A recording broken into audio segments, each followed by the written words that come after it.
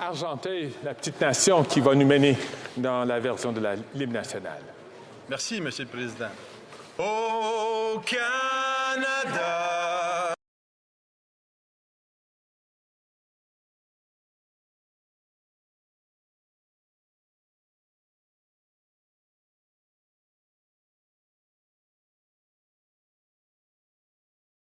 À supporter l'épée.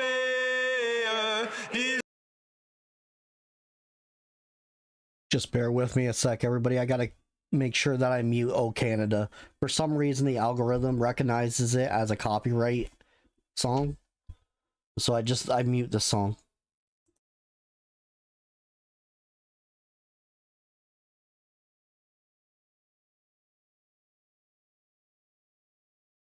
Canada, we stand on guard for.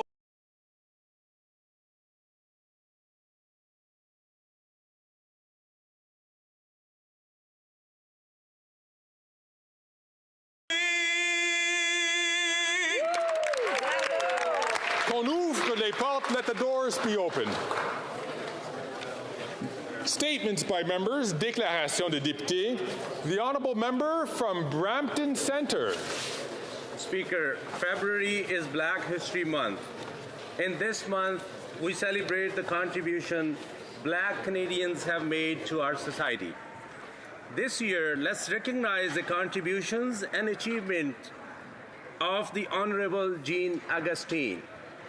She was the first Black woman MP and Cabinet Minister. Her motion to recognize February as Black History Month was adopted by this House in 1995. She was a Liberal MP from 1993 to 2006 and served as Parliamentary Secretary to the Prime Minister and as Minister of State for Multiculturalism and Status of Women. She is a role model and inspiration to many Canadians, including myself. I want to thank the Honourable Jean Augustine for making a real difference in our country. Happy Black History Month, everyone. Thank you. The honourable member from Yorkton Melville. Canadians breathed a collective sigh of relief last week when the Special Committee on Assisted Death recommended a pause to this government's reckless and radical death-on-demand agenda. Mental illness should have never been considered for an acceptable reason for MAID. Conservatives have been warning this government for years that extending assisted suicide to those with mental illness will lead to the deaths of those who could have recovered. Liberals ignored us, but even worse, they ignored the advice of mental health experts and advocates that it would have further stigmatized mental illness and placing euthanasia ahead of other solutions to these illnesses. Colleagues, it bears repeating that assisted death is not medicine. It is not the personalized treatment that vulnerable people need and deserve. While medical science continues to make leaps and bounds, our lawmakers have made decisions that are increasingly devaluing life. This government must fully abandon their plans to one day permit death on demand for mental illness. Those who are struggling deserve treatment and support, not encouragement to end their lives. Hear, hear. De D'Orléans. Monsieur le Président, last week I had the pleasure of welcoming Marcos Farib Subariba Castillo, a student from Karen Wilson Secondary School, along with his parents. It was a particularly significant occasion for him as it marked his very first time at question period and in the House of Commons.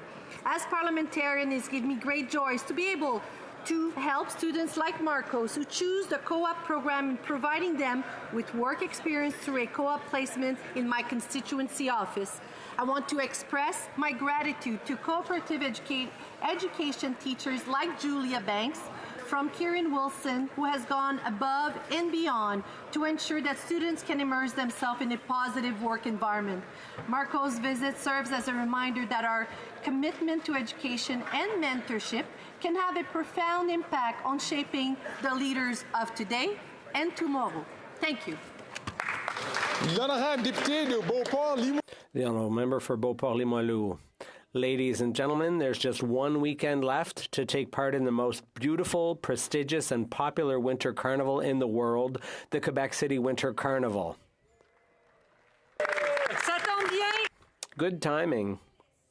It's the weekend of the Upper Town Parade, so get a move on and come join us, dance and have fun.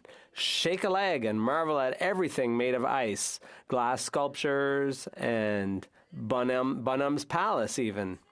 Hurry up and come out to experience the warm, generous welcome so typical of the 1,500 volunteers, residents, and shopkeepers of Quebec City. A city like none other in North America, host of a carnival like none other in the world. Get a wiggle on and come join us for the 70th Quebec City Winter Carnival. Happy Carnival!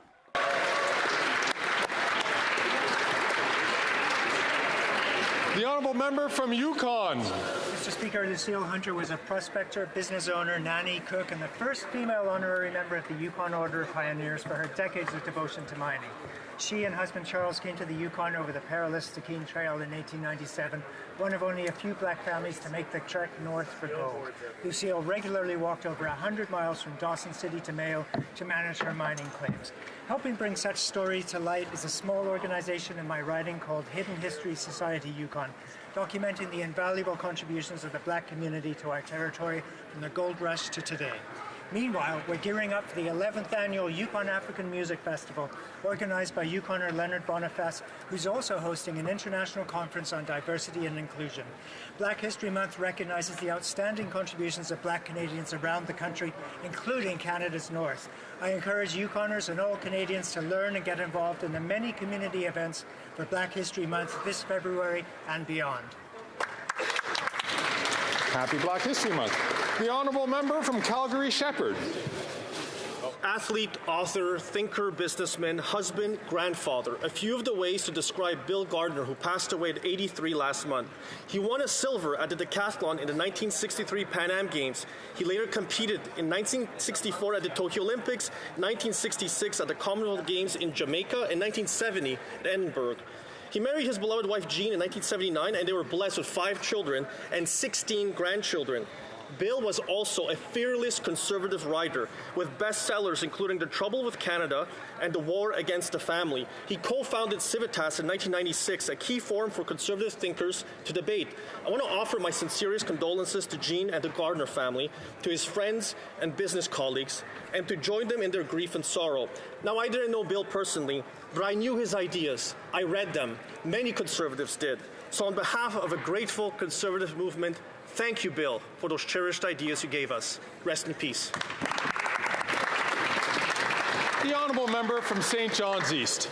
Mr. Speaker, the facts are clear. We are there for Newfoundlanders and Labradorians. $10 a day childcare saves families an average of $6,300 per child a year. 40,000 Newfoundland and Labradorians receive the Enhanced Canada Workers Benefit. Over 47,000 parents received an average of over $6,000 from the Canada Child Benefit. More than 5,000 kids have accessed the Canada Dental Benefit. 4,300 homes are saving on energy bills from the Greener Homes Grant. 160,000 received the grocery rebate and the doubling of the GST credit. Over $1 billion in federal transfers, including almost $7 million for health care. And let's not forget the pollution price rebate checks for 295,000 individuals or families every 4 months. Our plan is having a positive impact on Newfoundland and Labrador. So I challenge the opposition to be honest and tell the people of the province, what will you cut? The honourable member from Oakville North Burlington. Mr. Speaker, each February we celebrate Black History Month, when we honor and we recognize the amazing hard work and dedication and challenges of Black Canadians throughout history and beyond. We also celebrate the amazing work of community organizations that provide continued support and guidance to the Black community. The Canadian Caribbean Association of Halton is one of these community organizations whose continued presence and leadership in ensuring that Black history and culture is recognized, shared, and celebrated does not go unnoticed. I'm excited that this year on February 26th with Sheridan College, they will have the public premiere screening of the film Finding Freedom on the 16 at film.ca cinemas in Oakville. Most people are unaware of Oakville's ties to the Underground Railroad, and this film tells the amazing story of former enslaved African Americans from Maryland and Louisiana who fled in search of freedom to the small town of Oakville. Thank you, Mr. Speaker. Happy Black History Month. The Honourable Member from Parry Sound, Muskoka. After 8 years of this Prime Minister, life has never been so expensive. Rent has doubled, mortgages have doubled, new home construction is down again this year, and the housing bureaucrats of this own government predict that it's going to be down again in 2024. This Liberal NDP cost of living crisis is forcing Canadians to choose every month between paying their rent, putting food on the table, and heating their homes. Of course, the Prime Minister is performing in his favourite of plays. He crisscrosses the country, taking pictures, spending even more money, delivering worse results. This out-of-touch Prime Minister is paying city gatekeepers all across Canada for a picture and a promise that they'll do better. An entire generation of Canadians who are locked out of home ownership are living the pain every day of this government's endless, empty promises. A Conservative government will ignite action in cities by tying federal funding to housing results, not promises. Only a Conservative government will bring it home. The Honourable Member from Sydney, Victoria. Mr. Speaker, I rise today to acknowledge the extreme weather emergency in Sydney, Victoria following the unprecedented snowfall of more than 150 centimetres this past weekend. Once again, Cape Bretoners are faced with the impacts of climate change and must persevere. I'd like to thank the first responders, volunteers, employees at Public Works, and all those who have stepped up to help, including the local Coast Guard College. Your efforts are appreciated, and I ask that you continue to lend a hand to your neighbours while helping each other get through this difficult time. Please know that the federal government is providing support, both financial and with human resources, to help with these challenging cleanup efforts. As Liberals, we'll always act in situations of emergency. We're here to support you today, and we'll be there tomorrow, too. Cape Bretoners are known for their kindness, compassion, and willingness to help each other. And because of that, we will get through this together. Thank you. The Honourable Member from Cypress Hills, Grasslands. Mr. Speaker, after 8 years of this Liberal NDP government, the Prime Minister is not worth the cost. The Liberals have known for a while now that their carbon tax is a scam, but they refuse to give it up. Their latest idea is to rename it, telling Canadians that it's a good thing that they raise a tax again on April 1st. The Liberals keep ignoring what Canadians have been telling them for years, and they're still offside with their coalition partners in the NDP who voted with Conservatives to at least give farmers some relief from the carbon tax cash grab. Instead of reducing costs for farmers and for the people buying their food by passing Bill C-234, the government would rather work to prevent this tax relief from happening. There's no reason to think that the Liberals are interested in fixing what they have broken. If they get their way, their carbon tax will be higher and higher year after year, even though the minister admitted that he's not measuring whether it's reducing emissions. But Conservatives stand ready to stop this nonsense. Canadians can count on us to axe the tax and bring home the much-needed relief that they deserve. Yeah! The Honourable Member from Barrie-Innisfil.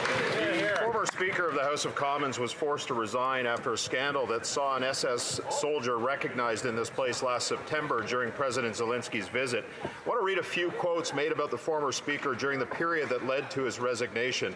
I can't see, based on the conversations I've had, how he can continue to have the support of Liberal members of Parliament, said the Liberal House Leader in calling for the Speaker to resign. What happened on Friday is completely unacceptable. It was an embarrassment to the House and Canadians, said the Foreign Minister. Yet last week, after months of denial, written evidence in an email came to light that the Prime Minister did, in fact, invite the same SS soldier to a government reception in Toronto. So where is the same condemnation for the Prime Minister from those cabinet ministers and Liberal MPs who threw the former Speaker under the bus? The Prime Minister and his office are guilty of the exact same sin as the former Speaker, and because he is, he deserves the same punishment for embarrassing our nation once again. Like the Speaker before him, the Prime Minister needs to resign.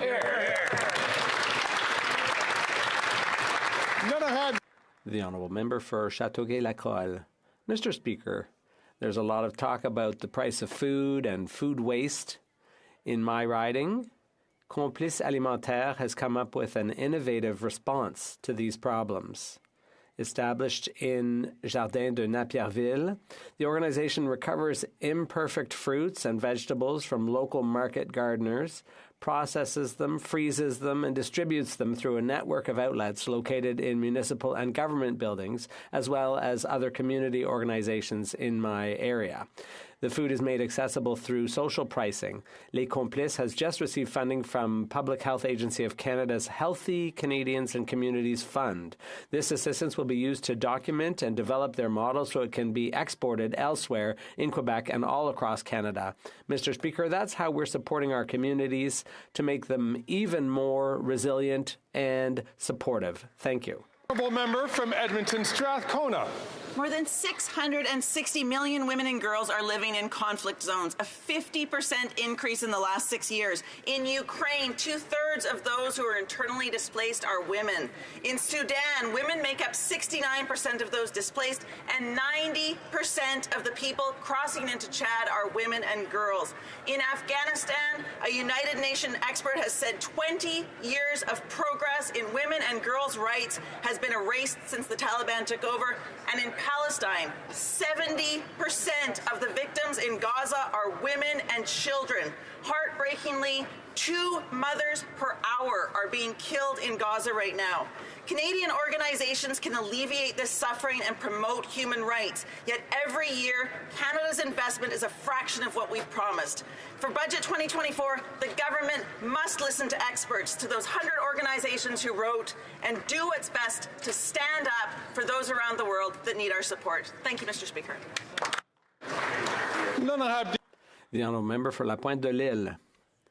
Mr. Speaker, after the unilingual English Grey Cup scandal, after the field hockey game in Winnipeg, Manitoba, where Punjabi took the place of French, Louis Riel must be turning in his grave. Again this Saturday, Francophones were disrespected at a sporting event. At the National Hockey League All-Star Game in Toronto, the Canadian national anthem was sung in English only. Canada is supposed to have 2 official languages, and its national anthem was originally written in French.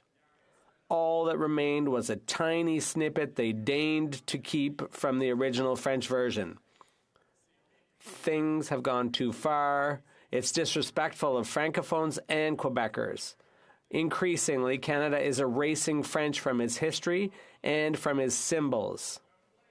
Quebecers feel less and less a part of this country. It's now up to Quebecers to make the decisions that need making. The honourable member for Charlesbourg, Haute-Saint-Charles. Mr. Speaker, after 8 years of this Prime Minister, Canada is facing a meteoric rise in auto theft, which can be directly attributed to the Liberals' soft-on-crime policies. While the Prime Minister prefers to hold summits and discussions, for the past 2 days, the leader of the official opposition has been proposing common-sense solutions to counter this serious problem. First, we're going to amend the criminal code to keep car thieves in jail. We're going to get to the core of the problem and create a new specific aggravating factor when the offense is committed for the benefit of organized crime. We're going to provide CBSA with the equipment and staff they need to do their job properly by increasing the number of border officials. And we'll do it without dipping further into taxpayers' pockets. We invite all parties and MPs to join us in our efforts to combat crime. The honourable member from Richmond Centre. Mr. Speaker, as we embark on the Lunar New Year, Asian communities in Richmond Centre and across Canada are ready to join the world to celebrate Spring Festival and welcome the Year of the Dragon. This is the time we gather with friends, families, and loved ones to celebrate this festive season with rich tradition of the lunar calendar. Lunar New Year is an opportunity to celebrate the traditions that enrich Canada's diverse social fabric. Let us take a moment to acknowledge and recognize the contribution of Asian Canadians to Canada, and as we celebrate the Year of the Dragon, I would like to wish everyone a successful, prosperous, and healthy year ahead. And to our communities in Richmond Centre and across Canada, Happy Lunar New Year, Bon Année Lunar, Chak Mang Nam Moi, Sahib Bao Mada Hadaseo, 恭喜发财，新年快乐。Oral questions. Questions orales. L'honorable chef de l'opposition. The Honourable Leader of the Opposition. After 8 years, this Prime Minister is not worth the cost of housing. The cost of housing has, in fact, doubled since he promised to make housing more affordable. According to rental.ca, rent has increased by over 20% throughout Canada in just 2 years. That is over $400 more for rent. Will the Prime Minister reverse his policies that caused this crisis? He needs to stop the bureaucrats who are blocking construction, and he needs to bring down deficits and interest rates. The Right Honourable Prime Minister. Mr. Speaker, the Conservative member for Dufferin-Caledon best described our ambitions when it comes to housing. He said that our housing minister seems to announce a new program or announcement every day. He is absolutely right. We have been working hard week after week. We have reached new agreements through the fund, in the Housing Accelerator Fund, and we have developed new tools to speed up the construction of affordable housing. We will continue to focus on our goal, which is to speed up home building. The Honourable Leader of the Opposition. Announcements, programs, checks, yet no housing. People cannot live in housing or announcements made by this Prime Minister, who is just not worth the cost. In fact, construction sites have decreased. They have decreased by 28% in December as compared with last December. Will the Prime Minister put an end to these programs which balloon bureaucracy costs and interest rates so that we can truly build housing? The Right Honourable Prime Minister. Mr. Speaker, the only thing the Conservative leader is offering is insults. He insults Quebec's elected officials and politicians. He insulted the mayor of Niagara. He uses the homeless as accessories for his own photo ops. A responsible leader, Mr. Speaker, will take action to invest in communities and to invest in housing. That's what we are doing. We removed GST for construction of new rental housing. We also announced funding, including $900 million for Quebec for housing. We are here to invest and to build. He's just here to insult people. The Opposition. Monsieur le Président, des centaines de milliers. Mr. Speaker, hundreds of thousands of dollars are being spent on bureaucracy. We don't need this bureaucracy. The bureaucracy has ballooned by 50% since this Prime Minister took office. What we do need is not bureaucracy, but housing. His housing agency said that we will need 3.5 million housing units. But this week, the CBC said that given our population growth and the drastic drop in construction, we will in fact need 5 million housing units. Where will these 5 million families live? The Right Honourable Prime Minister. Mr. Speaker, he's talking about bureaucracy, but on the contrary, we're investing in municipalities in order to decrease red tape and to speed up home building throughout the country. We have signed about 30 Housing Accelerator Fund deals in order to build more units faster. We are going to increase densification. We're improving zoning. We are speeding up the use of certain lands, and we are increasing affordable housing. We're here to invest in a real and tangible way. Meanwhile, he just wants to insult people. Opposition. Mr. Speaker, these are the same promises he made 8 years ago before he doubled housing costs. He's not worth the cost of housing, which is up 100%.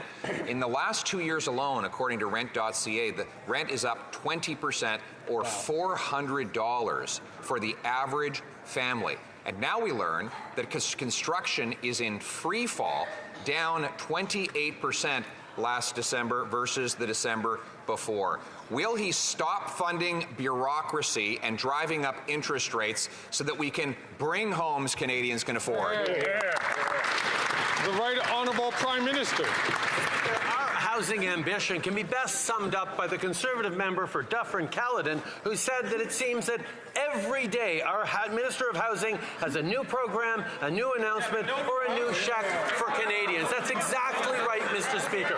We continue to work hand in hand with Canadians, with municipalities across the country, municipalities he'd rather insult, to get more homes built faster, Mr. Speaker. The investments we're making, including things like taking the GST off purpose-built rental housing, which the Conservatives voted against, will continue to create more homes for Canadians right across the country.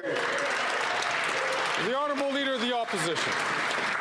Mr. Speaker, you can't live in announcements and programs. You need homes that have walls and floors and ceilings. The Prime Minister doing another selfie in front of a construction site won't do that. In fact, construction is down 28% in December after 8 years of this Prime Minister's promises and spending. Will he accept our common sense plan to build homes and not bureaucracy? The Right Honourable Prime Minister. Mr. Speaker, just last week I was in Kitchener-Waterloo making an announcement for the Housing Accelerator program for Waterloo. And what the Leader of the Opposition seemed to have missed is we were standing in a freshly completed building for seniors that $33 million of funding from the federal government a few years ago allowed to be built today. We are building things today that people are moving into in the coming weeks, and we are announcing how we are building things for tomorrow, as opposed to him who just chooses to insult Canadians, insult mayors, and insult our intelligence.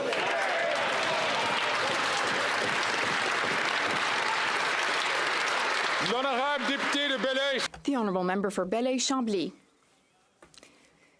The government wants to delay by 3 years upholding a court decision regarding medical assistance in dying for mental health.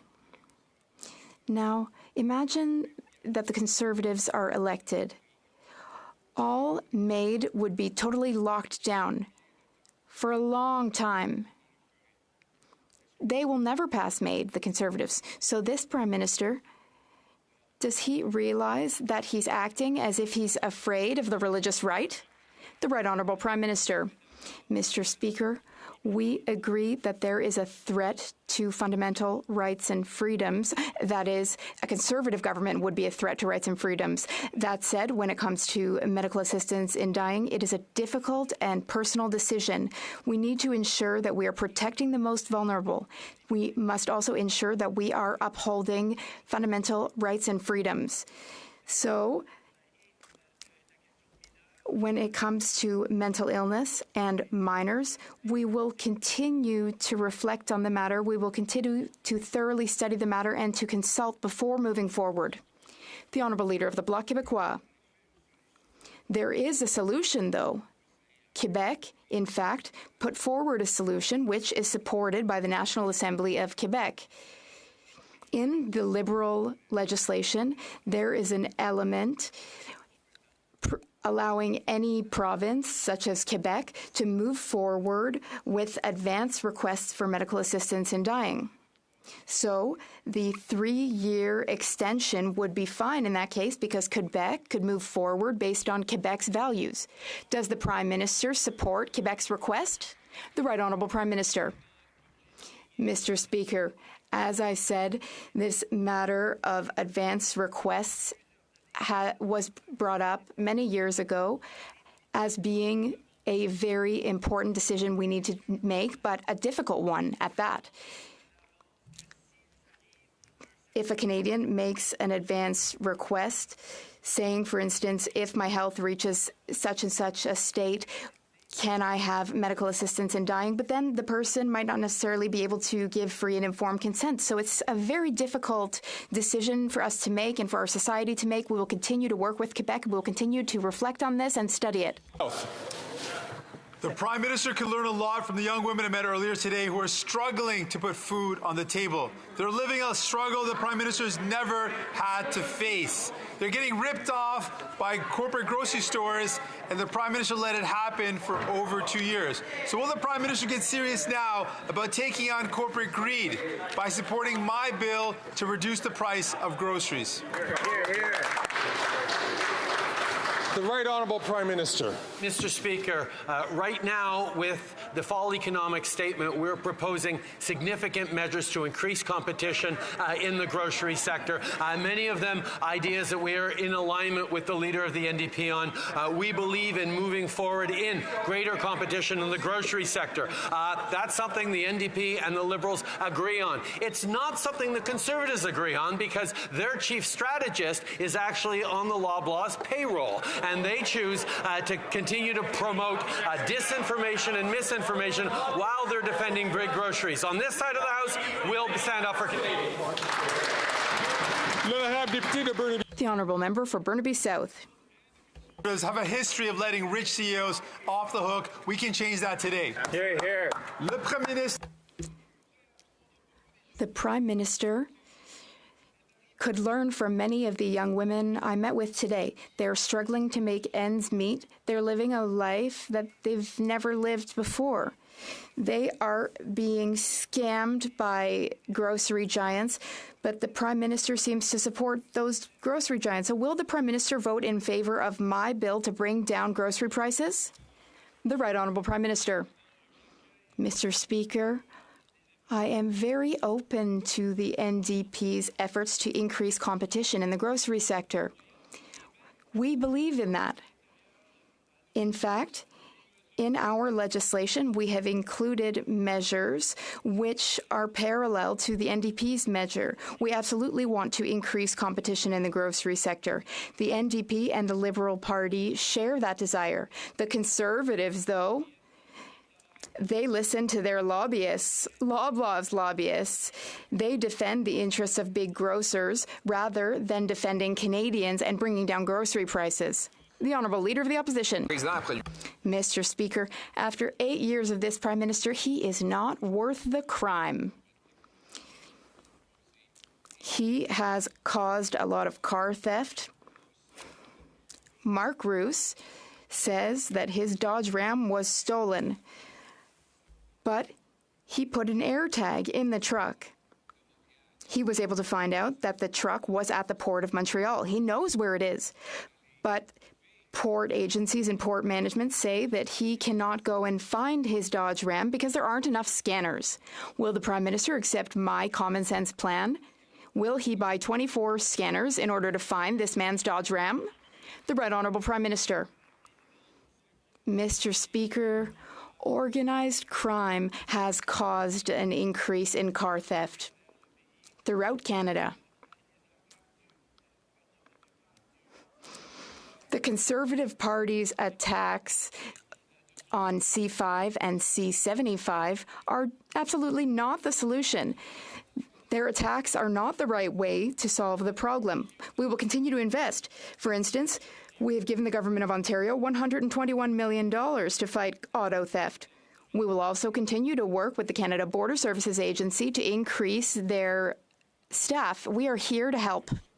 The Honourable Leader of the Opposition. At ports, after 8 years, the port authorities are only scanning or inspecting 1% of shipping containers leaving our ports, and that led to the case where Mark Roos had his 2021 Dodge Ram stolen. Luckily, he had an Apple air tag, so he could follow its transit to the Port of Montreal, where he knows it to be. He called both the cops and the Port Authority, both of which said they don't know which box it's in, so they can't find it. So why won't he accept my common sense plan to buy 24 scanners so we can scan the boxes, find the Dodge Ram, and give it back to Mark? Yeah. Right Honourable Prime Minister. Mr. Speaker, this would be perhaps a little more credible from the Conservative Party if they hadn't cut 1,000 CBSA officers when they were last in government. And they'd proposed to cut 400 more if they had won the 2015 election. The reality is we restored every single border officer they cut and added 800 more. And we're continuing to do the necessary work. We recovered 1,800 stolen vehicles last year. We'll continue to do... Sorry to interrupt the Prime Minister and to all members. I'm going to ask members please to keep their comments to themselves until they have the microphone or have the floor so that they'll be able to ask their questions or answer their questions. The Honourable Prime Minister has 15 seconds on the clock. Mr. Speaker, while Conservatives cut frontline border services officers, along with cuts to the RCMP, cuts to police forces across the country, we invested in them, and we're going to continue to do that with $121 million for Ontario, more investments for port and border security. We're going to continue to step up and keep Canadians safe. Hear, hear.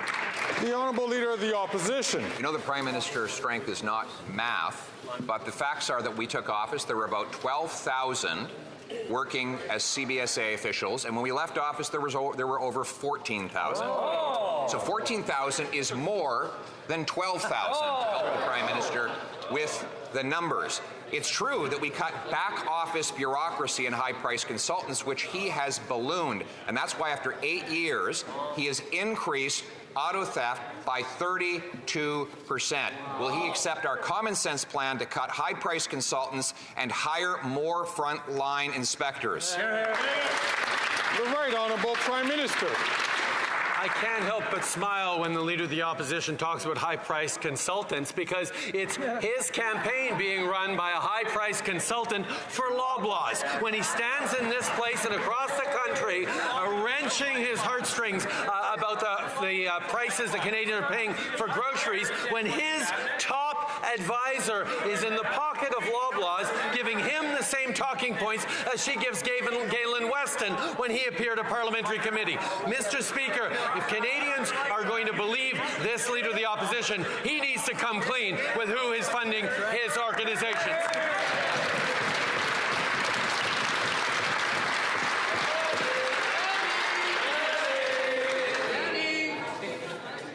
Order. The Honourable Leader of the Opposition. He's sure getting desperate if he has to blame Conservative campaign workers for the fact that he raised food prices, especially when, Mr. Speaker, the Prime Minister's new marketing director, Max Veliket, did marketing for Loblaws for 4 years.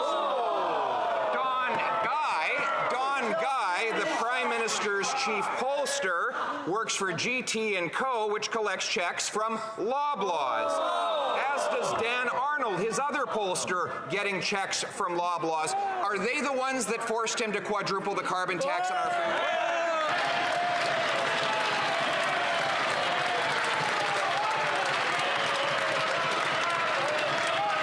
The Right Honourable Prime Minister. Order.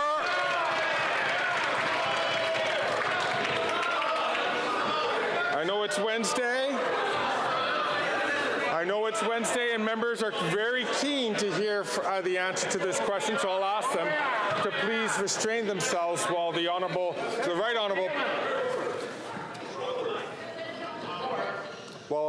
Honourable Prime Minister answers the question. Right Honourable Prime Minister. Speaker, you can tell it's Wednesday because this morning the members of the Conservative caucus got to hear directly from Jenny Byrne, who sits in their caucus with them, giving them advice. So that is exactly where they're coming. When she is actively on the Loblaws payroll, while at the same time feeding lines to the Leader of the Opposition about food prices and concocting a theory around carbon price and grocery prices that, as the member from Regina, Louvain, pointed out yesterday, has no basis in fact, we see the kind of torque he chooses to pull.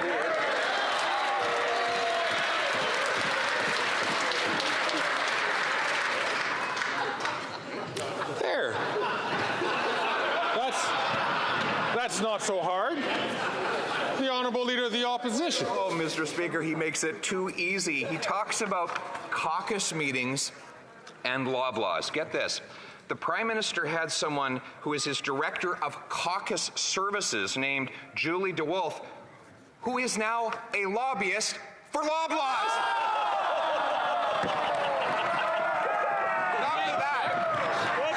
Not only that, he digs up a lot of dirt. His chief dirt digger, Kevin Bosch, left his office so that he could go and work as a lobbyist for Loblaws. Would he like us to continue going down the list of all of his Loblaws lobbyists, Mr. Speaker?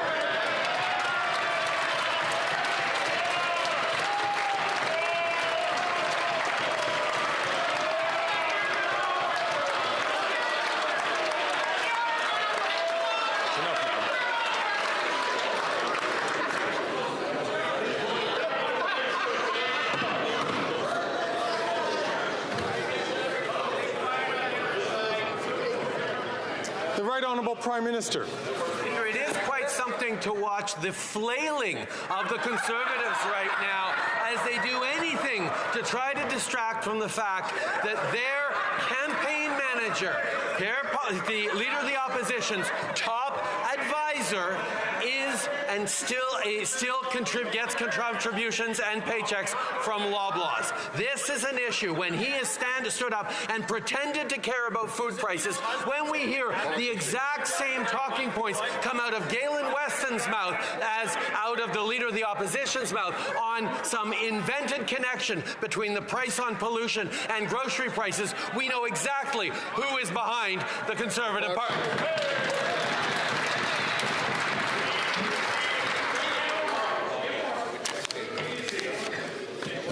Madame.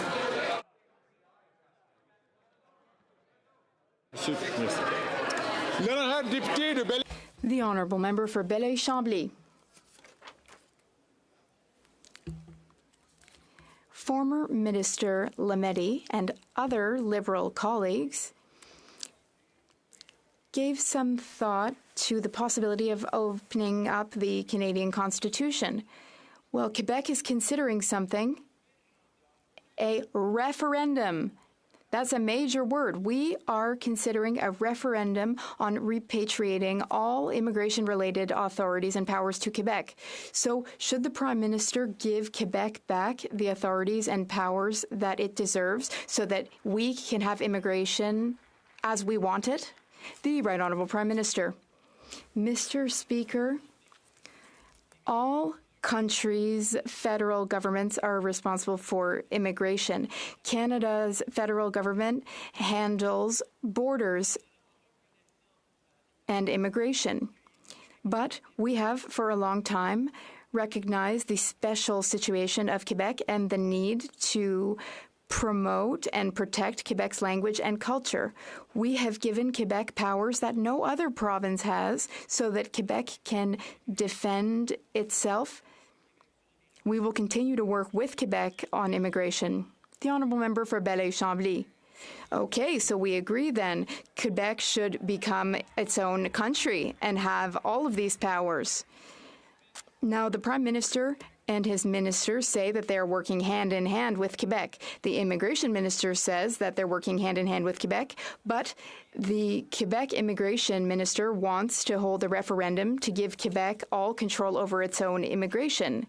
So does that not testify to, is that not a testament to the failure of the immigration system and the immigration minister? The Right Honourable Prime Minister.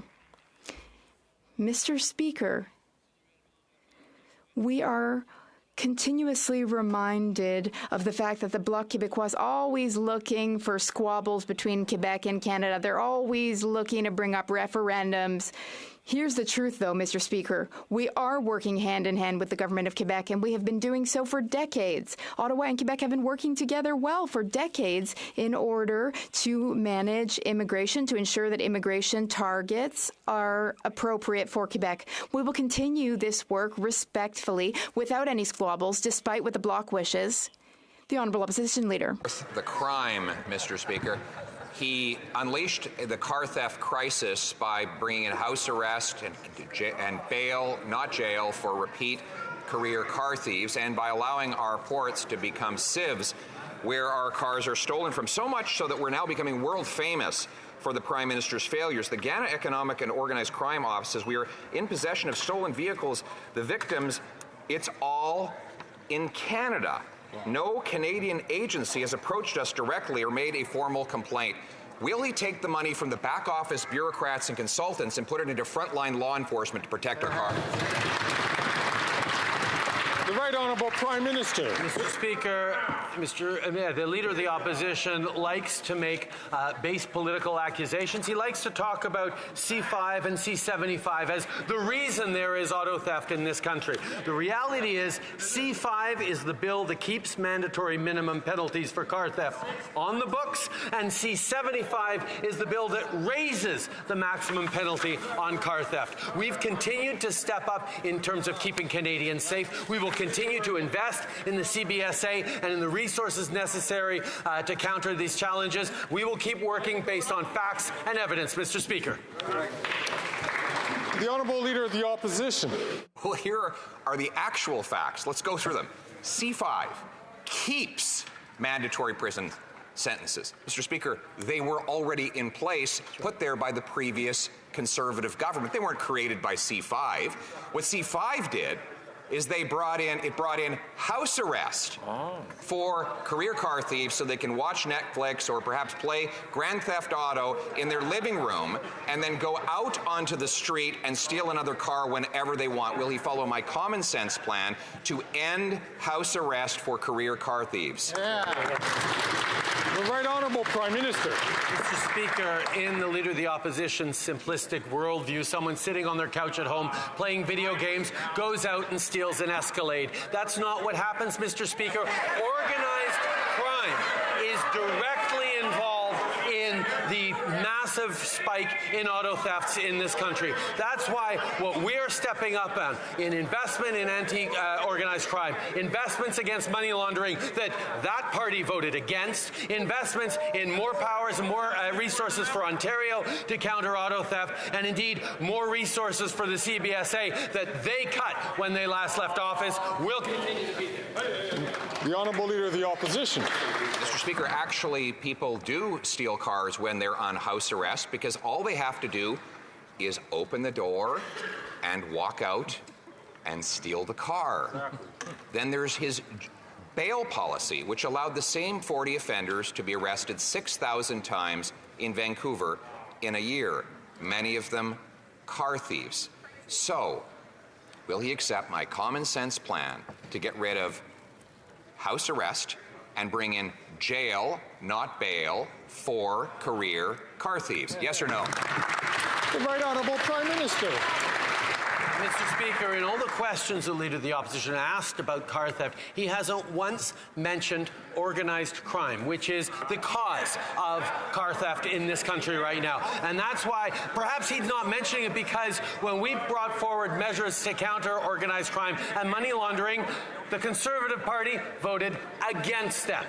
We moved forward with more resources for Ontario, $121 million to counter organized crime and car theft. The Conservative Party voted against. Mr. Speaker, we will continue to anchor ourselves in facts and data and deliver on keeping Canadians safe. Hear, hear. The Honourable Leader of the Opposition. Mr. Speaker, he wants facts. Here's another fact. Extortions are up 218% since he took office. Right. Why? Because he got rid of mandatory jail time for extortion with a weapon. So now he allows extortionists to go around with guns, harassing small business owners in Brampton, in Surrey, in Calgary, and Edmonton, where horror stories are unfolding. Will he agree to our common sense plan to reverse catch and release so that Canadians are safe from extortion? Yeah. The Right Honourable Prime Minister. First of all, Mr. Speaker, the situation faced by far too many people across this country around extortion from organized crime is unacceptable, and that is why we are taking action directly with the RCMP and local police forces to counter it. But once again, we see Conservatives falling into the same far-right American trap in their approach on crime that doesn't work, that doesn't keep Canadians safe, that it sounds good in sound bites and attacks, but doesn't actually deliver safer communities. It's like their opposition to gun control and their desire to put assault-style weapons back on the streets. They don't keep Canadians safe. The work we does.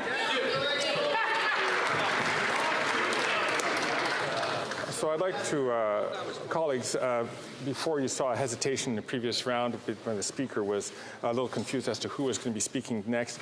As it turns out, we had deprived the Leader of the Opposition a question. I don't know if the Leader of the Opposition wants it now or would he like it in the next round? He'll take it right now. The Honourable Leader of the Opposition. Mr. Speaker, let's talk about the cold, hard facts. There were 2/3 less cases of extortion in the last year of the common sense Conservative government than there are today.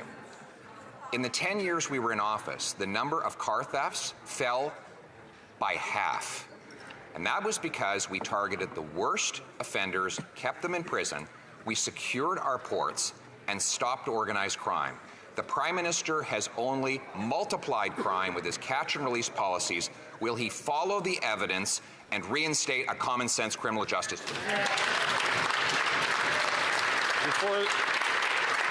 I hate to interrupt the honourable member, and I don't know if it was picked up on the mics, but I did pick up some language that was unparliamentary, and I'll ask all members to please watch themselves.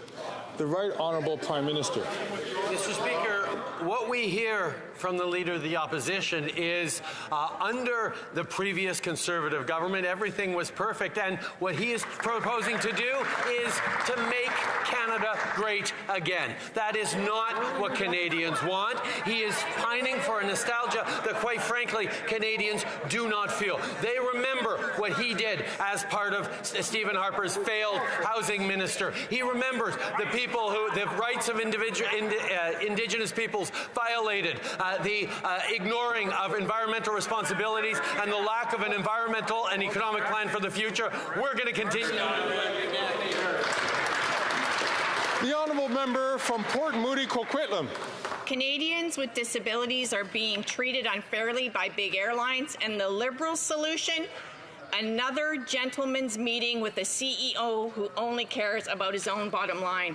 This is a slap in the face to passengers who've had their human rights violated, having to drag themselves off a plane.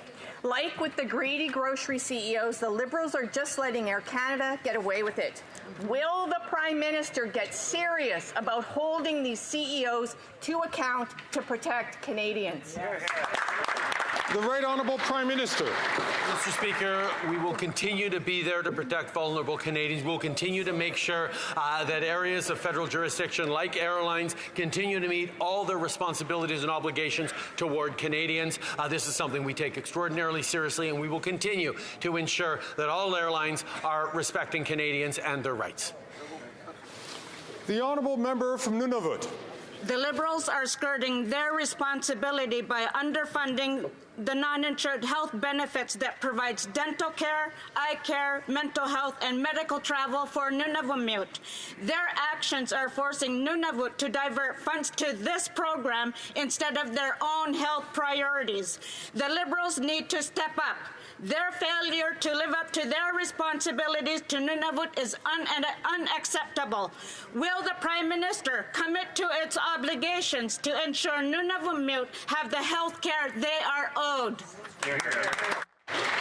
The Right Honourable Prime Minister. Mr. Speaker, just a few weeks ago, I was in Iqaluit to talk to the Premier of Nunavut, PJ Ahiaguk, to talk about how we can continue to be partners as we move forward and ensure the strength and opportunities for all Nunavummiut. This is what we were continuing to do, whether it was celebrating the historic devolution agreement that we made possible, or looking at further supports, including non-insured health benefits. We will continue to be there for the people of Nunavut. We will continue to be there for people of the North. Hear, hear. The Honourable Member from Kitchener-Conestoga. Mr. Speaker, last week the government announced that eligible Canadians residents aged 72 and older can now apply for a Canada dental player.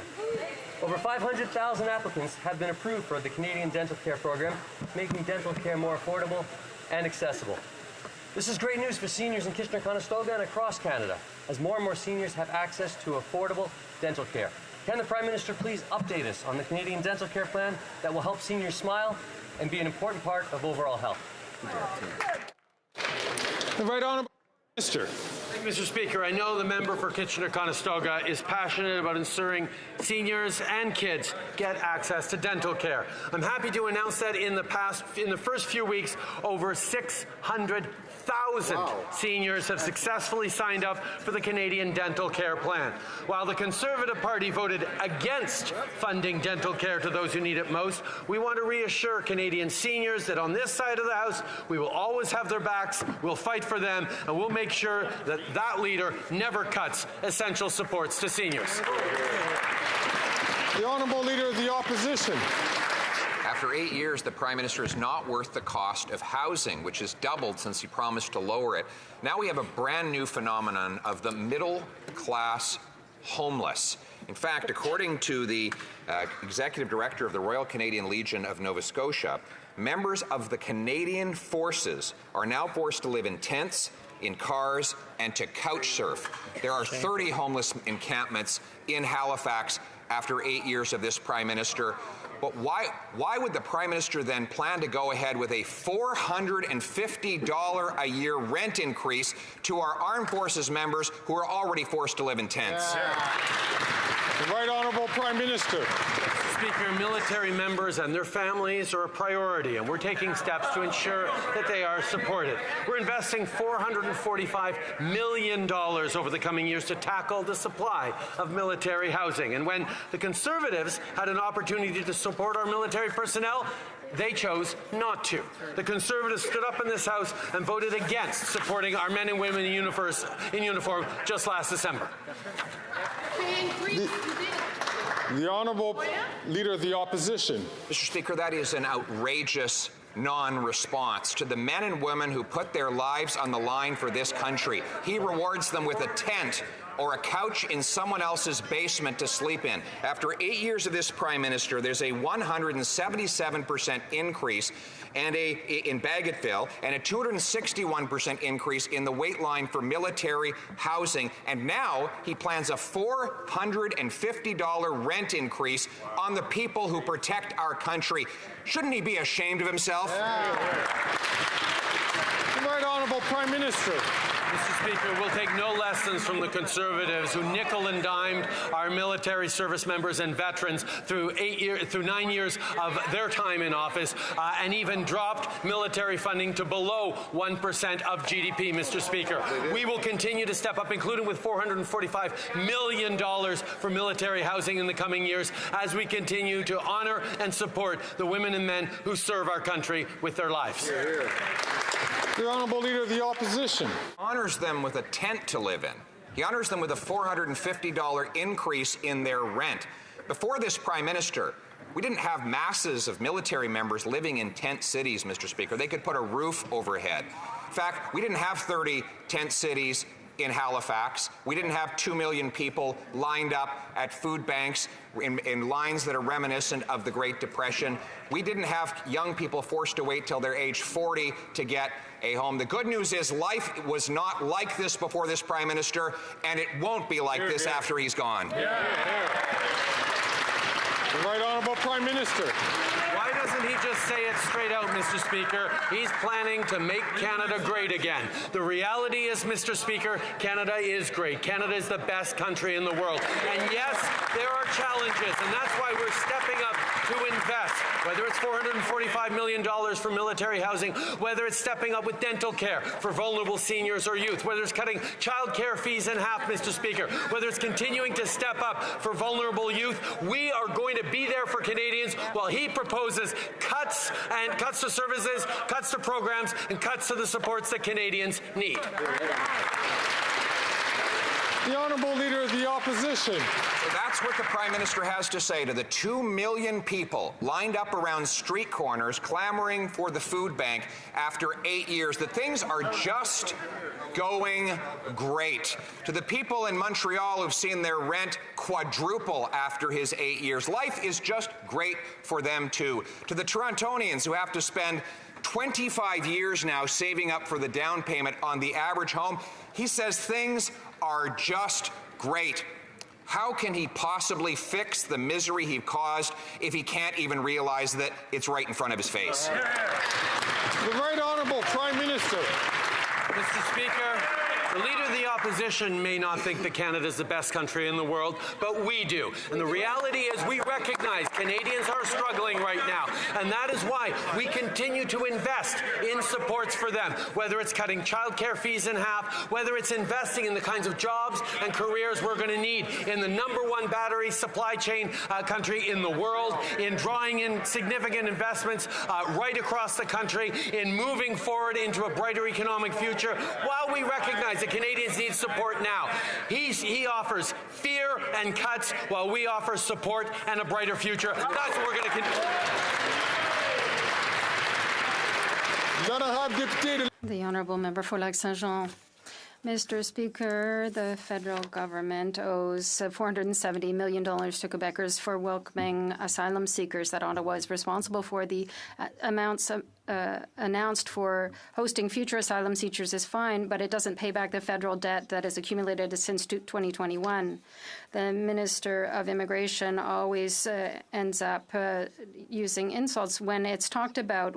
We want to find out what's happening. It's essential to continue to provide the services to asylum seekers. Can the Prime Minister finally pay back the money he owes Quebecers? The Right Honourable Prime Minister. Mr. Speaker, I've often said in the House that Quebecers have demonstrated a commitment and a generosity that is quite significant to the vulnerable people coming to Canada, and we are grateful for that. We are here to assist and to invest in Quebec in order to allow these people to come here. We recognize that this has led to additional costs, not only for the Quebec government, but for social services and community organizations, and that is why we are working on an ongoing basis with Quebec to ensure that we recognize these sacrifices and these efforts and that we thank them and they are compensated for that. The Honourable Member for Lac-Saint-Jean. Mr. Speaker, the Prime Minister must also ensure a fair distribution of asylum seekers. Quebec's intake capacity has been exceeded. Out of 289,000 asylum seekers in Canada, Quebec has proven that 160,000 are in their jurisdiction. That's 55% of the total. The Quebec's Minister of Immigration said yesterday that she wanted to hold a referendum on the repatriation of all immigration powers. She's so exasperated by the federal government's inaction. Does the Prime Minister understand that when there's talk of a referendum, it's perhaps time for him to wake up? The Right Honourable Prime Minister. Mr. Speaker, for many years, Quebec has had the challenge of dealing with Roxham Road, and we have worked with the Quebec government as well as with the government of the United States, and we have resolved that issue. There are new issues with regard to the airports, but we are going to be here to help the Quebec government and Quebecers to deal with that situation. We will always do that in partnership. It's just the Bloc that is looking for squabbles and referendums. We'll always be here to work hand in hand, in all due respect, with the government of Quebec. The Honourable Leader of the Opposition. Is not worth the cost of food after 8 years of the NDP Liberal carbon tax. It's caused food prices to rise 20% in the last 2 years alone. So much for the affordable food they promised when they signed their coalition with the NDP leader.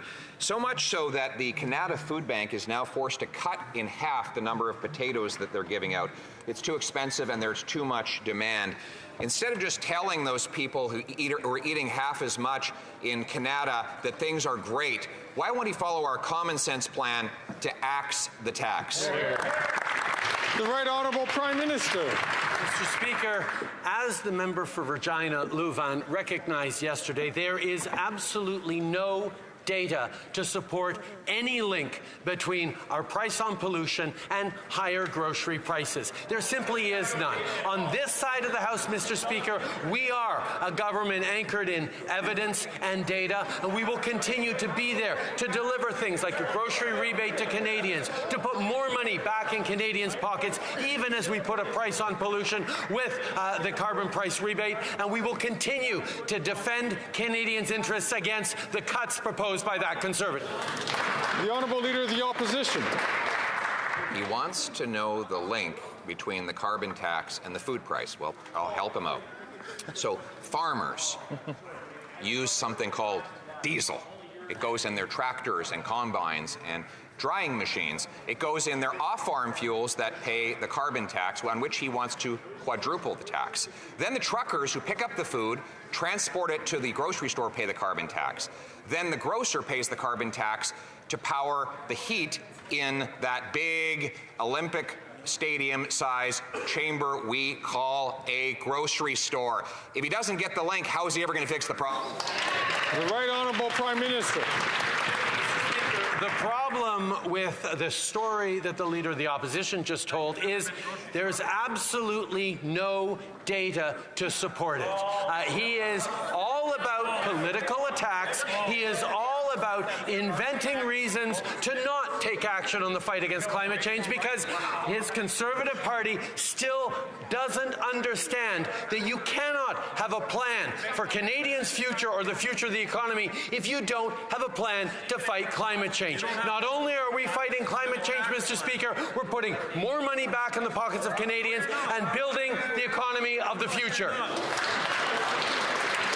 The Honourable Leader of the Opposition. Mr. Speaker, speaking of no evidence, we actually filed an order paper question asking for proof that his carbon tax is reducing emissions, and it came back that there was no evidence. For 8 years in government, after years of raising the tax, they have no proof that it reduces emissions at all.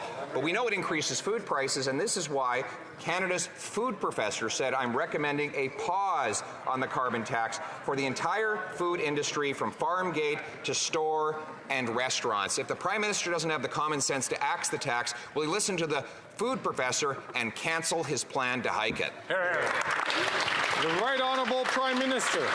Mr. Speaker, Canada is actually reducing its emissions faster than our G7 partners, largely because we put a price on pollution. Mr. Speaker, the Leader of the Opposition wants to make pollution free again. We do not think that is the right path for Canada. We know that investing in reduction of carbon emissions while putting more money back in Canadians' pockets, switching from home heating oil to heat pumps, moving forward in responsible ways as we're investing in supporting Canadians is the way to build a stronger future, but he proposes ideology, cuts, and fear tactics, Mr. Speaker. The Honourable Member for Laval-les-Îles. Mr. Speaker, since 2015, the government has made the battery sector a priority in terms of development, and we are seeing results with the creation of hundreds of millions in investments in thousands of well-paid jobs. Can the Prime Minister inform the House of the progress that has been achieved? Thank you, Mr. Speaker. The Right Honourable Prime Minister. I want to thank the member for Laval-les-Îles for his important question and his hard work. While the Conservative leader doesn't even believe in climate change, we are taking steps with historic investments in the electrification of cars. So we are investing every day in talent and workers from here. And it's working, Mr. Speaker. Canada is today the leader, the world leader in the manufacturing of lithium-ion batteries, while the Conservative leader would cut those investments. We are proud to invest in Canada and Canadians. The Honourable Leader of the Opposition. Mr. Speaker, it's been 8 years since this costly Prime Minister took office, but it was 2 years ago that he signed a deal with the NDP leader where, in the latter, promised that it would bring more affordable food. Since that time, the NDP and Liberals have helped raise food prices by 20%. Their favourite inflationary instrument is the carbon tax. Now they plan to quadruple the carbon tax on the farmer who produces the food and the trucker who ships the food, and therefore all who buy the food. The Canada's food professor is calling for a cap on the carbon tax. Will the Prime Minister cancel his 23% carbon tax hike for April 1st? The Right Honourable Prime Minister. Speaker, once again, we heard in Parliamentary Committee yesterday absolutely no evidence, no data to support the Leader of the Opposition's contention that the price on pollution impacts on grocery prices. The reality is, Mr. Speaker, our price on pollution returns 4 times a year more money to 80% of Canadians in the areas where it is in play than it costs them. That's how we can both fight against climate change and put more money in the pockets of Canadians. The Leader of the Opposition is proposing to take away those 4 times a year rebate checks from Canadians. The Honourable Leader of the Opposition. Mr. Speaker, the NDP also promised affordable housing when they sold out their constituents and signed on to a coalition with the Leader of the Liberals. But since that time, the rent is up well over 20% as they fund more bureaucracy to block homes and deficits that drive up interest rates, so much so that Tim Chen, a student in Vancouver, actually needs to commute to university from Calgary. Yes, he has to fly back to Calgary where he can afford the rent under a Conservative government, and then fly over to Vancouver in a commute in order to study. Mr. Speaker, how crazy is it that you have to commute across? The Right Honourable Prime Minister. Mr. Speaker, the Leader of the Opposition likes to talk about the challenges Canadians are facing, and while we're busy solving them, he's proposing nonsensical solutions. Let's talk about the Conservative Leader's housing plan. It won't build homes fast enough, it doesn't reach enough cities, and it creates unnecessary bureaucracy. He'll also rip up our housing accelerator agreements, which are unlocking 500,000 new homes, and he'd put the GST back on apartment construction. Housing experts like Mike Moffat say his plan is exceptional. Weak, and a sign that, quote, the Conservatives don't understand the scale of the housing crisis. We'll take no less. The Honourable Leader of the Opposition. Mr. Speaker, the results speak for themselves. When I was the housing minister, rent was $950. It's now over $2,000. When I was the housing minister, the average mortgage payment on a newly purchased home was $1,400. It's now over $3,500. And my common sense plan would require cities permit 15% more home building as a condition of getting federal money, require they build housing around transit stations rather than having empty fields there, and sell off 6,000 federal buildings and thousands of acres of federal land to build. Why won't he build homes instead of building bureaucracy? The Right Honourable Prime Minister. The reality is Canadians just can't trust Conservatives and their attacks and their talking points. Why? Because an active, paid lobbyist is the one giving them all their advice on how to win their campaign. The reality is, Mr. Speaker, the big business and money behind the Conservative Party is once again driving their agenda as they propose cuts to vulnerable Canadians, underinvestments in how challenges Canadians are facing. They're in the pocket of big business, as evidenced by Jenny Byrne's work for Loblaws. The Honourable Member from Winnipeg South Centre. Mr. Speaker, yesterday, after months of debate in this House, albeit without the support of a single member of the Conservative Party, we voted to advance the new Canada-Ukraine Free Trade Agreement. President Zelensky and the thousands of Canadian Ukrainians I represent in my riding of Winnipeg South Centre expect our government to be there for them, and we have been every step of the way. Can the Prime Minister tell Canadians why this deal is important for Ukraine and Canada, and will he reaffirm Canada's unwavering support for our ally as it fights to defend the interests of democracies around the world? Thank you, Mr. Speaker. The Right Honourable Prime Minister. Mr. Speaker, the President of Ukraine asked us for a modernized Ukrainian free trade deal with Canada that would deal with investments, digital services, a range of things that are necessary for Ukraine's reconstruction and recovery from the war. The Conservative leader yesterday again shamelessly strong-armed his MPs representing Ukrainian communities to betray them and play straight into Putin's hands. On this side, Mr. Speaker, the members for Winnipeg South Centre, Etobicoke Centre, Kingston the Islands, University Rosedale, Winnipeg South, Markham Thornhill, Scarborough Southwest, Ante-Cartierville, and the entire Liberal caucus stood up.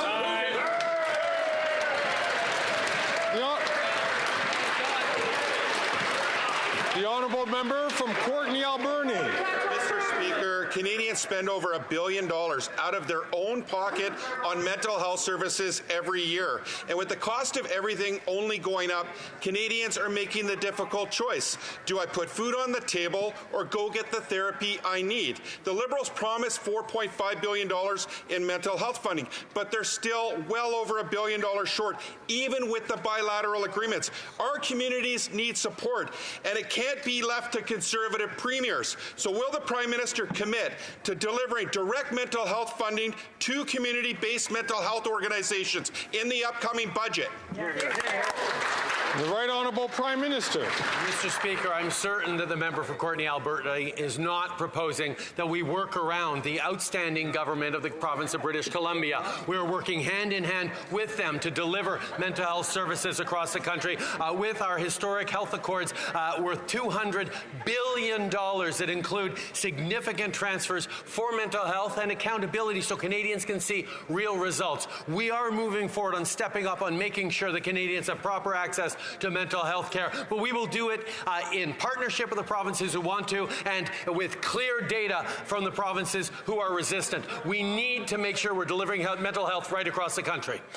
The honourable member from Spadina, Fort York. Mr. Speaker, whistleblower information from HSBC documents show rampant mortgage fraud by people using fake high salaries from fake jobs in China to get mortgages and buy houses in Canada.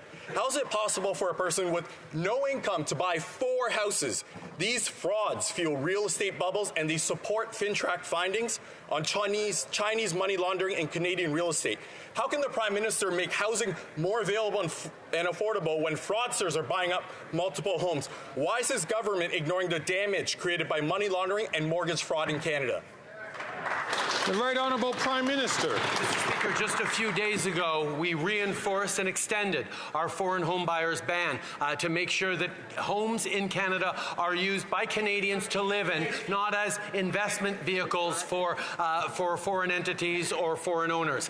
This is part of our broad plan that invests in more housing, that increases supply, and ensures that families are able to afford the future they want to build for their kids in their communities right across the country. We're stepping up on housing. We will continue to do so while the Conservatives have no plan. Right.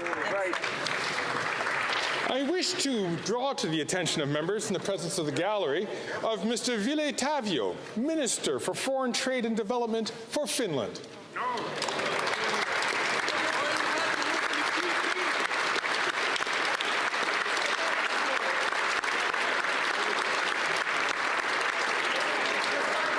In addition, in recognition of Black History Month, I also wish to draw the attention of members to the presence in the gallery of Zinana Akande, the first Black woman to serve as a cabinet minister in Canada.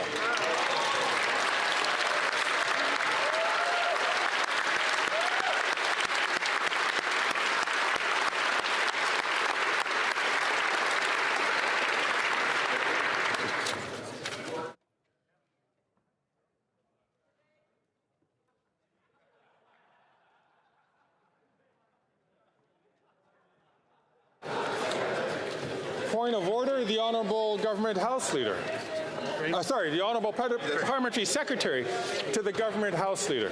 Discussions amongst the parties, and if you seek it, I believe, or at least I hope, Mr. Speaker, you will find unanimous consent to adopt the following motion, that notwithstanding any standing order or usual practice of the House, for today's sitting, the ordinary hour of daily adjournment shall be midnight, and after 6:30 p.m. no quorum calls, dilatory motions, or requests for unanimous consent shall be received by the Chair, and when no member wishes to speak on the motion for a second reading stage of Bill C-62, an act to amend the Criminal Code, medical assistance in dying, number 2, or at midnight, whichever is earlier, the debate on the said motion shall be deemed adjourned. The House shall adjourn until the next sitting day, and the debate pursuant to Standing Order 38 shall not take place. Thank you, Mr. Speaker.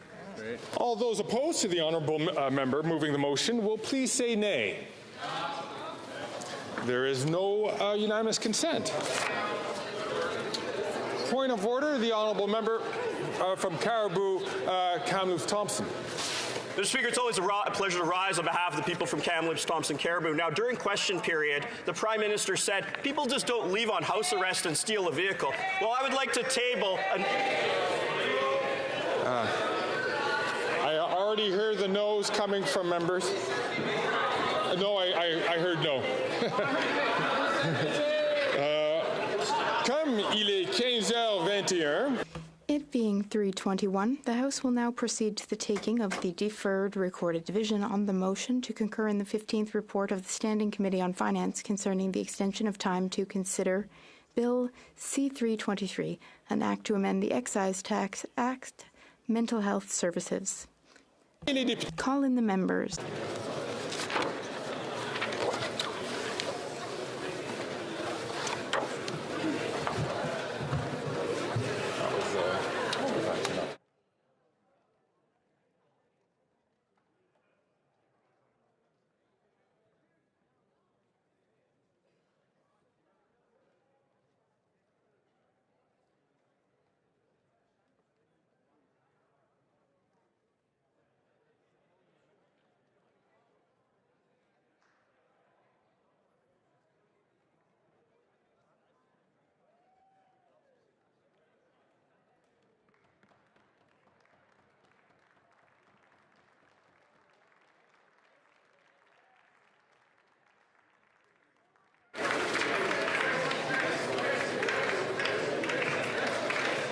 They're calling me here.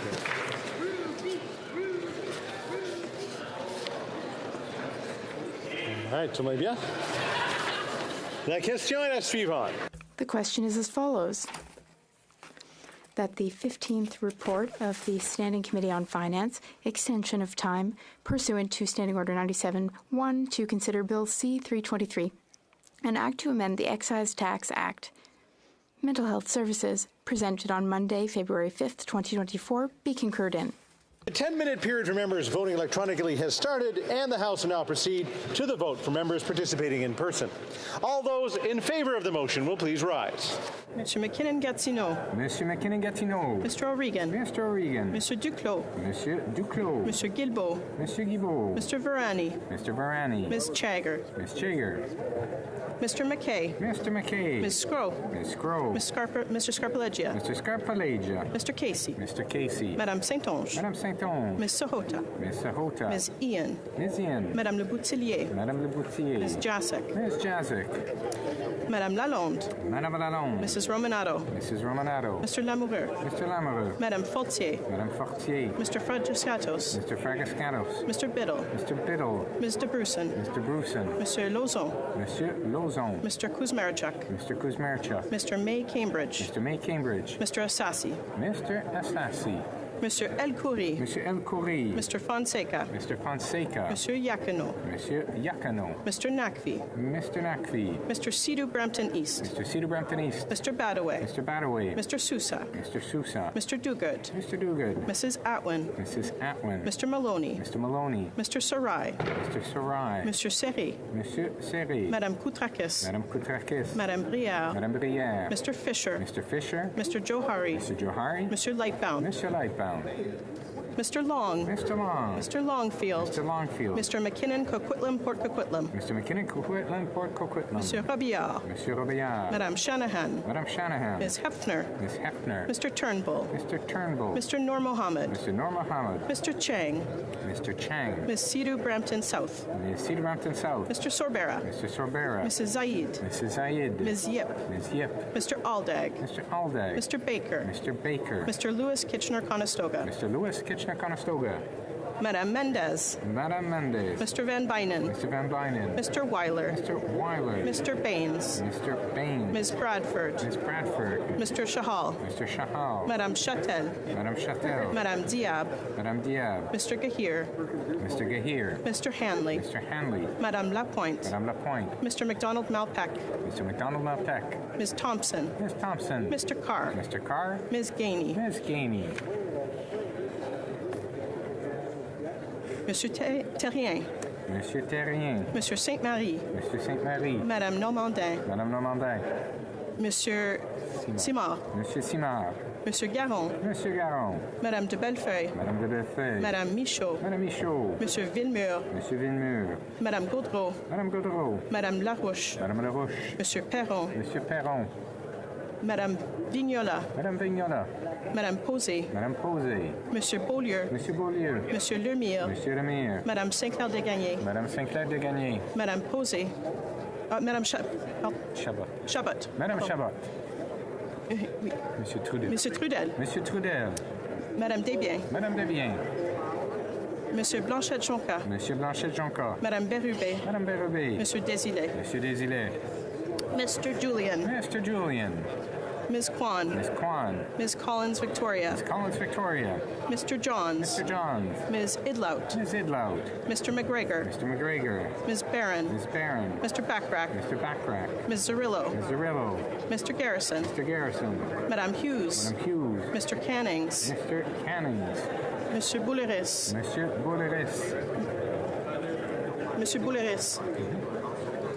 Ms. Matheson. Ms. Matheson. Ms. McPherson. Ms. McPherson. Ms. May, Sanish Gulf Islands. Ms. May, Sanish Gulf Islands. Mr. Vong. Mr. Vong. All those opposed to the motion will please rise. Mr. Poliev.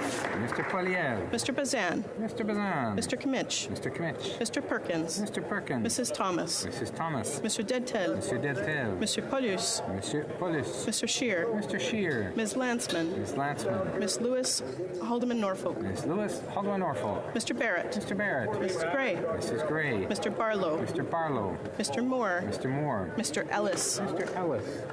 Mr. Kelly. Mr. Kelly. Mr. Baldinelli. Mr. Baldinelli. Mr. Cooper. Mr. Cooper. Mr. Hoback. Mr. Hoback. Mr. Davidson. Mr. Davidson. Mr. Small. Mr. Small. Mr. Brock. Mr. Brock. Mr. Beltud. Monsieur Berthold. Mr. Workington. Mr. Workington. Mr. Abouteif. Mr. Abouteif. Mrs. Kusi. Mrs. Kuzi. Mr. Seaback. Mr. Seaback. Ms. Ferrari. Ms. Ferrari. Mrs. Block.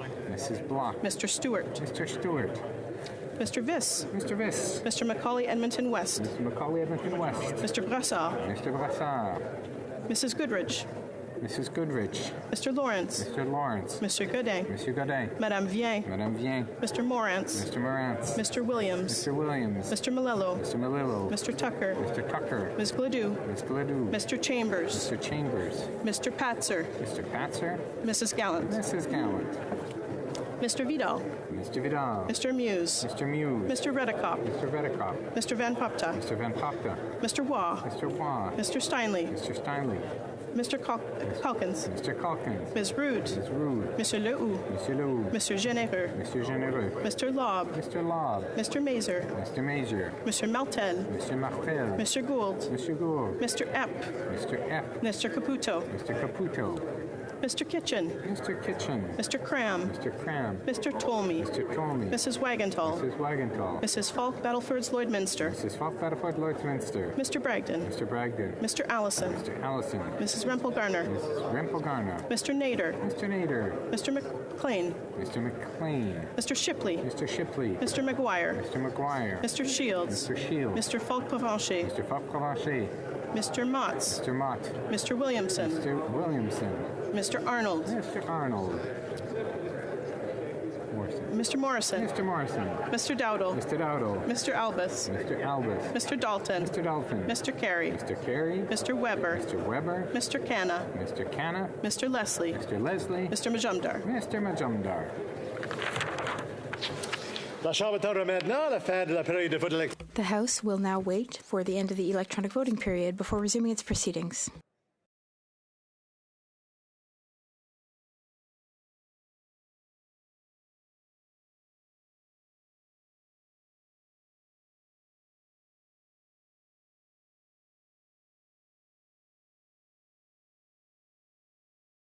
Hey everybody, how is it going today?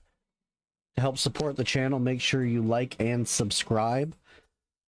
And I'm pretty sure Pierre's there still because he's probably going to talk about his motion that he passed yesterday for auto theft.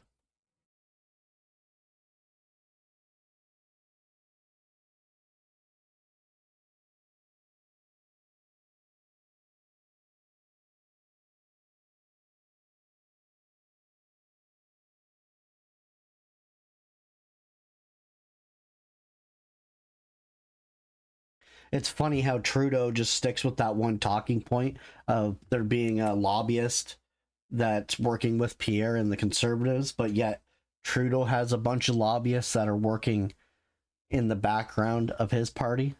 It's hilarious. The hypocrisy is just unreal.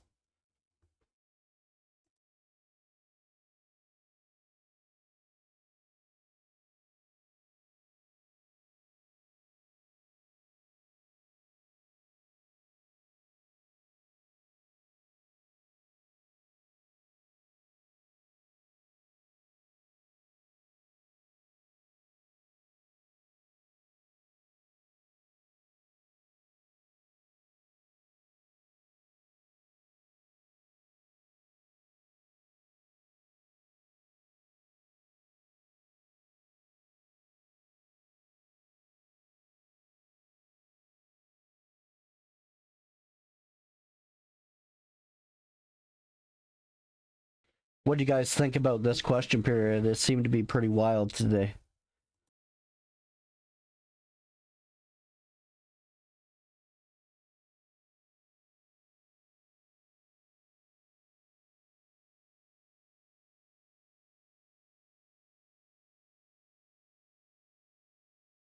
Yeah, I'm really thinking that the Liberals are running out of talking points. They're just blowing smoke now. Like, it's just, they got nothing.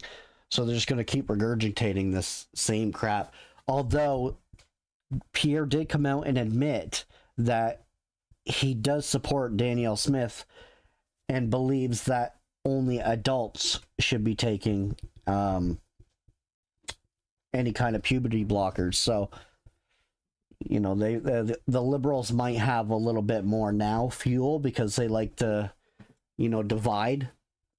So they're going to use that as a wedge for Canadians right now. So we should see in the next day or so Justin Trudeau regurgitating all that information and acting like it's super divisive.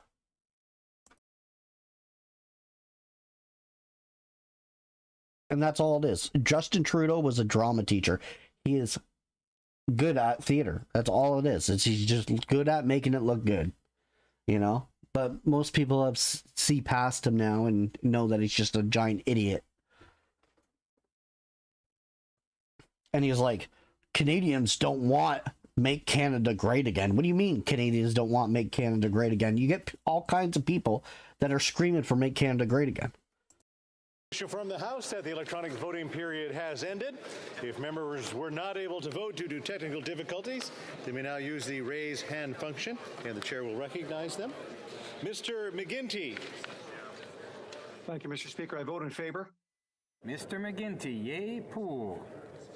Quelqu'un d'autre en chambre qui a eu des problèmes? Is there anyone else who experienced technical difficulties? No? I'll compile the results of the vote. Yeas pour, 212-212. Nays contre, 114-114. I declare the motion carried. The House will now proceed to the taking of the deferred recorded division on the motion of Mr. Uppal relating to the business of supply. The question is as follows. Mr. Uppal, seconded by Mr. Bertol, moves that given that after 8 years of soft on crime policies, this Prime Minister has created the auto theft crisis. May I dispense? I didn't think so, but I thought I'd ask. 2, according to the Liberal government's own news release, auto theft in Toronto is up 300% since 2015. And Statistics Canada data shows auto theft is up 190%. In Moncton, 122%. In Ottawa-Gatineau, 106% in Montreal, 62% in Winnipeg, and since 2015, 3, selon le journal. 3, according to the Journal de Montréal, the Port of Montreal, a major hub for stolen vehicles to be shipped out of Canada, only has 5 Canada Border Service Agency agents to inspect the 580,000 containers that leave the port each year. One law enforcement saying CBSA has no resources to check the containers. They check less than 1% of containers. 4, It is the responsibility of the federal government to reduce auto theft as the primary prevention tools, including the Criminal Code, the RCMP, the CBSA, and our report systems, which are the federal government's jurisdiction. 5, the increase in auto theft is costing Canadian drivers as insurance premiums are increasing, and in Ontario, insurance companies are able to increase premiums by 25% this year. 6, a report by Equity estimates $1 billion in vehicle theft were claimed paid out in 2022, and these costs are being passed down to drivers. In order to stop crime and reduce auto theft, to lower insurance premiums, and the House calling the government to A, immediately reverse changes to the Liberal government made on their soft on crime bill C5 that allows for car stealing criminals to be on house arrest instead of jail. B, strengthen criminal code provisions to ensure repeat car stealing criminals remain in jail. And C, provide the CBSA and our ports with the resources that they need to prevent stolen cars from leaving the country. La période de 10 minutes. The 10-minute period for members voting electronically has started, and the House will now proceed to the vote for members participating in person. All those in favor of the motion will please rise. Bazan. Mr. Bazan. Mr. Kimmich. Mr. Kimmich. Mr. Perkins. Mr. Perkins. Mrs. Thomas. Mrs. Thomas. Mr. Dentel. Mr. Deltel. Mr. Paulus. Mr. Paulus. Ms. Lewis Haldeman Norfolk. Ms. Lewis Haldeman Norfolk. Mr. Barrett. Mr. Barrett. Mrs. Gray. Mrs. Gray. Mr. Barlow. Mr. Barlow. Mr. Moore. Mr. Moore. Mr. Ellis. Mr. Ellis. Mr. Kelly. Mr. Kelly. Mr. Baldinelli. Mr. Baldinelli. Mr. Cooper. Mr. Cooper. Mr. Hoback. Mr. Hoback. Mr. Davidson. Mr. Davidson. Mr. Small. Mr. Small. Mr. Brock. Mr. Brock. Mr. Beltud. Mr. Bertol. Mr. Abouteyev. Mr. Abouteyev. Mrs. Kuzi. Mrs. Kuzi. Mr. Seaback. Mr. Seaback. Ms. Ferrari. Ms. Ferrari. Mrs. Block. Mrs. Block. Mr. Stewart. Mr. Stewart. After 8 years. Mr. Viss. Mr. Viss. Mr. Macaulay Edmonton West. Mr. Macaulay Edmonton West. Mr. Brassard. Mr. Brassard. Mrs. Goodrich. Mrs. Goodrich. Mr. Lawrence. Mr. Lawrence. Monsieur Godin. Monsieur Godin. Madame Vien. Madame Vien. Mr. Morantz. Mr. Morantz. Mr. Williams. Mr. Williams. Mr. Malello. Mr. Malello. Mr. Tucker. Mr. Tucker. Ms. Gladue. Ms. Gladue. Mr. Chambers. Mr. Chambers. Mr. Patzer. Mr. Patzer. Mrs. Gallant. Mrs. Gallant. Mr. Muse. Mr. Muse. Mr. Redekop. Mr. Redekop. Mr. Van Popta. Mr. Van Popta. Mr. Waugh. Mr. Waugh. Mr. Steinley. Mr. Steinley. Ms. Rude. Ms. Rude. Mr. Lehoux. Mr. Lehoux. Mr. Généreux. Mr. Généreux. Mr. Lobb. Mr. Lobb. Mr. Mazer. Mr. Mazer. Mr. Martel. Mr. Martel. Mr. Gould. Mr. Gould. Mr. Epp. Mr. Epp. Mr. Caputo. Mr. Caputo. Mr. Kitchen. Mr. Kitchen. Mr. Cram. Mr. Cram. Mr. Tolmie. Mr. Tolmie. Mrs. Wagenthal. Mrs. Wagenthal. Mrs. Falk Battleford Lloydminster. Mrs. Falk Battleford Lloydminster. Mr. Bragdon. Mr. Bragdon. Mrs. Rempel Garner. Ms. Rempel Garner. Mr. Nader. Mr. Nader. Mr. McLean. Mr. McLean. Mr. Shipley. Mr. Shipley. Mr. McGuire. Mr. McGuire. Mr. Shields. Mr. Shields. Mr. Falk Provencher. Mr. Falk Provencher. Mr. Motts. Mr. Motts. Mr. Williamson. Mr. Williamson. Mr. Arnold. Mr. Arnold. Mr. Morrison. Mr. Morrison. Mr. Dowdle. Mr. Dowdle. Mr. Albus. Mr. Albus. Mr. Dalton. Mr. Dalton. Mr. Carey. Mr. Carey. Mr. Weber. Mr. Weber. Mr. Canna. Mr. Canna. Mr. Leslie. Mr. Leslie. Mr. Majumdar. Mr. Majumdar. Mr. Vong. Mr. Vong. Pardon me. Monsieur Terrien. Monsieur Terrien. Madame Normandin. Madame Normandin. Monsieur Simard. Monsieur Simard. Monsieur Garon. Monsieur Garon. Madame Gill. Madame Gill. Madame de Bellefeuille. Madame de Bellefeuille. Madame Michaud. Madame Michaud.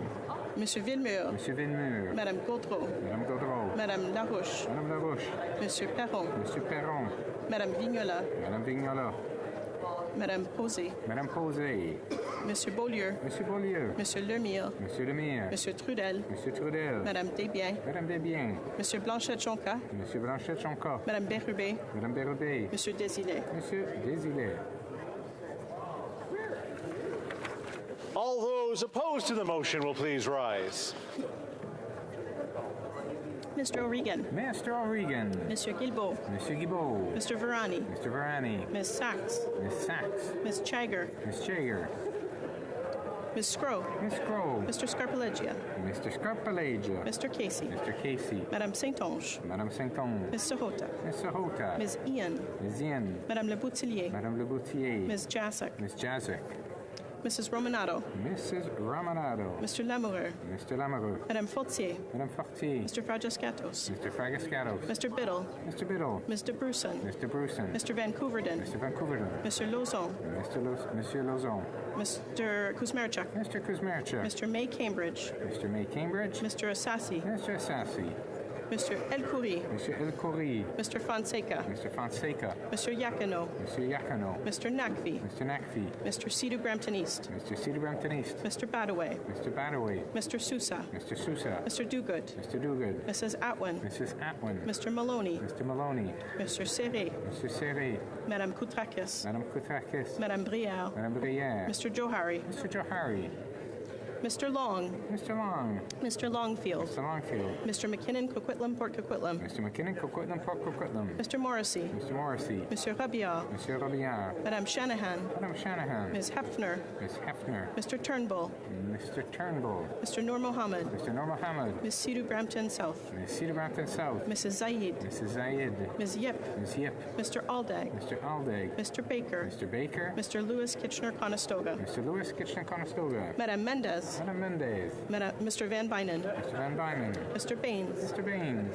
Ms. Bradford. Ms. Bradford. Mr. Shahal. Mr. Shahal. Madame Chatel. Madame Chatel. Madame Diab. Madame Diab. Mr. Gahir. Mr. Gahir. Mr. Hanley. Mr. Hanley. Madame Lapointe. Madame Lapointe. Mr. McDonald Malpack. Mr. McDonald Malpack. Ms. Thompson. Ms. Thompson. Mr. Carr. Mr. Carr. Ms. Gainey. Ms. Gainey.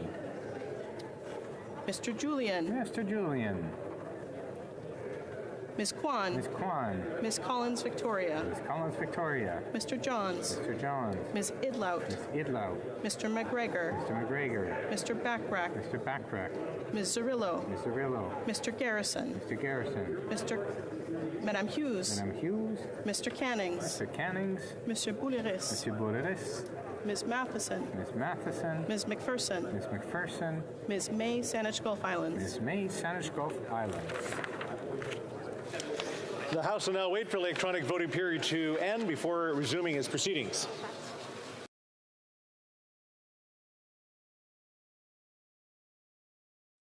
This is pretty sad that the Liberals and the NDP and even the pathetic excuse for a party, the Green Party, are voting against making coming down harder on crime. Like it's just crazy, man. Like this party is just absolutely bonkers.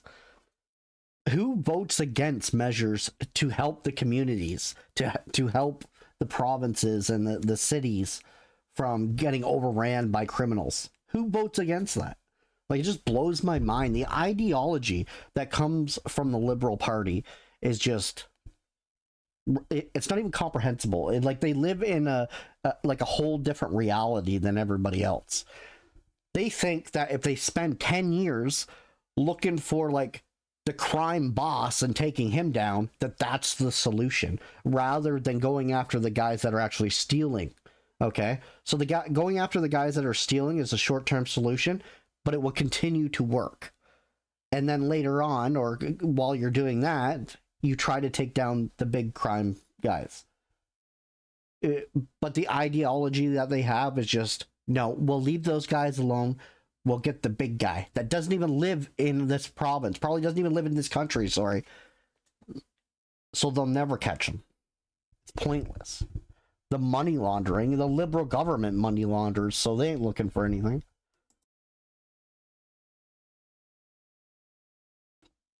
Anyone who's new to the channel that likes the channel, please like and subscribe and share the content. Help me beat the algorithm. They're trying to suppress my videos, which isn't cool.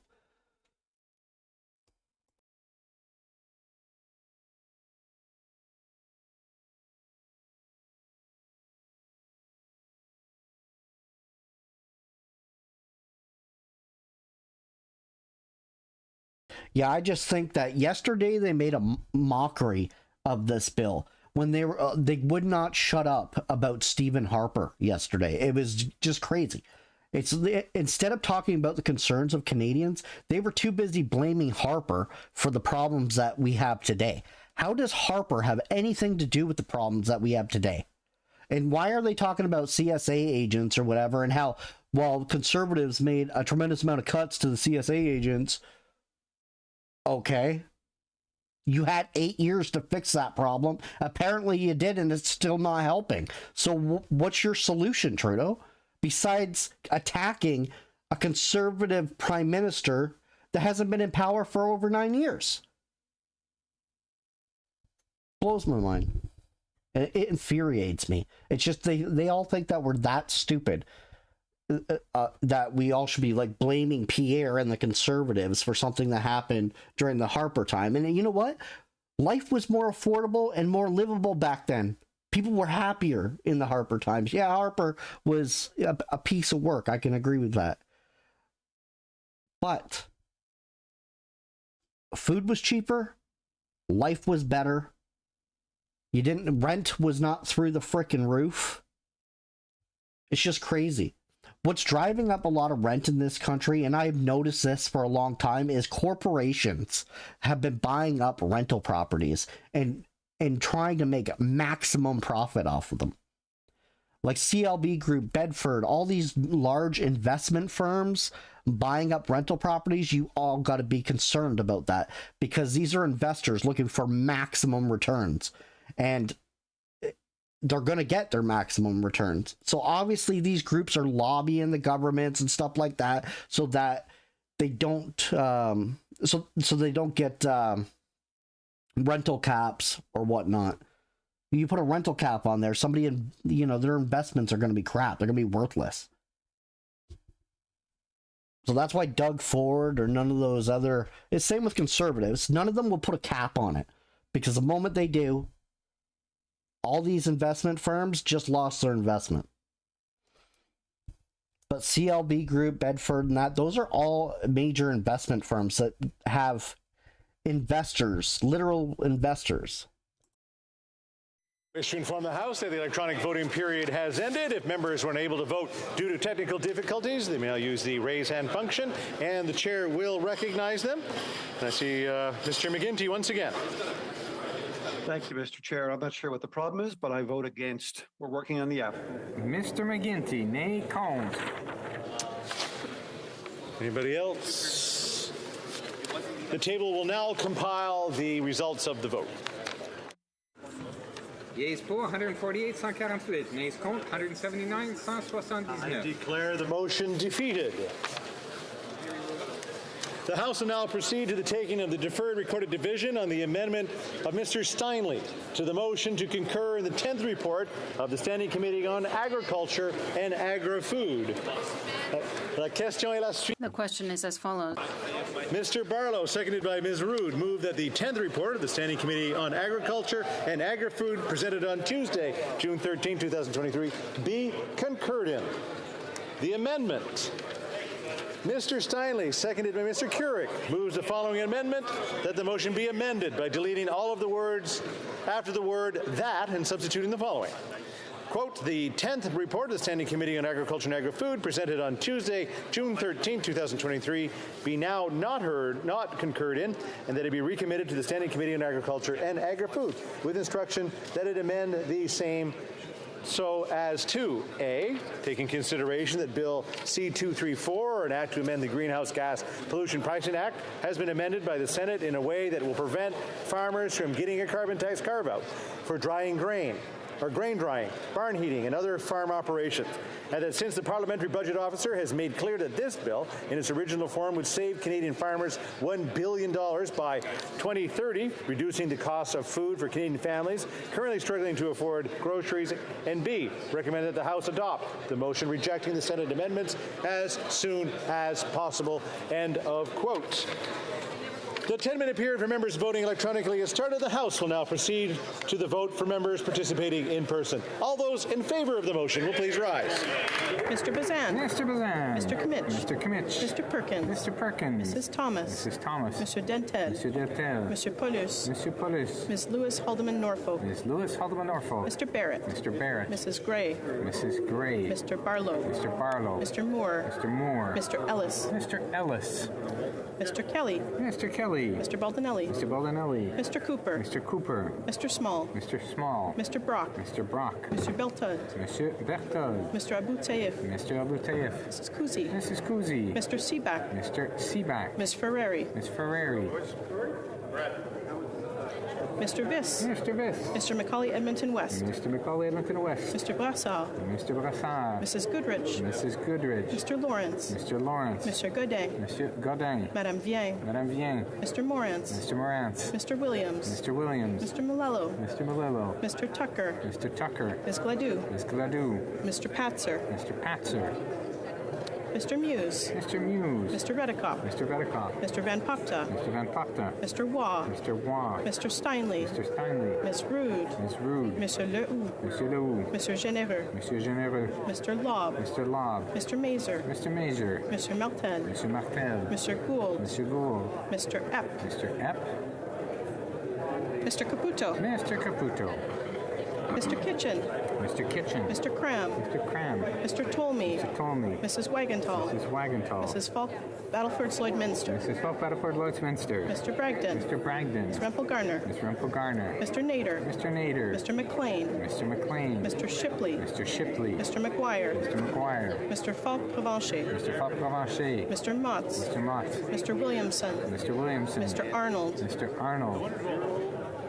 Mr. Morrison. Mr. Morrison. Mr. Dowdle. Mr. Dowdle. Mr. Albus. Mr. Albus. Mr. Carey. Mr. Carey. Mr. Weber. Mr. Weber. Mr. Leslie. Mr. Leslie. Mr. Majumdar. Mr. Majumdar.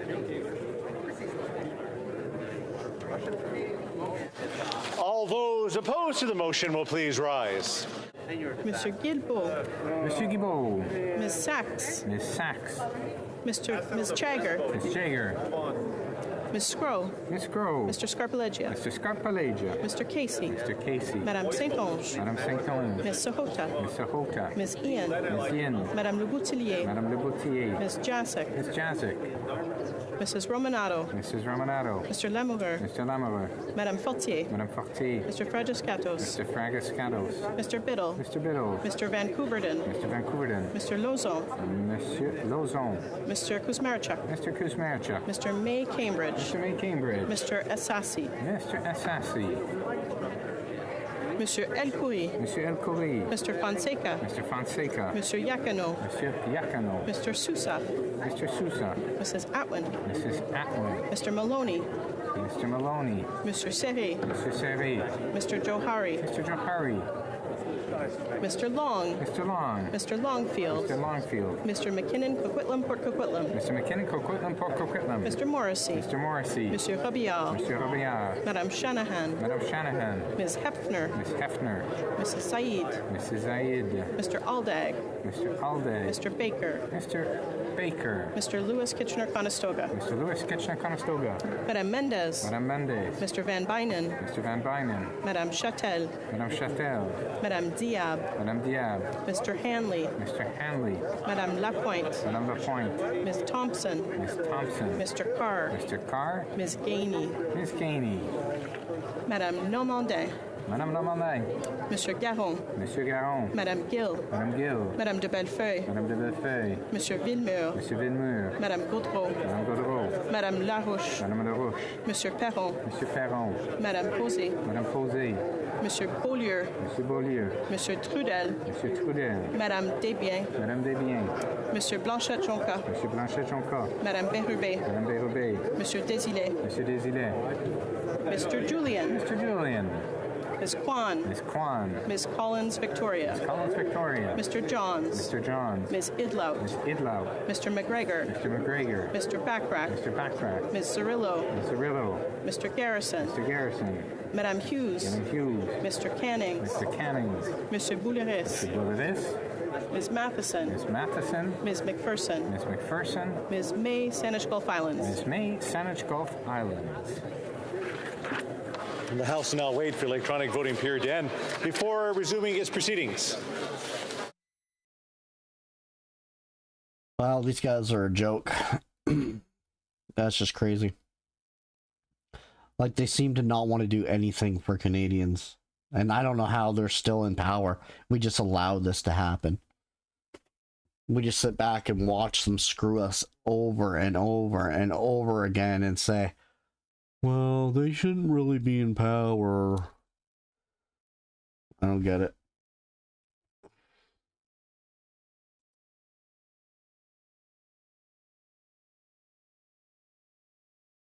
You know, if we have to wait until next year for an election, there's not going to be a country left to have an election in.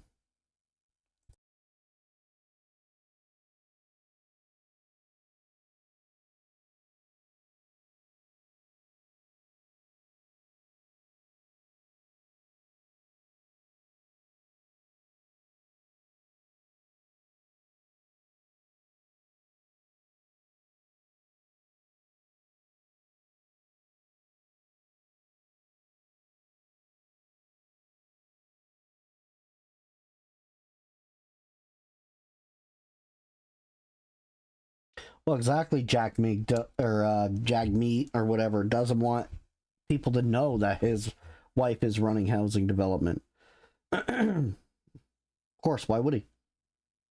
Because then people are going to start to wake up to the fact that, you know, certain things are being done to benefit his wife, just like certain things are being done to benefit liberal insiders.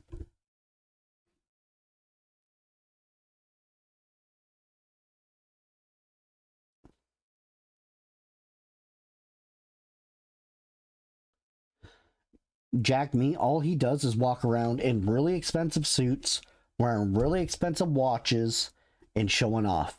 That's all he does. He is probably the most useless party leader in the House of Commons. He's got to, by far, he's got to be the most useless leader. He comes in, says like 2 things, and then leaves. He never stays during any major votes or nothing like that. Every once in a while, he does like a photo op, but other than that, he's useless. He's absolutely useless.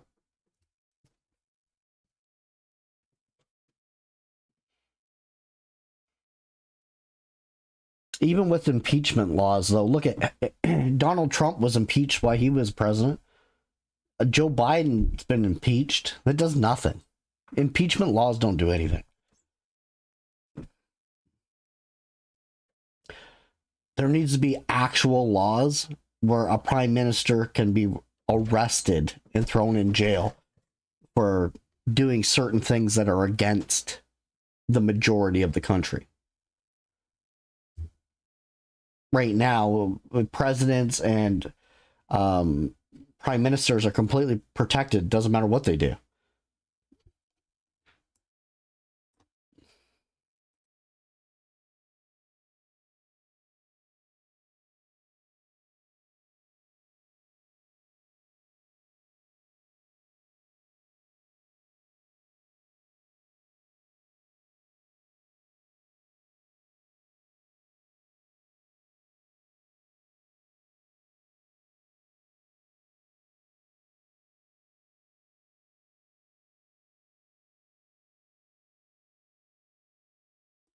Now, I heard the trucker convoy was supposed to go back on February 17th, but I haven't heard anything since. It was probably a week ago that I seen a bunch of things, a bunch of posts about it. People were making, you know, a little bit of a commotion about it. I have to look into it more to see if it's actually going to happen or if it was just somebody spreading a bunch of crap, but I'll look into it and I'll get back to you guys.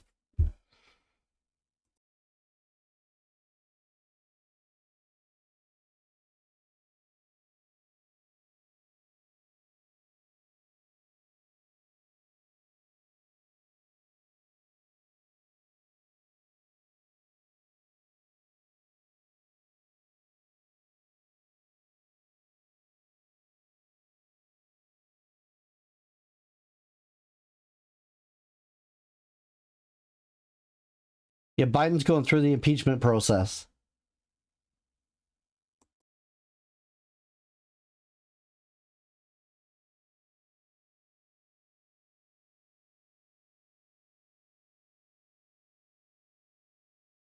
They just don't make it big news, but I watch the Congress and everything in the United States.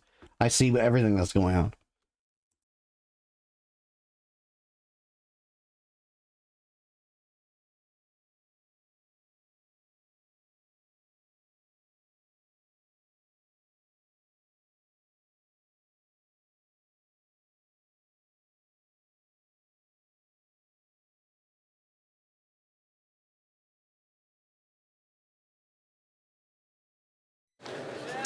I wish to inform the House the electronic voting period has ended.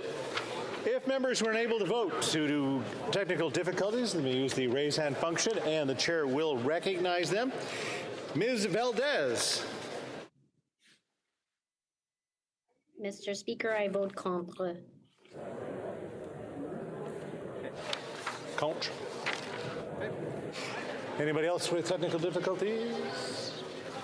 The table will now compile the results of the vote. Yeas pour 117, 117. Nays contre 211, 211. I declare the amendment defeated.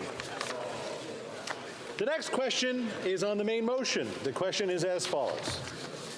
Mr. Barlow, seconded by Ms. Rood, moves that the 10th report of the Standing Committee on Agriculture and Agri-Food presented on Tuesday, June 13, 2023 be concurred in. La période de The 10-minute period for members voting electronically has started, and the House will now proceed to the vote for members participating in person. All those in favor of the motion will please rise. Monsieur Guilbeault. Monsieur Guilbeault. Miss Sachs. Miss Sachs. Miss Scroll. Miss Scroll. Mr. Scarpalegia. Mr. Scarpalegia. Mr. Casey. Mr. Casey. Madame Saint-Onge. Madame Saint-Onge. Miss Sahota. Miss Sahota. Miss Ian. Miss Ian. Miss Jazik. Miss Jazik. Mrs. Romanado. Mrs. Romanado. Mr. Lamover. Mr. Lamover. Madame Fortier. Madame Fortier. Mr. Fragiscaros. Mr. Fragiscaros. Mr. Biddle. Mr. Biddle. Mr. Vancouverden. Mr. Vancouverden. Monsieur Lauzon. Monsieur Lauzon. Mr. Kuzmarchuk. Mr. Kuzmarchuk. Mr. May Cambridge. Mr. May Cambridge. Monsieur El Khoury. Monsieur El Khoury.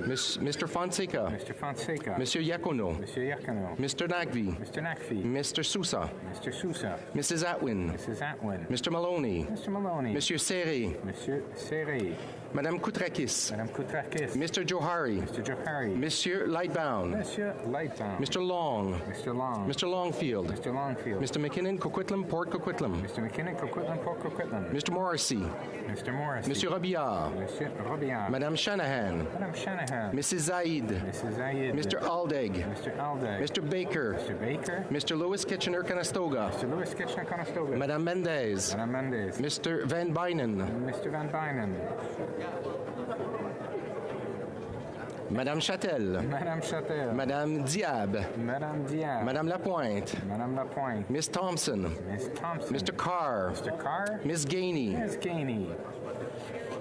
Mr. Bazan. Mr. Bazan. Mr. Kimmich. Mr. Kimmich. Mr. Perkins. Mr. Perkins. Mrs. Thomas. Mrs. Thomas. Monsieur Deltel. Monsieur Deltel. Monsieur Paulus. Monsieur Paulus. Miss Lewis Haldeman Norfolk. Miss Lewis Haldeman Norfolk. Mr. Barrett. Mr. Barrett. Mrs. Gray. Mrs. Gray. Mr. Barlow. Mr. Barlow. Mr. Moore. Mr. Moore. Mr. Ellis. Mr. Ellis. Mr. Kelly. Mr. Kelly. Mr. Baldinelli. Mr. Baldinelli. Mr. Cooper. Mr. Cooper. Mr. Small. Mr. Small. Mr. Brock. Mr. Brock. Monsieur Berthold. Monsieur Berthold. Mr. Albultaif. Mr. Albultaif. Mrs. Kuzi. Mrs. Kuzi. Mr. Seaback. Mr. Seaback. Miss Ferrari. Miss Ferrari. Mrs. Block. Mrs. Block. Mr. Viss. Mr. Viss. Mr. Macaulay, Edmonton West. Mr. Macaulay, Edmonton West. Monsieur Brassard. Mr. Brassard. Mrs. Goodridge. Mrs. Goodridge. Mr. Lawrence. Mr. Lawrence. Monsieur Godin. Monsieur Godin. Madame Vien. Madame Vien. Mr. Morant. Mr. Morant. Mr. Malillo. Mr. Malillo. Mr. Tucker. Mr. Tucker. Ms. Gledoux. Ms. Gledoux. Mr. Patzer. Mr. Patzer. Mrs. Gallant. Mrs. Gallant. Mr. Muse. Mr. Muse. Mr. Redekop. Mr. Redekop. Mr. Van Pupta. Mr. Van Pupta. Mr. Waugh. Mr. Waugh. Mr. Steinley. Mr. Steinley. Miss Rood. Ms. Rood. Monsieur Lou. Monsieur Lou. Mr. Lobb. Mr. Lobb. Mr. Mazer. Mr. Mazer. Monsieur Martel. Mr. Martel. Monsieur Gould. Monsieur Gould. Mr. Currick. Mr. Kirk. Mr. Epp. Mr. Epp. Mr. Kitchen. Mr. Kitchen. Mr. Cram. Mr. Cram. Mr. Tolney. Mr. Tolney. Mrs. Wagenthal. Mrs. Wagenthal. Mrs. Falk Battleford, Lloydminster. Mrs. Falk Battleford, Lloydminster. Mr. Bragdon. Mr. Bragdon. Miss Rempel Gardner. Miss Rempel Gardner. Mr. Nader. Mr. Nader. Mr. Soroka. Mr. Soroka. Mr. McLean. Mr. McLean. Mr. McGuire. Mr. McGuire. Mr. Falk Provencher. Mr. Falk Provencher. Mr. Motts. Mr. Mott. Mr. Arnold. Mr. Arnold. Mr. Morrison. Mr. Morrison. Mr. Doddle. Mr. Doddle. Mr. Albus. Mr. Albus. Mr. Weber. Mr. Weber. Mr. Leslie. Mr. Leslie. Mr. Majumdar. Mr. Majumdar. Back to Mr. Williamson. Mr. Williamson. Monsieur Terrien. Monsieur Terrien. Madame Normandin. Madame Normandin. Monsieur Simard. Monsieur Simard. Monsieur Garon. Monsieur Garon. Madame Gill. Madame Gill. Madame de Bellefeuille. Madame de Bellefeuille. Madame Michaud. Madame Michaud. Monsieur Villemur. Monsieur Villemur. Madame Godreau. Madame Godreau. Madame Larouche. Madame Larouche. Monsieur Perron. Monsieur Perron. Madame Posé. Madame Posé. Monsieur Beaulieu. Monsieur Beaulieu. Monsieur Lemire. Monsieur Lemire. Monsieur Trudel. Monsieur Trudel. Madame Desbiens. Madame Desbiens. Monsieur Blanchette-Jonca. Monsieur Blanchette-Jonca. Madame Bérubé. Madame Bérubé. Monsieur Désilet. Monsieur Désilet. Mr. Julian. Mr. Julian. Miss Kwan. Miss Kwan. Miss Collins Victoria. Miss Collins Victoria. Miss Idlout. Miss Idlout. Mr. McGregor. Mr. McGregor. Mr. Backrack. Mr. Backrack. Miss Zerillo. Miss Zerillo. Mr. Garrison. Mr. Garrison. Madame Hughes. Madame Hughes. Mr. Cannings. Mr. Cannings. Monsieur Bouleris. Monsieur Bouleris. Miss Matheson. Miss Matheson. Miss McPherson. McPherson. Miss May Saanich Gulf Islands. Miss May Saanich Gulf Islands. The House will now wait for electronic. Oh, sorry. All those opposed to the motion will please rise.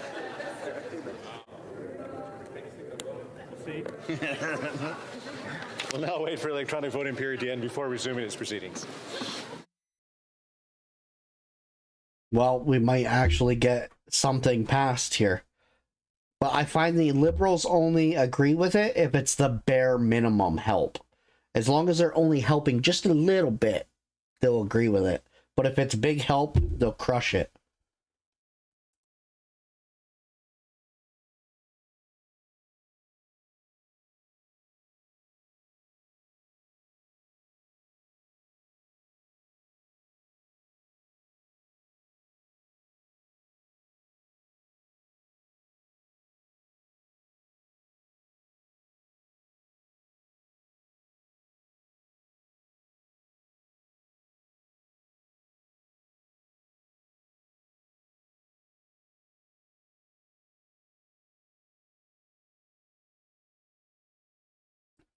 Yeah, I don't know what's going to happen with Biden. Like, Trump would win, but I have a feeling that they're going to try to throw him in jail before he ever gets a chance to win. There's rhetoric in the United States of the rise of a civil war, so I don't know. Things are getting a little crazy out there, so we'll see what happens.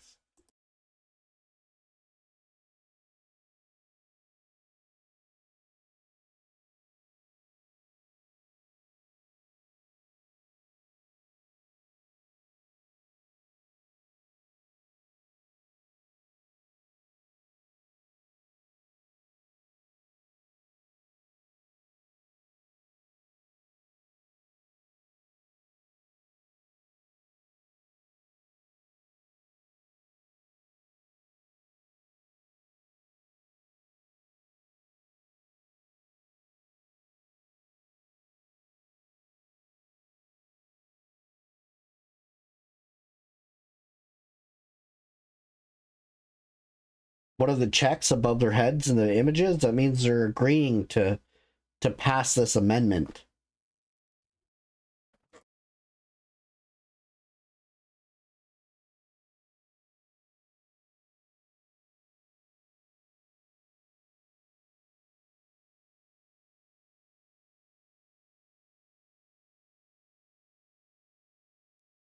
Have a good one, Straight Jacket. Thanks for joining us, and I hope we see you tomorrow.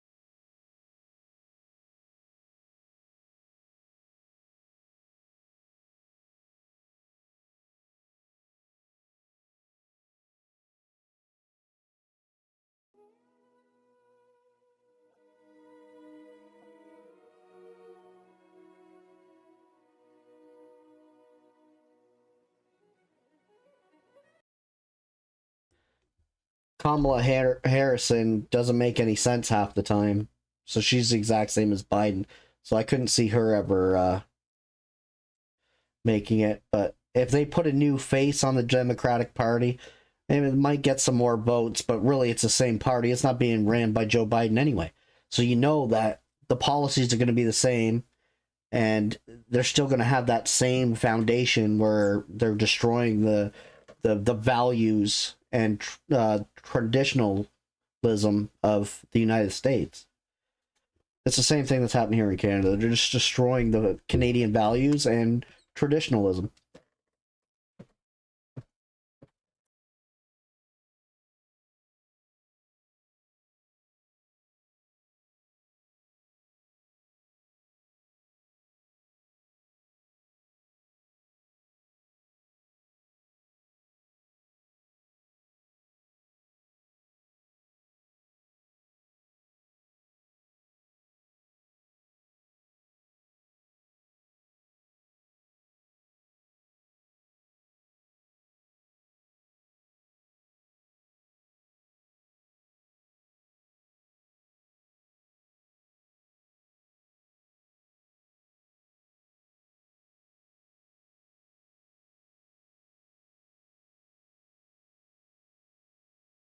Now, you know what's really funny is that Michelle Obama might actually get a lot of votes, but you know that it's just a front anyway. So people should not fall for it. Hopefully they don't, but there are a lot of dumb individuals out there with no common sense. So we'll find out. They are better off with Donald Trump because you need to keep the core values of your country. If you do not, you've destroyed your country.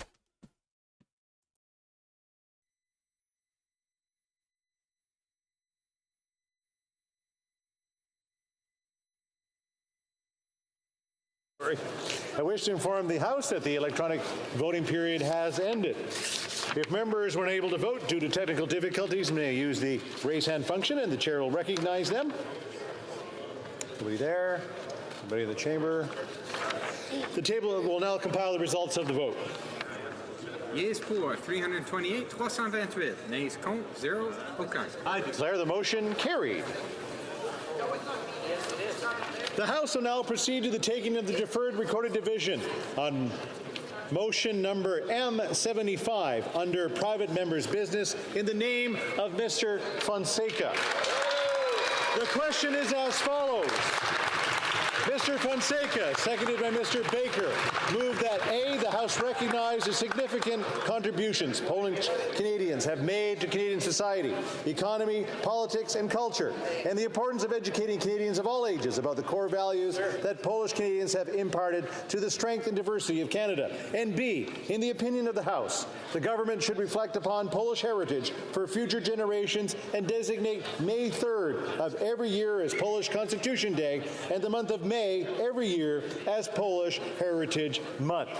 The 10-minute period for members voting electronically has started, and the House will now proceed to the vote. We will start with the sponsor of the item. Mr. Fonseca. Mr. Fonseca. We will now proceed to members participating in person. All those at my right in favor of the motion will please rise in the 6th row. Madame Mendez. Madame Mendez. Mr. Van Bynen. Mr. Van Bynen. Madame Châtel. Madame Châtel. Madame Diab. Madame Diab. Madame Lapointe. Madame Lapointe. Miss Thompson. Miss Thompson. Mr. Carr. Mr. Carr. Miss Gainey. Miss Gainey. Oh, in the 5th row. Mr. Long. Mr. Long. Mr. Longfield. Mr. Longfield. Mr. McKinnon, Coquitlam, Port Coquitlam. Mr. McKinnon, Coquitlam, Port Coquitlam. Mr. Morrissey. Mr. Morrissey. Monsieur Robillard. Monsieur Robillard. Madame Shanahan. Madame Shanahan. Miss Hefner. Miss Hefner. Mrs. Zaid. Mrs. Zaid. Mr. Aldag. Mr. Aldag. Mr. Baker. Mr. Baker. Mr. Blois. Mr. Blois. Mr. Louis Kitchener-Conestoga. Mr. Louis Kitchener-Conestoga. Quatrième rangée. Monsieur El Khoury. 4th row. Monsieur Yacono. Monsieur Yakano. Mr. Nagvi. Mr. Nakvi. Mr. Sousa. Mr. Sousa. Mrs. Atwin. Mrs. Atwin. Mr. Maloney. Mr. Maloney. Monsieur Serré. Monsieur Serré. Madame Koutrakis. Madame Koutrakis. Mr. Johari. Mr. Johari. Monsieur Lightbound. Monsieur Lightbound. Miss May, Saanich Gulf Islands. Miss May, Saanich Gulf Islands. Mr. Morris. Mr. Morris. Troisième rangée. Third row. Mrs. Romanato. Mr. Lamoureux. Mr. Lamoureux. Madame Fortier. Madame Fortier. Mr. Fragiscaros. Mr. Fragiscato. Mr. Biddle. Mr. Biddle. Mr. Vancouverden. Mr. Vancouverden. Monsieur Lauzon. Mr. Lauzon. Mr. Kuzmarchuk. Mr. Kuzmarchuk. Mr. May Cambridge. Mr. May Cambridge. Second row. Miss Scroll. Ms. Scroll. Mr. Scarpalegia. Mr. Scarpalegia. Mr. Casey. Mr. Casey. Madame Saint-Onge. Madame Saint-Onge. Miss Sahota. Ms. Sahota. Miss Jazik. Ms. Jazek. Premier rangé à ma droite. Monsieur. First row on my right. Miss Sachs. Ms. Sachs. Monsieur Boulris. Monsieur Boulris. Miss Matheson. Ms. Matheson. All those at my left in favor of the motion will please rise in the sixth row. Mr. Morrison. Mr. Morrison. Mr. Dowdle. Mr. Dowdle. Mr. Albus. Mr. Albus. Mr. Weber. Mr. Weber. Mr. Leslie. Mr. Leslie. Mr. Majumdar. Mr. Majumdar. Monsieur Blanchet-Jonca. Monsieur Blanchet-Jonca. Madame Bérubé. Madame Bérubé. Monsieur Desilets. Monsieur Desilets. Madame Hughes. Madame Hughes. Mr. Cannings. Mr. Cannings. Cinquième rangé à ma gauche. Fifth row on my left. Mr. Kitchen. Mr. Cram. Mr. Cram. Mr. Tolmie. Mr. Tolmie. Mrs. Wagenthal. Mrs. Wagenthal. Mrs. Falk Battleford's Lloydminster. Mrs. Falk Battleford's Lloydminster. Mr. Bragdon. Mr. Bragdon. Mr. Allison. Mr. Allison. Miss Rempel Gardner. Ms. Rempel Gardner. Mr. Nader. Mr. Nader. Mr. Soroka. Mr. Soroka. Mr. McLean. Mr. McLean. Mr. Shipley. Mr. Shipley. Mr. McGuire. Mr. McGuire. Mr. Falk Provencher. Mr. Falk Provencher. Mr. Motts. Mr. Mott. Mr. Williamson. Mr. Williamson. Mr. Arnold. Mr. Arnold. Monsieur Beaulieu. Monsieur Beaulieu. Monsieur Lemire. Monsieur Lemire. Monsieur Trudel. Monsieur Trudel. Madame Desbiens. Madame Desbiens. Miss Zerillo. Ms. Zerillo. Mr. Garrison. Mr. Garrison. Fourth row at my left. Mr. Muse. Mr. Muse. Mr. Redekop. Mr. Redekop. Mr. Van Popta. Mr. Van Popta. Mr. Waugh. Mr. Waugh. Miss Rude. Ms. Rude. Monsieur Lehoux. Monsieur Lehoux. Mr. Lobb. Mr. Lobb. Mr. Mazer. Mr. Mazer. Monsieur Martel. Monsieur Martel. Monsieur Gourde. Monsieur Gould. Mr. Currick. Mr. Currick. Mr. Epp. Mr. Epp. Madame Vignola. Madame Vignola. Madame Posé. Madame Posey. Miss Barron. Ms. Barron. Mr. Backrack. Mr. Backrack. Third row. Mr. Viss. Mr. Viss. Monsieur Brassard. Monsieur Brassard. Mrs. Goodridge. Mrs. Goodridge. Mr. Lawrence. Mr. Lawrence. Monsieur Godin. Monsieur Godin. Madame Vien. Madame Bien. Mr. Tucker. Mr. Tucker. Miss Gladue. Ms. Gladue. Mr. Patzer. Mr. Patzer. Mrs. Gallant. Mrs. Gallant. Madame Godreau. Madame Godreau. Madame Larouche. Madame Larouche. Monsieur Perron. Monsieur Perron. Deuxième rangé à ma gauche. Second row on my left. Mr. Baldinelli. Mr. Baldinelli. Mr. Cooper. Mr. Cooper. Mr. Brock. Mr. Brock. Monsieur Bertol. Monsieur Berthold. Mr. Albultaev. Mr. Abultayev. Mrs. Kuzi. Mrs. Kuzi. Mr. Seaback. Mr. Seaback. Miss Ferrari. Miss Ferrari. Mrs. Block. Mrs. Block. Monsieur Garon. Monsieur Garon. Madame Gill. Madame Gill. Madame de Bellefeuille. Madame de Bellefeuille. Madame Michaud. Madame Michaud. Mr. Johns. Mr. Johns. Miss Idlout. Ms. Idlow. First row at my left. Mr. Bazan. Mr. Bazan. Mr. Kimmich. Mr. Commit. Mr. Perkins. Mr. Perkins. Mrs. Thomas. Mrs. Thomas. Monsieur Deltel. Monsieur Deltel. Monsieur Paulus. Monsieur Paulus. Miss Lewis Haldeman Norfolk. Miss Lewis Haldeman Norfolk. Mrs. Gray. Mrs. Gray. Mr. Moore. Mr. Moore. Mr. Ellis. Mr. Ellis. Monsieur Terrien. Monsieur Terrien. Madame Normandin. Madame Normandin. Monsieur Simard. Monsieur Simard. Mr. Julian. Mr. Julian. Miss Kwan. Miss Kwan. Miss Collins Victoria. Miss Collins Victoria. All those at my right opposed to the motion will please rise. Sixth row, fifth row, fourth row, third row, second row, first row. All those at my left opposed to the motion will please rise in the sixth row, fifth row, fourth, third, second, first row. The House will now wait for electronic voting period to end before resuming its proceedings. Well, here we go. Now we're waiting again.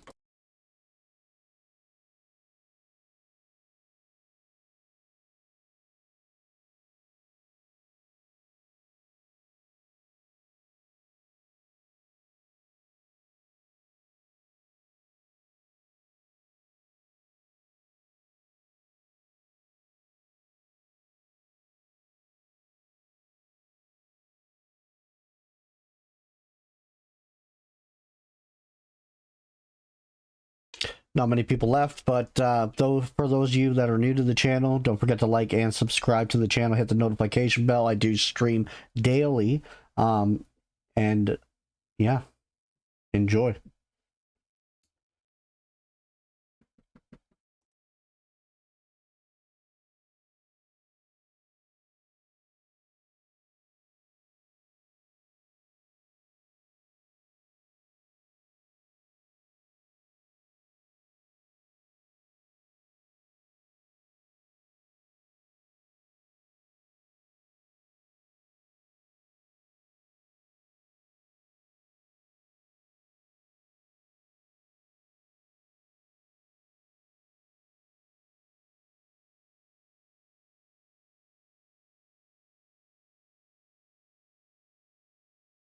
I'm not sure about that member of parliament.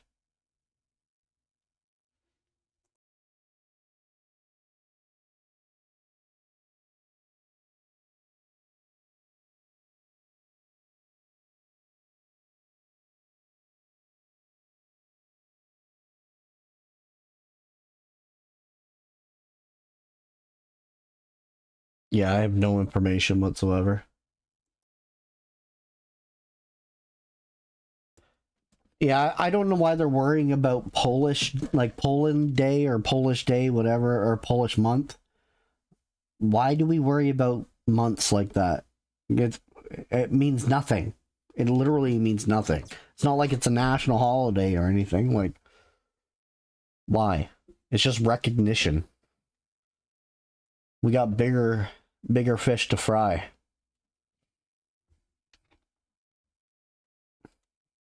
We pay these guys way too much money to do absolutely nothing. Yeah, exactly. Make Canada great again. I don't care what Justin Trudeau says about the whole make Canada great again, how Canadians don't want that. Well, I don't know what Canadians he's talking about, but I absolutely 110,000% want to make Canada great again. He's destroyed this country. I want it back the way it was.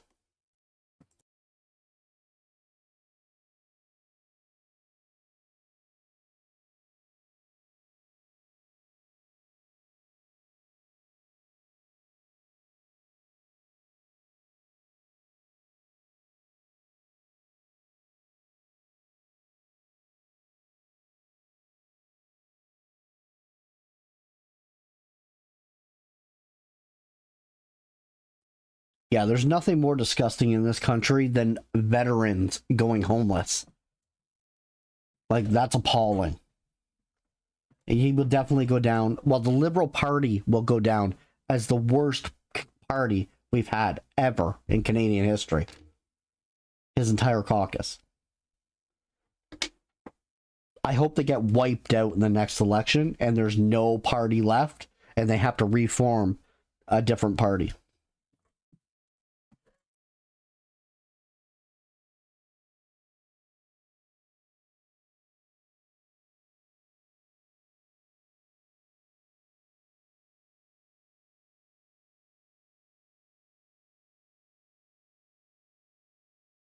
There are a couple Quebec females. One that has, it always looks like her. Well, actually, there's two that always look like their eyes are closed.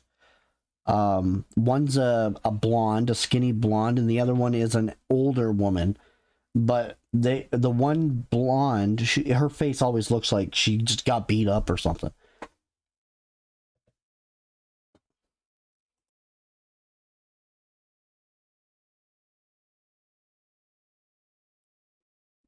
Hey Dave, how's it going?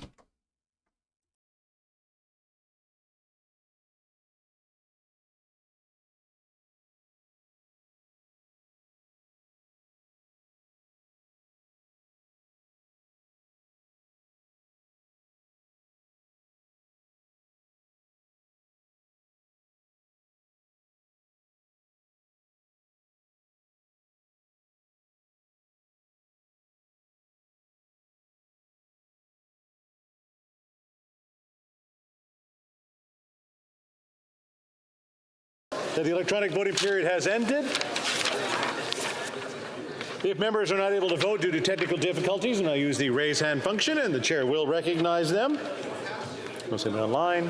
Anybody run into the chamber? The table will now compile the results of the vote. Yeas pour 328, 328, nays contre, none, aucun. I declare the motion carried.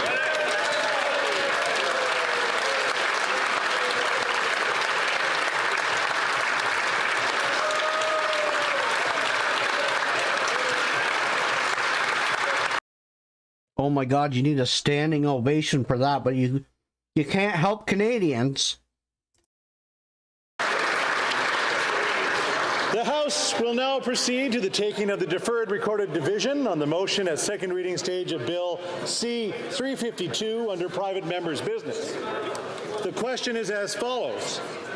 Mr. Singh, seconded by Ms. Barron, moves that C-352, an act to amend the Competition Act and the Competition Tribunal Act, be now read a second time and referred to the Standing Committee on Industry and Technology.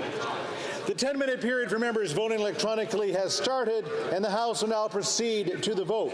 We will start with the sponsor of the item.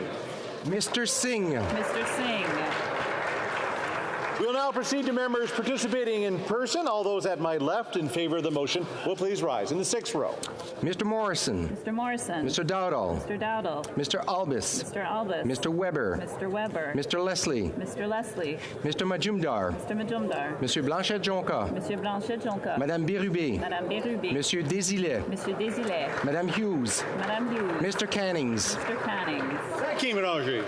Fifth. Kitchen. Mr. Kitchen. Mr. Cram. Mr. Cram. Mr. Tolmie. Mr. Tolmie. Mrs. Wagenthal. Mrs. Wagenthal. Mrs. Falk Battleford's Lloydminster. Mrs. Falk Battleford's Lloydminster. Mr. Bragdon. Mr. Bragdon. Mr. Allison. Mr. Allison. Miss Rempel Gardner. Miss Rempel Garner. Mr. Nader. Mr. Nader. Mr. Soroka. Mr. Soroka. Mr. McLean. Mr. McLean. Mr. Shipley. Mr. Shipley. Mr. McGuire. Mr. McGuire. Mr. Falk Provencher. Mr. Falk Provencher. Mr. Motts. Mr. Mott. Mr. Williamson. Mr. Williamson. Mr. Arnold. Mr. Arnold. Monsieur Beaulieu. Monsieur Beaulieu. Monsieur Lemire. Monsieur Lemire. Monsieur Trudel. Monsieur Trudel. Madame Desbiens. Madame Desbiens. Miss Zerillo. Ms. Zerillo. Mr. Garrison. Mr. Garrison.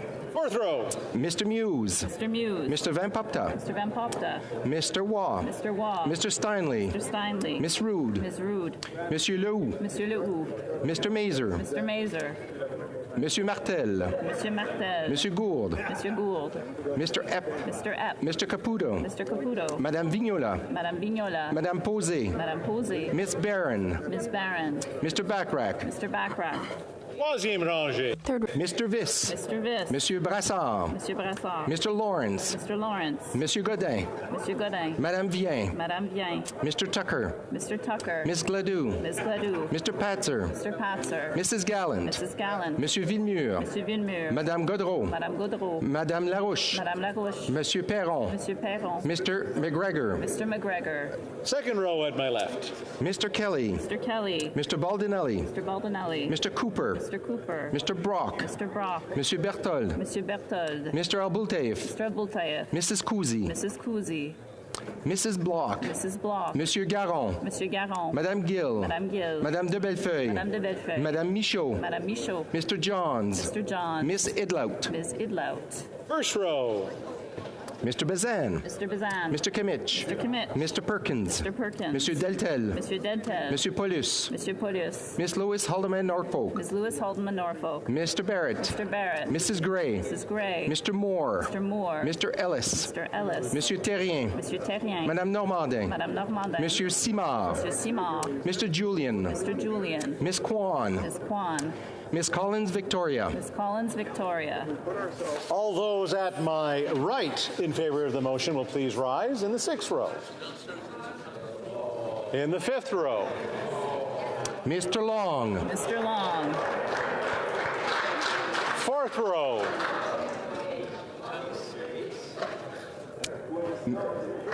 Miss May, Saanich Gulf Islands. Ms. May, Saanich Gulf Island. Mr. Morris. Mr. Morris. Where are we at there? Fourth row at my left. Third row at my right.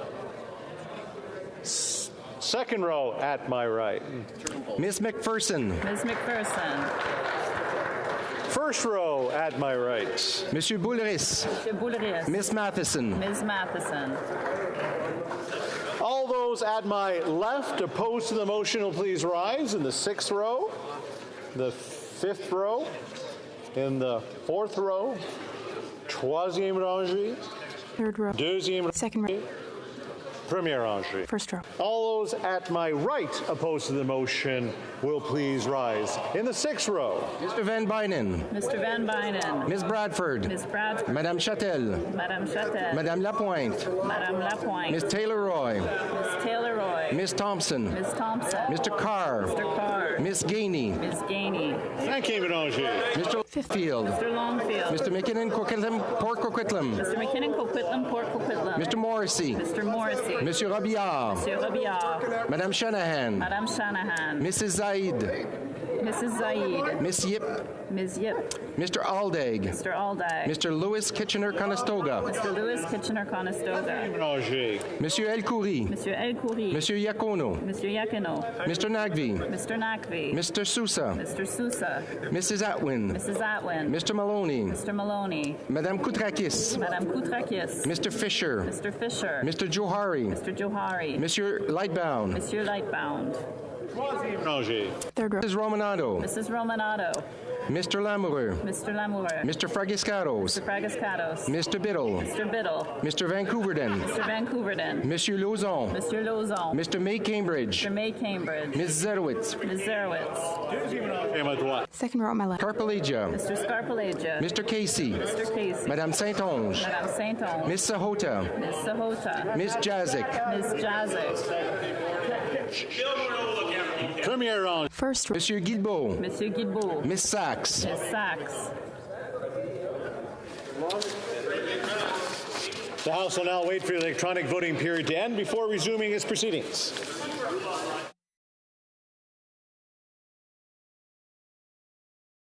It's pretty wild. You're getting a little bit of division in the Liberal Party now, because there was a Liberal that stood up for this amendment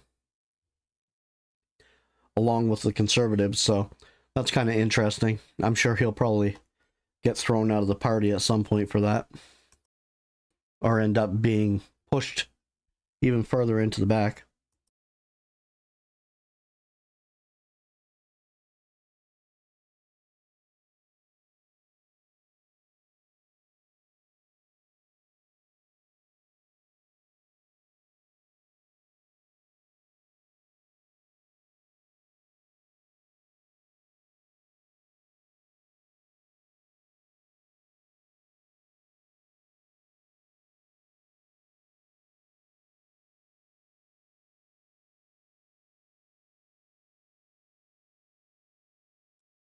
I'm pretty sure that this motion is definitely going to pass.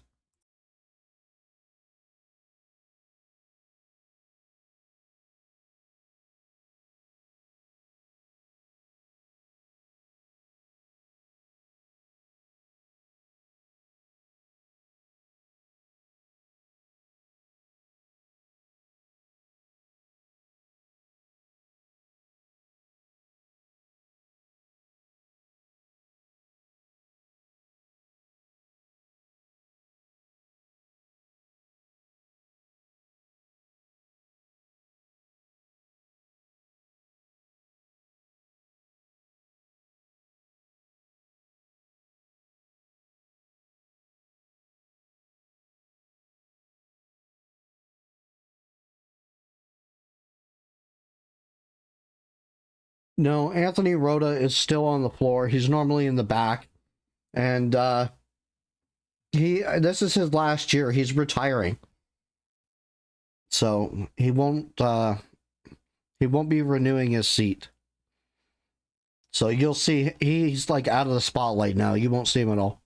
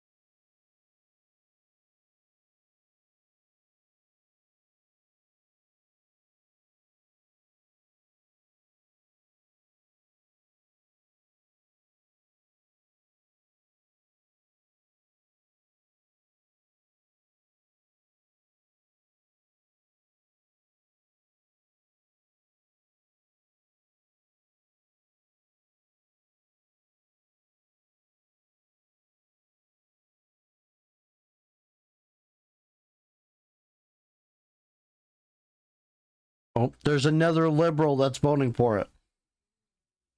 So there's some liberals. There's still hope out there that there's a couple good liberals in that party that are listening to their constituents.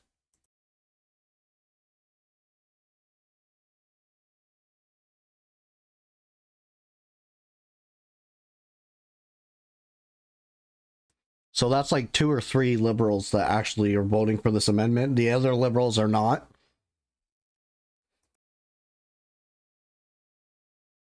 I love when you start to see division in a party. Because when you start to see the division like that, the party is going to start fighting amongst each other. Eventually, they'll call for the resignation of Trudeau.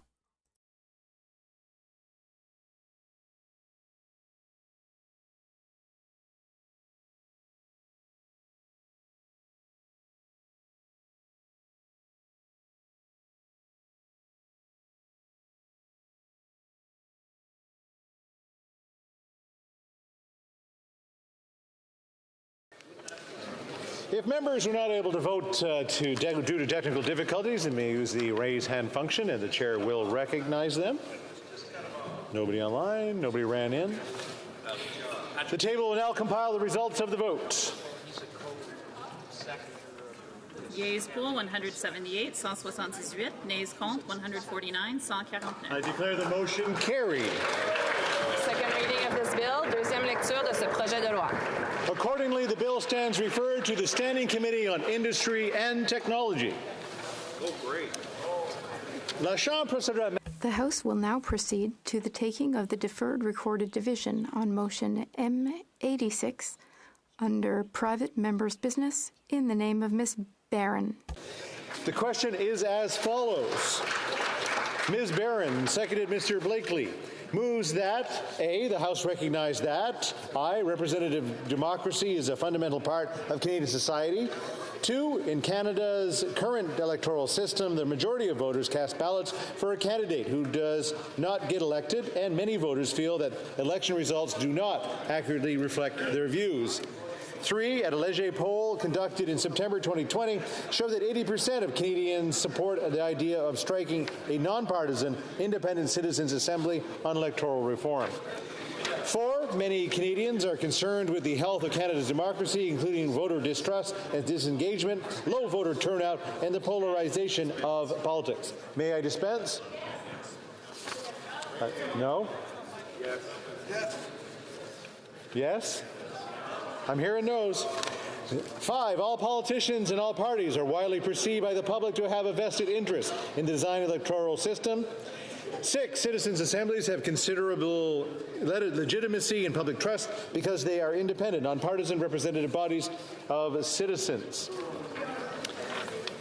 7, citizen assemblies have been used successfully in Canada, Australia, Belgium, France, Ireland, Scotland, and the Netherlands, and the United Kingdom to tackle difficult issues through nuanced public deliberations. 8, a citizens' assembly on electoral reform would give citizens a leadership role in building consensus on specific model for electoral reform for Canada. And B, in the opinion of the House, the government should create a Canadian Citizens' Assembly on electoral reform, which would, I, consist of citizens selected by sorortion and an impartial selection process to ensure the Assembly's independence and non-partisanship.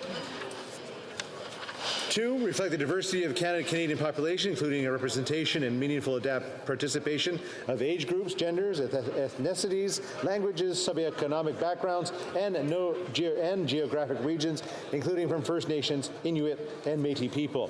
3, determine if electoral reform is recommended for Canada, and if so, recommend specific measures that would foster a healthier democracy. La période de 10 minutes pour les The 10-minute period for members voting electronically has started, and the House will now proceed to the vote. We will start with the sponsor of the item. Miss Barron. Ms. Barron. We will now proceed for members participating in person. All those at my left in favor of the motion will please rise. In the 6th row. Monsieur Blanchette-Jonca. Monsieur Blanchette-Jonca. Madame Bérubé. Madame Bérubé. Monsieur Desilets. Monsieur Desilets. Madame Hughes. Madame Hughes. Mr. Cannings. Mr. Cannings. Thank you, Mélanger. Fifth row. Monsieur Beaulieu. Monsieur Beaulieu. Monsieur Lemire. Monsieur Lemire. Madame Sinclair-Desgagnés. Madame Sinclair-Desgagnés. Madame Chabot. Madame Chabot. Monsieur Trudel. Monsieur Trudel. Madame Desbiens. Madame Desbiens. Miss Zarillo. Miss Zarillo. Fourth row. Madame Vignola. Madame Vignola. Madame Posé. Madame Posé. Monsieur Champoux. Monsieur Champoux. Mr. Backrack. Mr. Backrack. Third row. Monsieur Villemur. Monsieur Villemur. Monsieur Thériault. Monsieur Thériault. Madame Godreau. Madame Godreau. Madame Larouche. Madame Larouche. Monsieur Perron. Monsieur Perron. Mr. McGregor. Mr. McGregor. Second row. Monsieur Garon. Monsieur Garon. Madame Gill. Madame Gill. Madame de Bellefeuille. Madame de Bellefeuille. Madame Michaud. Madame Michaud. Monsieur Brunel-Duceppe. Monsieur Brunel-Duceppe. Mr. Johns. Mr. Johns. Miss Idlout. Ms. Idlout. First row at my left. Monsieur Sainte-Marie. Monsieur Sainte-Marie. Monsieur Terrien. Monsieur Terrien. Madame Normandin. Madame Normandin. Monsieur Simard. Monsieur Simard. Mr. Singh. Mr. Singh. Miss Kwan. Miss Kwan. Miss Collins Victoria. Miss Collins Victoria. All those at my right in favor of the motion will please rise. In the sixth row. Mr. Van Bynen. Mr. Van Bynen. Mr. Weiler. Mr. Weiler. Mr. Hanley. Mr. Hanley. Miss Taylor Roy. Miss Taylor Roy. Mr. Carr. Mr. Carr. Miss Gainey. Miss Gainey. Cinquième ménager. Fifth row. Mr. Long. Mr. Long. Mrs. Zaid. Mrs. Zaid. Mr. Lewis Kitchener-Conestoga. Mr. Lewis Kitchener-Conestoga. Fourth row at my right. Mr. Nagvi. Mr. Nakvi. Mr. Sousa. Mr. Sousa. Mrs. Atwin. Mrs. Atwin. Mr. Johari. Mr. Johari. Monsieur Lightbound. Monsieur Lightbound. Miss May Saanich Gulf Islands. Miss May Saanich Gulf Islands. Mr. Morris. Mr. Morris. Third row. Mr. Fragiscatos. Mr. Fragiscatos. Miss DeBrusen. Ms. DeBrusen. Mr. Vancouverden. Mr. Vancouverden. Miss Zerwitz. Ms. Zarowitz. Second row. Mr. Casey. Mr. Casey. Miss McPherson. Ms. McPherson. First row. Miss Matheson. Ms. Matheson.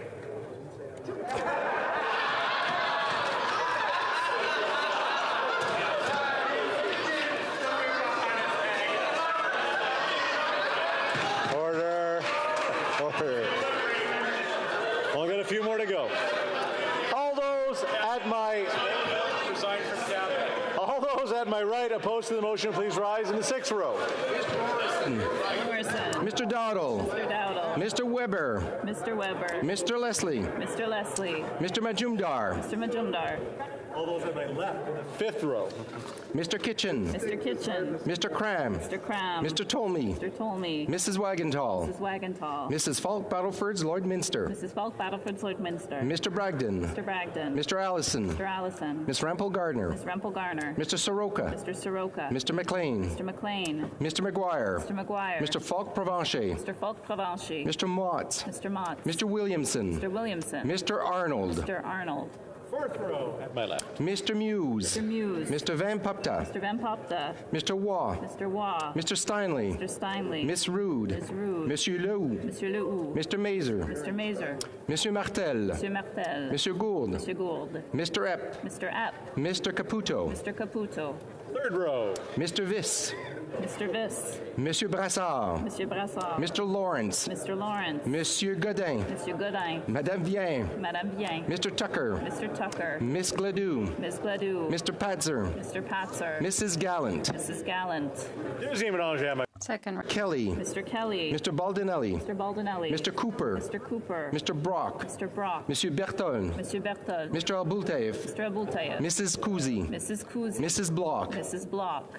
first row. Mr. Bazan. Mr. Bazan. Mr. Kimmich. Mr. Kimmich. Mr. Perkins. Mr. Perkins. Monsieur Deltel. Monsieur Deltel. Monsieur Paulus. Monsieur Paulus. Miss Lewis Haldeman Norfolk. Miss Lewis Haldeman Norfolk. Mr. Barrett. Mr. Barrett. Mrs. Gray. Mrs. Gray. Mr. Moore. Mr. Moore. Mr. Ellis. Mr. Ellis.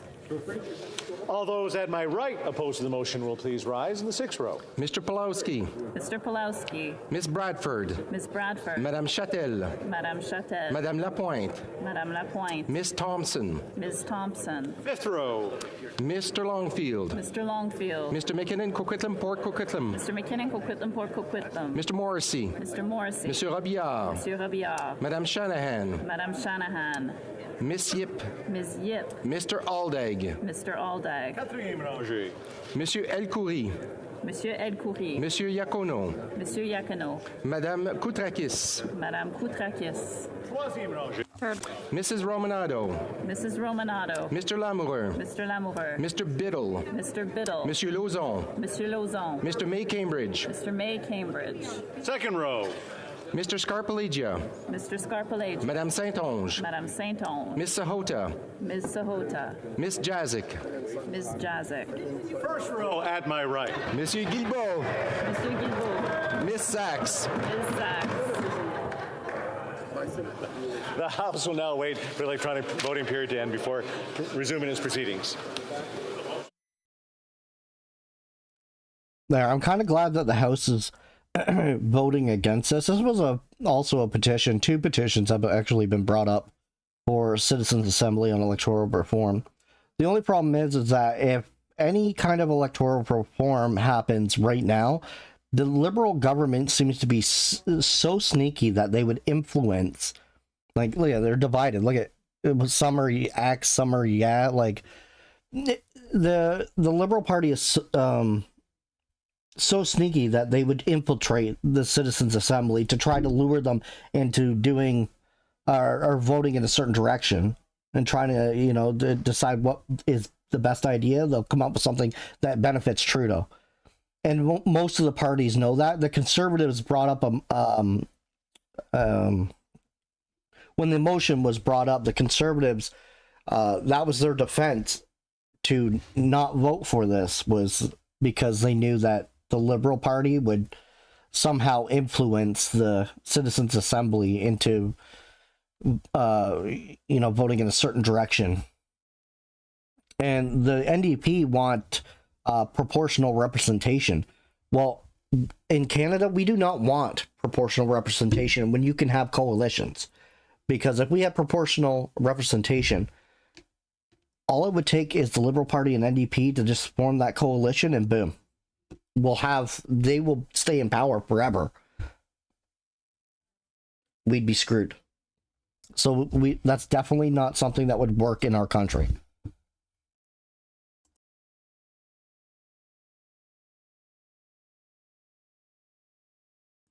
Yeah, well, it wouldn't be new rules for an election, like especially this election.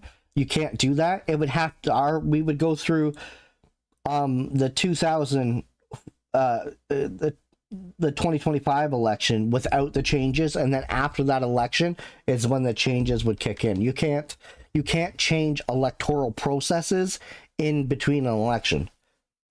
So it's got to be like they'll have to have the next election with old rules before they can do anything. And then the moment that election's done, that motion would be put into a bill and then put into law, and so the next time it would be changed.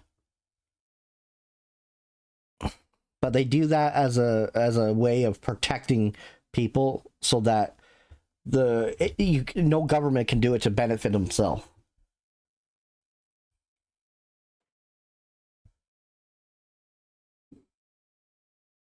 Yeah, you know what? Like, we need to drain the swamp. Like, Pierre is great, and I like him. But, in a lot of ways, he's still going to do things that are going to screw us in the end, just like all the rest of them do. The swamp definitely needs to be drained. Our House needs to be realigned, and all different parties, different people, and some sort of different representation. Constituent representation just does not seem to work because they can just not listen to their constituents, right?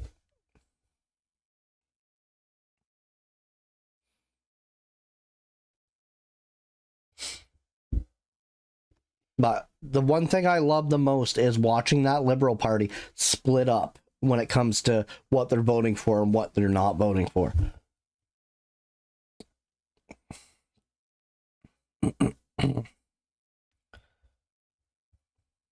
Like, yeah, some of them are, like, I want to vote for this. That's because some of them in the Liberal Party and most of them in the NDP party want proportional representation so that they can continuously keep that coalition alive and keep themselves in power forever. And then we definitely would have a socialist government. Definitely. We don't want that.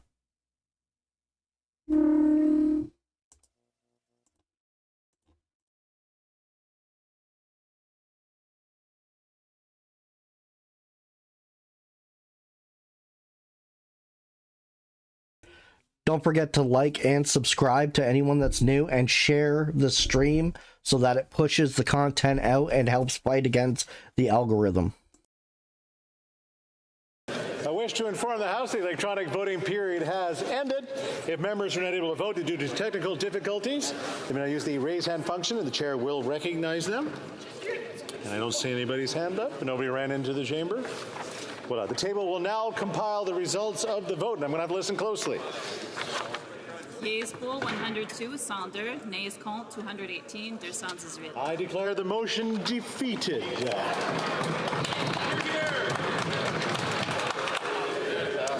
I wish to inform the House I wish to inform the House that due to the deferred recorded divisions, government orders will be extended by 89 minutes. It's my duty, pursuant to Standing Order 38, to inform the House that the questions to be raised tonight at the time of adjournment are as follows. The Honourable Member for Port Moody Coquitlam on housing, and the Honourable Member for Calgary Nose Hill on foreign affairs. Daily routine of business, affaire courante ordinaire. Dépôt. Tabling of documents. Dépôt de Introduction of government bills. Statements by ministers. Reports from interparliamentary delegations. Presenting reports from committees. The Honourable Member for Halifax West. I have the honor to present in both official languages the 19th report of the Standing Committee on Justice and Human Rights.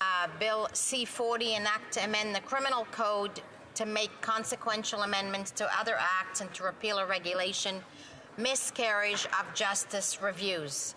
The committee has studied the bill and has decided to report the bill back to the House with amendments. Merci beaucoup. Thank you very much. Presenting reports from committees. Honourable Member for Battleford Lloydminster. Present in both official languages the 14th report of the Standing Committee on Human Resources Skills and Social Development and the Status of Persons with Disabilities in relation to Bill C-318, an act to amend the Employment Insurance Act and the Canada Labour Code, adoptive and intended parents. The committee has studied the bill and has decided to report the bill back to the House with amendments. Thank you, Mr. Speaker. Merci. Présentation. Thank you. Presenting reports from committees, the Honourable Member for Vaudreuil-Soulanges.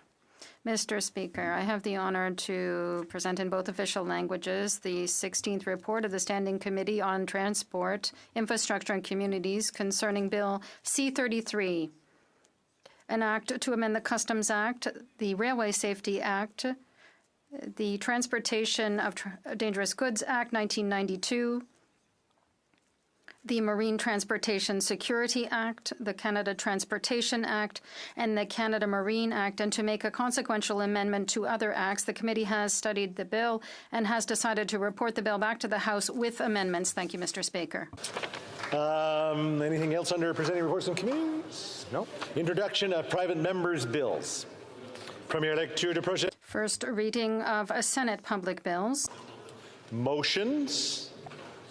Presenting of petitions. The Honourable Member for Regina Louvain. Thank you very much, Mr. Speaker. It is my pleasure to rise once again and present a petition whereas employment insurance, maternity, and parental benefits provide parents with critical financial support while they care for and bond with a new child. Having a parent at home longer in the critical first year of a child's life or placement within a family better supports healthy attachment and the well-being of the child. Adoptive and intended parents are at a disadvantage under the current EI system. Bill C-318 delivers equitable access to parental leave for adoptive and intended parents, and the Speaker of the House of Commons has ruled that the passage of Bill C-318 requires a royal recommendation. We, the undersigned citizens and residents of Canada, call upon the Government of Canada to support adoptive and intended parents by providing a royal recommendation for Bill C-318, which is just presented to this House. Thank you, Mr. Speaker. Thank you very much. Presenting of petitions, présentation of petition, the Honourable Member for, King's Hands. Mr. Speaker, Mr. Speaker, you'll agree with me that in King's Hands, volunteer fire departments pose a really important role in our communities, and we saw this throughout the last summer in terms of the role that they play. I stand here today presenting a petition on behalf of supporters, friends, and ultimately firefighters from the firefighters of Hantsport, Kings County, Milford, and Waterville, and they are petitioning the government to support Bill C-310, which proposes to move the volunteer tax credit from $3,000 to $10,000. It is a private member's bill that I support. We've seen the impacts across the country as a result of forest fires, as a result of extreme weather. Our volunteer firefighters are extremely important, and I'm pleased to present this petition on their behalf today. Thank you, Mr. Speaker. Not that I'm supposed to clarify anything, but Waterville is in the beautiful constituency of West Nova. Presenting a petition, Présentation Petition, the honourable for Dauphin, Swan River, Neepawa. Thank you, Mr. Speaker. It's an honour to present a petition on behalf of constituents. Mr. Speaker, I rise for the 29th time on behalf of the people of Swan River, Manitoba, to present a petition on the rising rate of crime. The NDP Liberal government has done nothing while the rural community of Swan River has been terrorized by the wave of crime that has never used to exist in this small town of Manitoba. And yet the Liberals give the same copy and paste statements to the people of Swan River with no real solution in sight. Rural communities like Swan River are petitioning this Liberal government for a tough-on-crime approach. They are calling for jail, not bail, for violent repeat offenders to stop the crime. Mr. Speaker, the people of Swan River demand that this Liberal government repeal their soft-on-crime policies that directly threaten their livelihoods and their community. I support the good people of Swan River. Ending of petitions, Présentation Petition, the honourable member Courtney Alberni. Mr. Speaker, you won't be surprised I'm tabling another petition in support of the volunteer firefighters and search and rescue personnel from coast to coast to coast, Mr. Speaker. Over 165 communities have sent in petitions representing every single party in a rural riding in this House, Mr. Speaker. They're calling for the firefighter tax credit to be increased from $3,000 to $10,000. This is the least the government can do to support fire departments and search and rescue for retention, to show search and rescue and volunteer firefighter volunteer personnel that they matter, Mr. Speaker, and that we value the work that they do and the sacrifice of their communities and their employers and their communities to ensure that they can get out and protect people in rural Canada. Mr. Speaker, I hope that all members in this House will support Bill C-310 and support the efforts of the Canadian Association of Fire Chiefs, who've been working very hard to get support for this bill. Thank you. Ending of petitions, the honourable member for Toronto Danforth. Thank you, Mr. Speaker. Today I'll be presenting two petitions. The first is members of my community who wanted to express their opinions with respect to medical assistance in dying. The second petition that I have is from my constituents who care greatly about the climate crisis and are supporting the implementation of strong clean electricity regulations along with federal funding, affordability measures, and complementary policies to support an emissions-free grid. Thank you, Mr. Speaker. Presenting the petitions, the honourable member for Niagara West. Thank you very much, Mr. Speaker. And I want to present a petition which deals around mental illness and MAID. And the petitioners say that mental illness is a complex and can include suicidal thoughts and symptoms, and that people really should be provided treatment and support and not offered MAID. So I want to present that petition. Présentation Petition, the member for Cowichan, Malahat, Langford. Thank you, Mr. Speaker. I'm rising today to table petition E4576, which was signed by 7,610 people. The petitioners recognize in the preamble that the Island Corridor Foundation is a non-profit partnership governed by 14 First Nations and 5 island regional districts.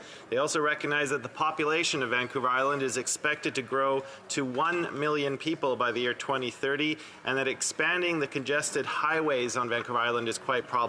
Therefore, Mr. Speaker, they are calling on the Government of Canada to work with dedicated resources and with a nation-to-nation approach to reconcile and resolve long-standing First Nations concerns with certain sections of the Island Corridor. They want to see the Government of Canada create a $1 billion fund to foment the development of the Island Corridor. They want to see that the Island Corridor Foundation as a non-profit partnership that is very much in the public interest. And finally, Mr. Speaker, to to apply the funding to create a modern freight and passenger service on Vancouver Island to retain and develop the strategic asset that was recognized by the BC and federal ministers of transportation and infrastructure on the 14th of March 2023. Thank you so much. Presenting petitions, Presentation Petition, the Honourable Member for Stanage Gulf Islands.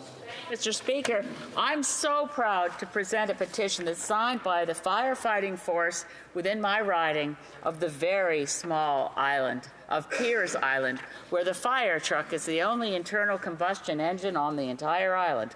The firefighters, the volunteer firefighters of Piers Island have asked me to present this petition in support of the private member's bill of the Honourable Member from Courtenay, Alberni, that has been spoken of a number of times this afternoon.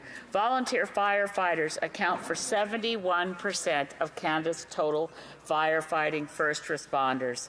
And we have right now a good step, a step in the right direction that we supported at the time, of a $3,000 tax credit for volunteer firefighters. Bill C-310 is supported by the petitioners, asking that those volunteer firefighters and search and rescue volunteer services have that grown from a $3,000 to $10,000 tax credit. I'm proud to present this petition, and I urge this Parliament and this House to get behind it. Thank you, Mr. Speaker. Presenting the petitions, Presentation Petition, the Honourable Member for Battleford Lloydminster. Thank you very much, Mr. Speaker. Adoptive and intended parents are at a disadvantage under the current EI system here in Canada, and all parents, it doesn't matter, are deserving of equal access to parental leave benefits. So Bill C-318 delivers equitable access to parental leave for adoptive and attendant parents, and the undersigned citizens and residents of Canada call upon the Government of Canada to support adoptive and intended parents by providing a royal recommendation to Bill C-318. Thank you. Presenting the petitions, the Honourable Member for Winnipeg North. Thank you, Mr. Speaker. As we all know, Canadians are very much passionate and care deeply about health care in Canada. The backbone to that system, of course, is our health care workers. In particular, this petition is dealing with our nurses at the many different levels.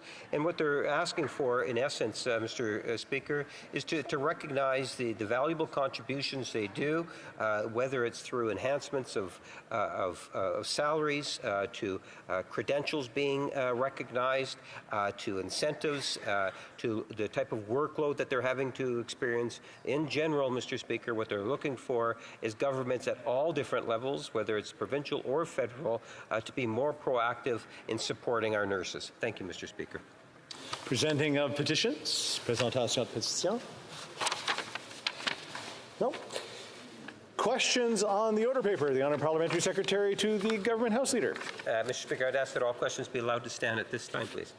And the notices of motion for the production of papers. The Honourable Parliamentary Secretary. And again, Mr. Speaker, I would ask that all notices of motions for the production of papers also be allowed to stand at this time, please. Je pense que l'honorable député de La Prairie. The Honourable Member for La Prairie had a point of order. Sorry, Mr. Speaker. Thank you, Mr. Speaker. I'd like to come back to the question of privilege raised by the member of Regina Capel about the invitation of the Ukrainian war veteran in September 2023.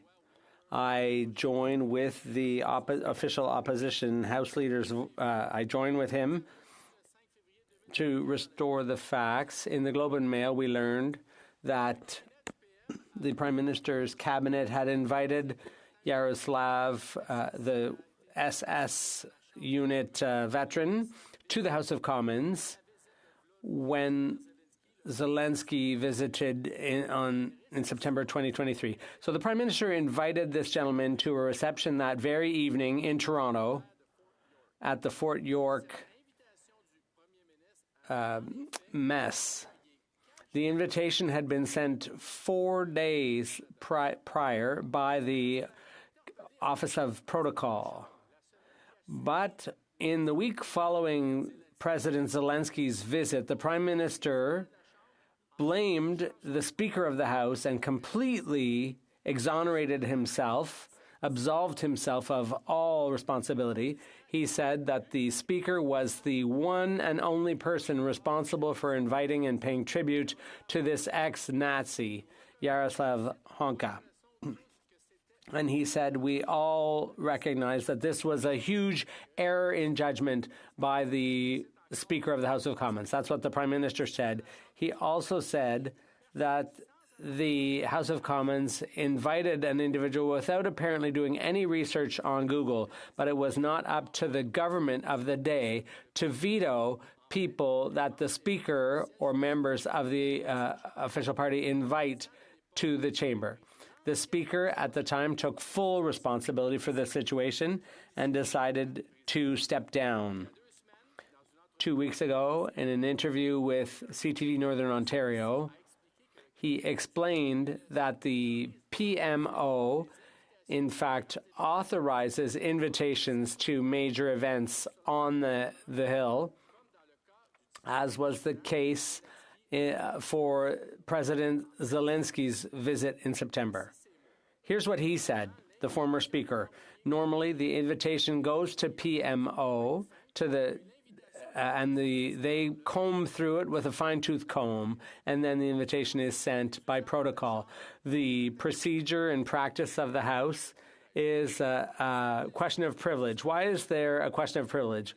Well, because according to House of Commons procedure and practice, when the House is misled, there is a question of privilege by one of its members, whether it's a simple member, a minister, or the Prime Minister. On September 27, 2023, what the Prime Minister said meets all three criteria under previous rulings by Speakers of the House in similar situations. First of all, the Prime Minister's statements were misleading because they implied that the Prime Minister and his office did not know this individual and that they had nothing to do with his invitation to the House.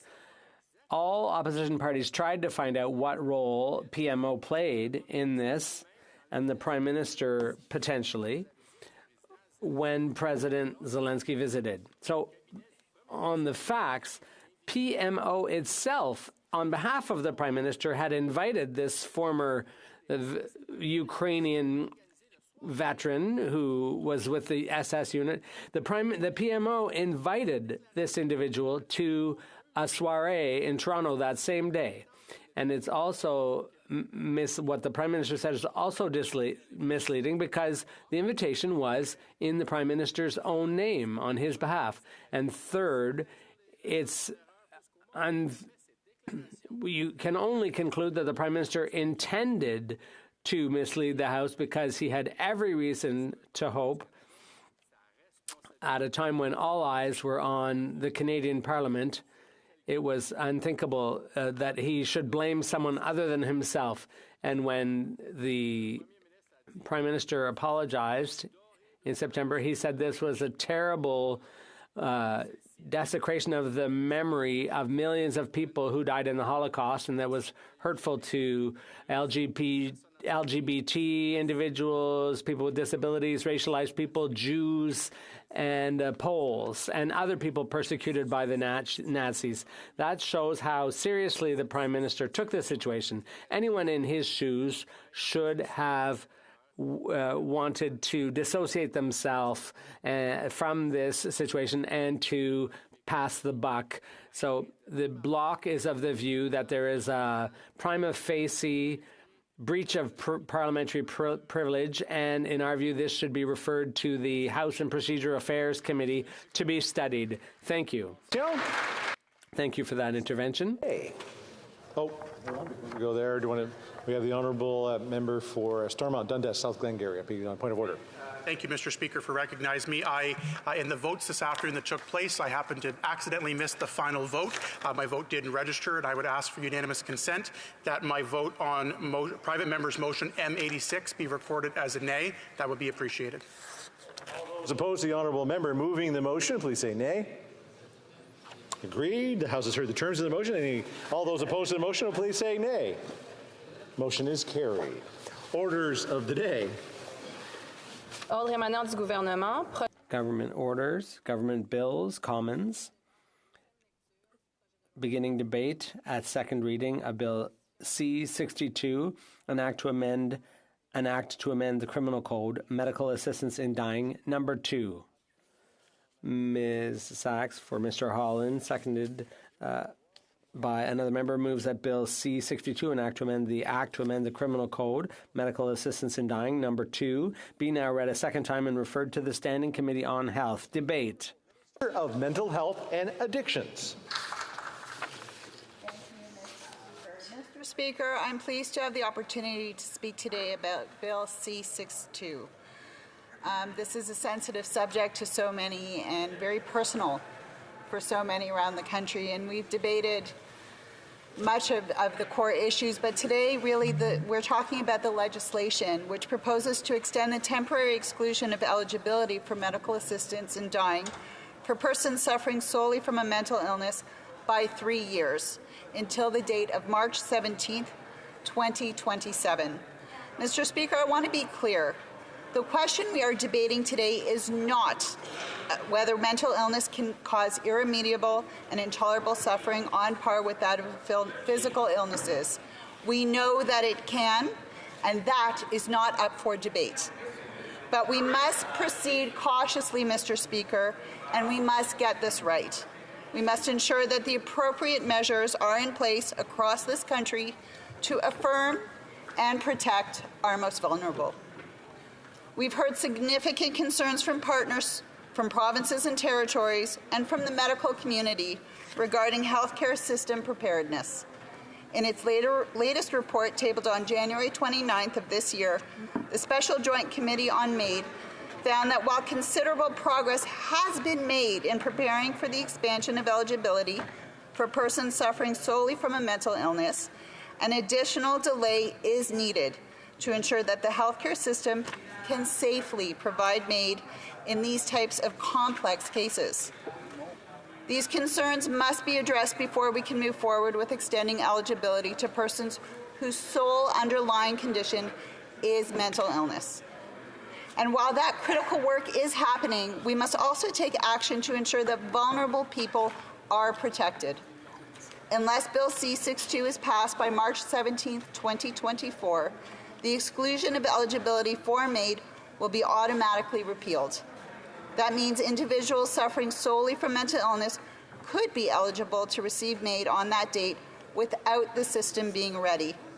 Mr. Speaker, although progress has been made to support the safe assessment and provision of MAID in complex cases, now is not the time to extend this exclusion, as highlighted by the letter we received from provinces and territories.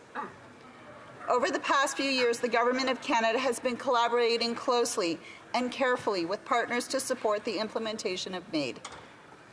We have taken a compassionate and careful approach to this in our support of the safe assessment of MAID in complex cases, and including where the sole and underlying medical condition is a mental illness. I'd like to take a few minutes to highlight some of the key areas of progress that have been made. As required under former Bill C-7, we appointed an independent expert panel with a mandate to provide recommendations on protocol guidance and safeguards to apply to requests for MAID made by persons whose sole medical condition is a mental illness.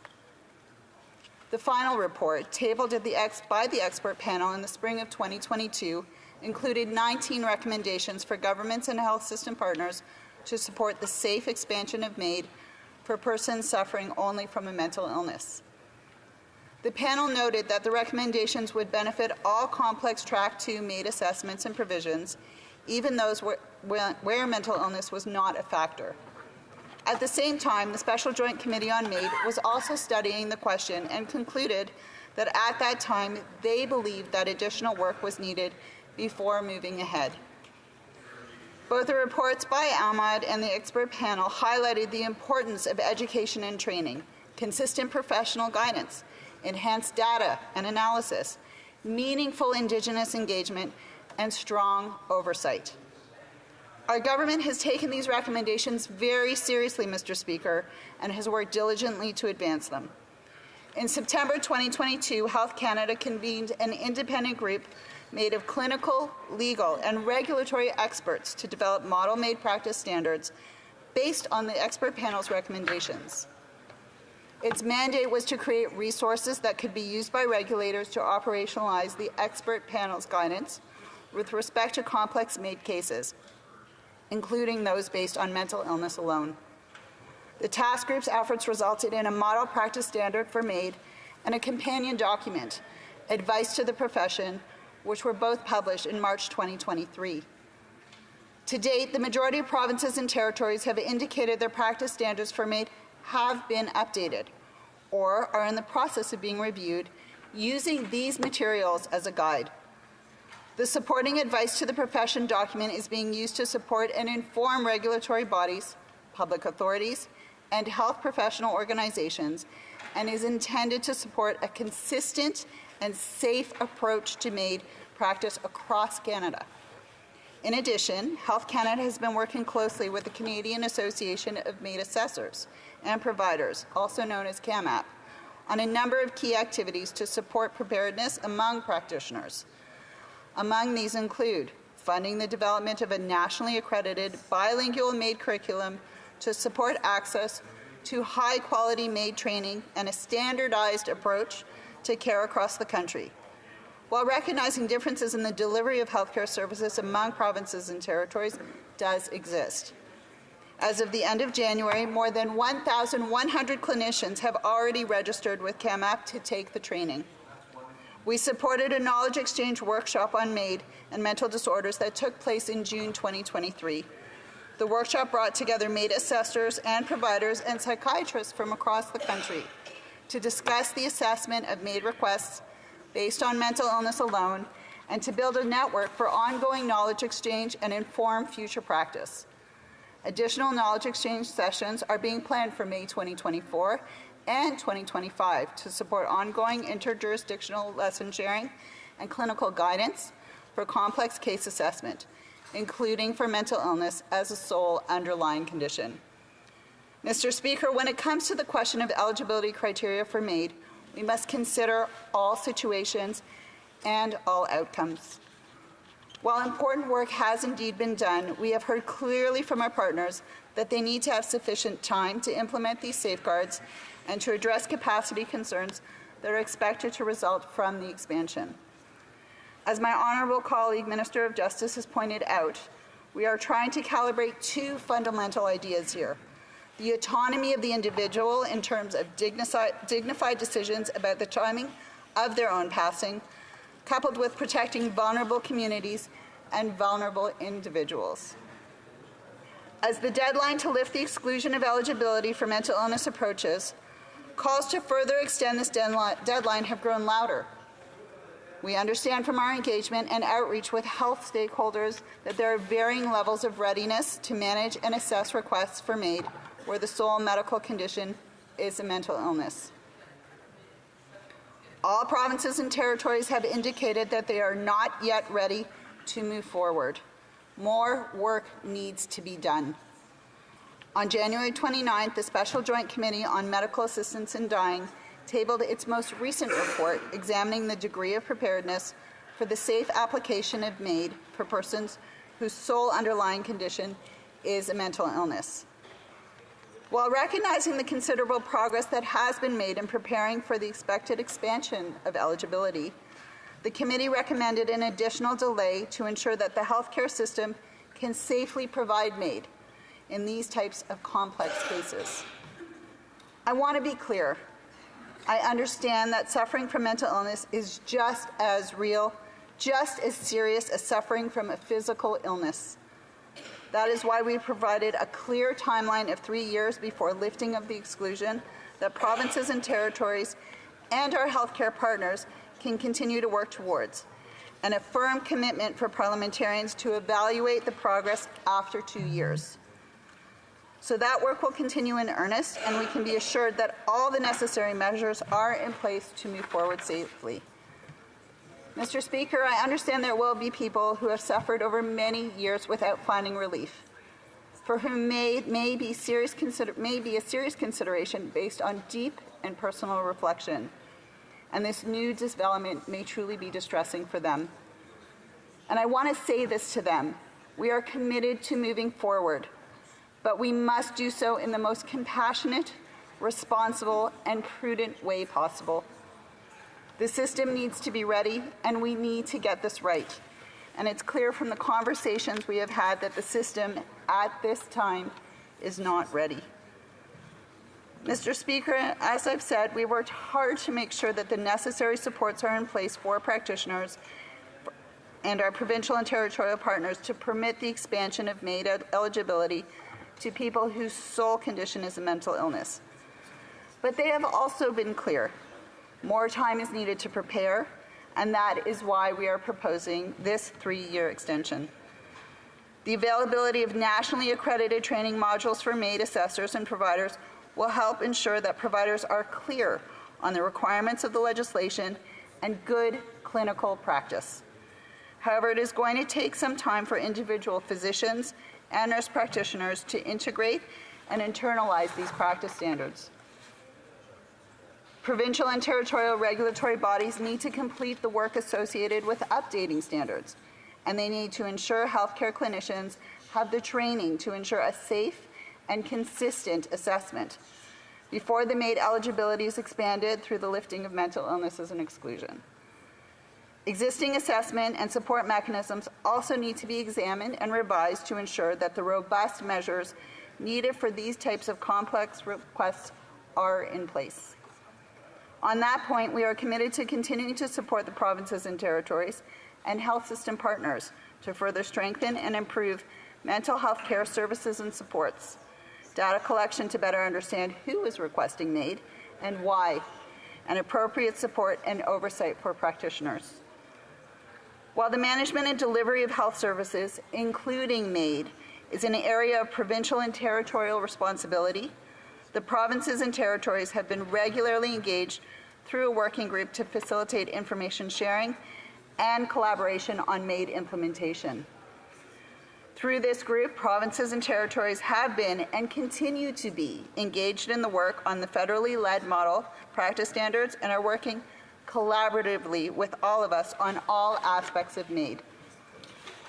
The government has also made significant investments to support the provinces and territories in the delivery of mental health services. Just a few examples. Budget 2023 confirmed the government's commitment to invest close to $200 billion over 10 years, starting in 2023-2024, to improve health care for all Canadians.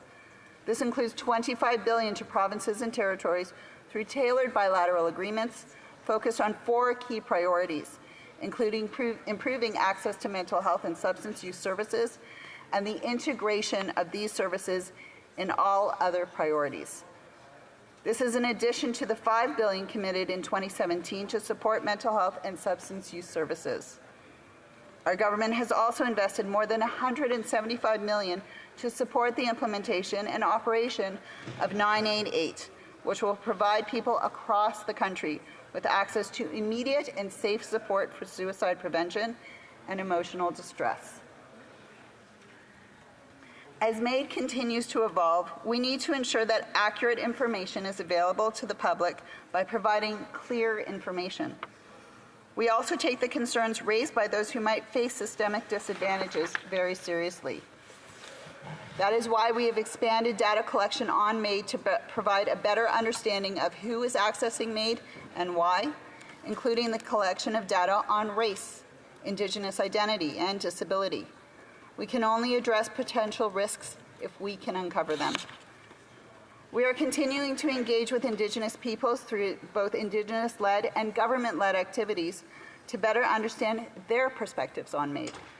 This will culminate in a What We Heard report in 2025. This will support transparency, Mr. Speaker, provide insight into how the legislation is working, and maintain public trust in how MAID is accessed and delivered in Canada. Finally, both the expert panel on MAID and mental illness and the Special Joint Parliamentary Committee highlighted the importance of case review mechanisms and oversight to support the safe assessment and provision of MAID. Most provinces and territories already have systems in place to do this work, but we understand that more can be done. We are working with the provinces and territories to explore enhanced models of case review and oversight, and in particular for more complex MAID requests to support consistency and quality assurance across the country. Mr. Speaker, I understand that medical assistance in dying is a complex issue about which there are deeply held beliefs and opinions. And I understand the concerns that have been raised with regard to the expansion of eligibility for MAID to include circumstances where the persons whose sole underlying medical condition is a mental illness.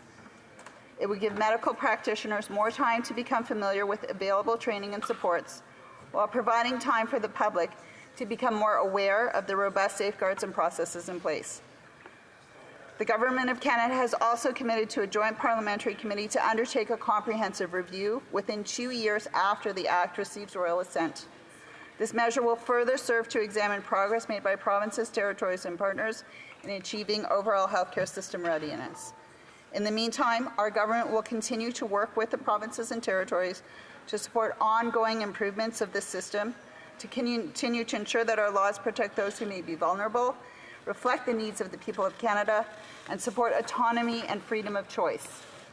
That is why, after much deliberation, we have introduced Bill C-62 to extend the temporary exclusion of eligibility for MAID for persons suffering solely from a mental illness to March 17, 2027. To put it simply, Madam Speaker, we need more time to get this right. I urge all members of this House to support C-62. Questions and comments? Questions et commentaires. The Honourable Member for Fundy Wild. God, I'm proud of myself. On review of evidence, the Board of Directors of the Society of Canadian Psychiatry believes the process leading to the planned 2024 MAID for mental illness expansion was flawed, insufficiently responsive to evidence-based cautions, and resulted in a lack of safeguards. They are causing on this expansion not to be paused for 3 years, to be paused indefinitely without qualification and that any implementation can be safely introduced at any arbitrary predetermined date. And they urge that it not be driven by ideological advocates. Why is the minister and why is this government continuing to press on when the experts have spoken and we should not be moving forward in this dangerous direction? It should be paused indefinitely.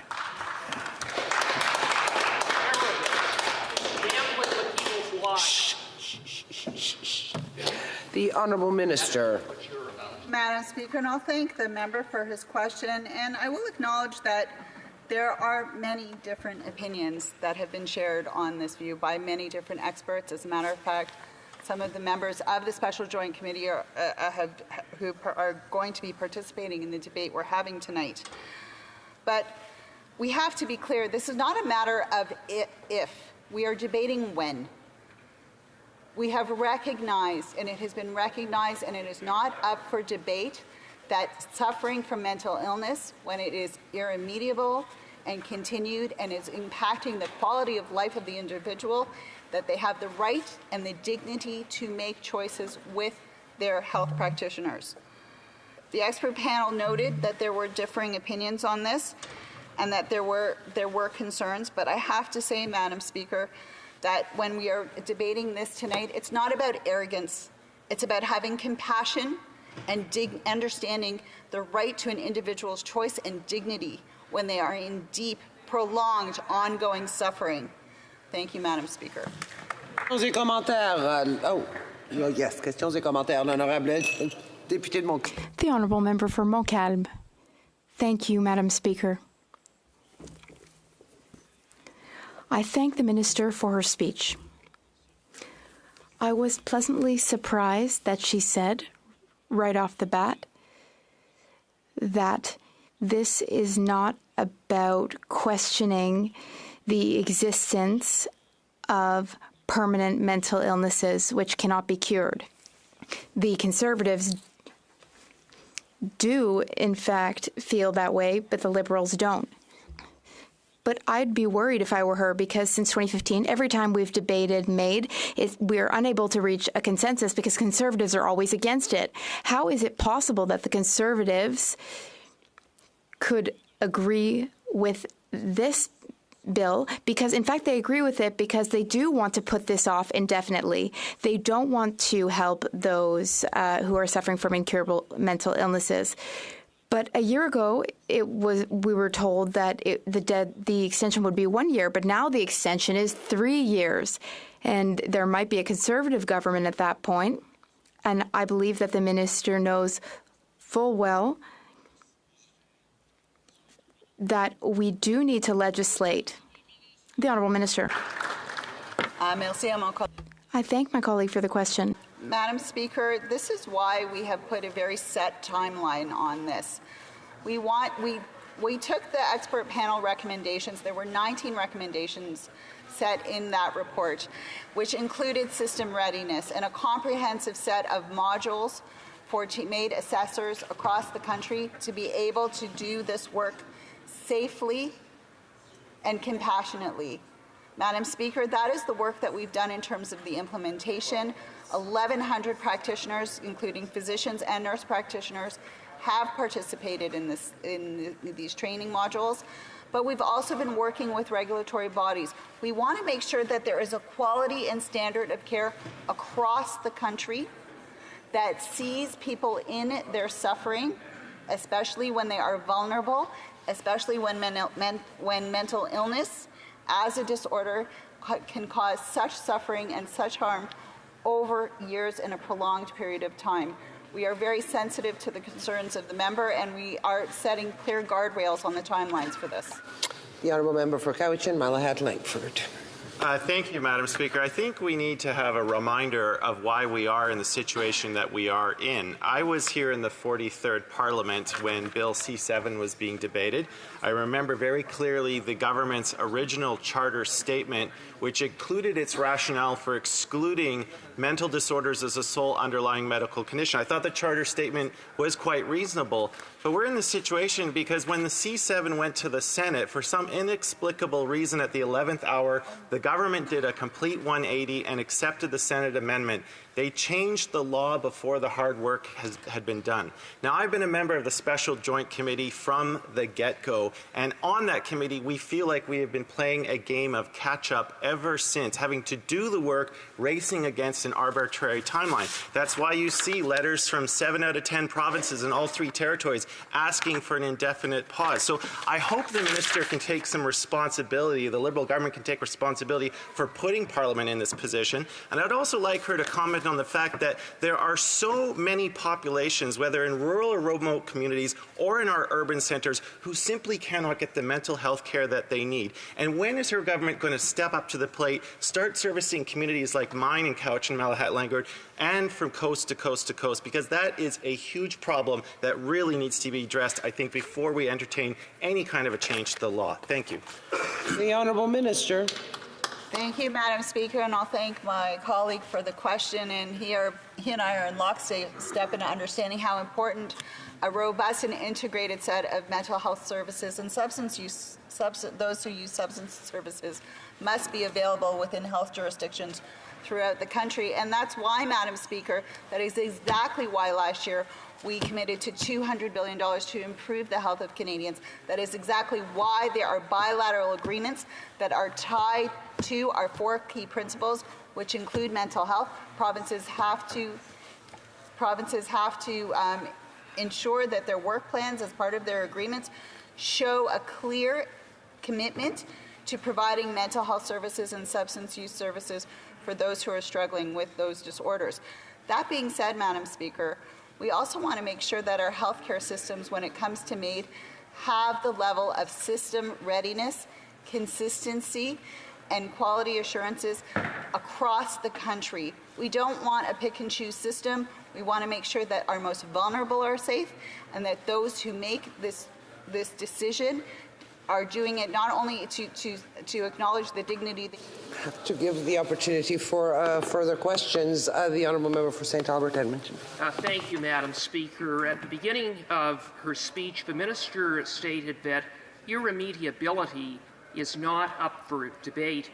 Respectfully, it is the core of the debate about whether MAID can be expanded in cases where mental disorders are the sole underlying condition.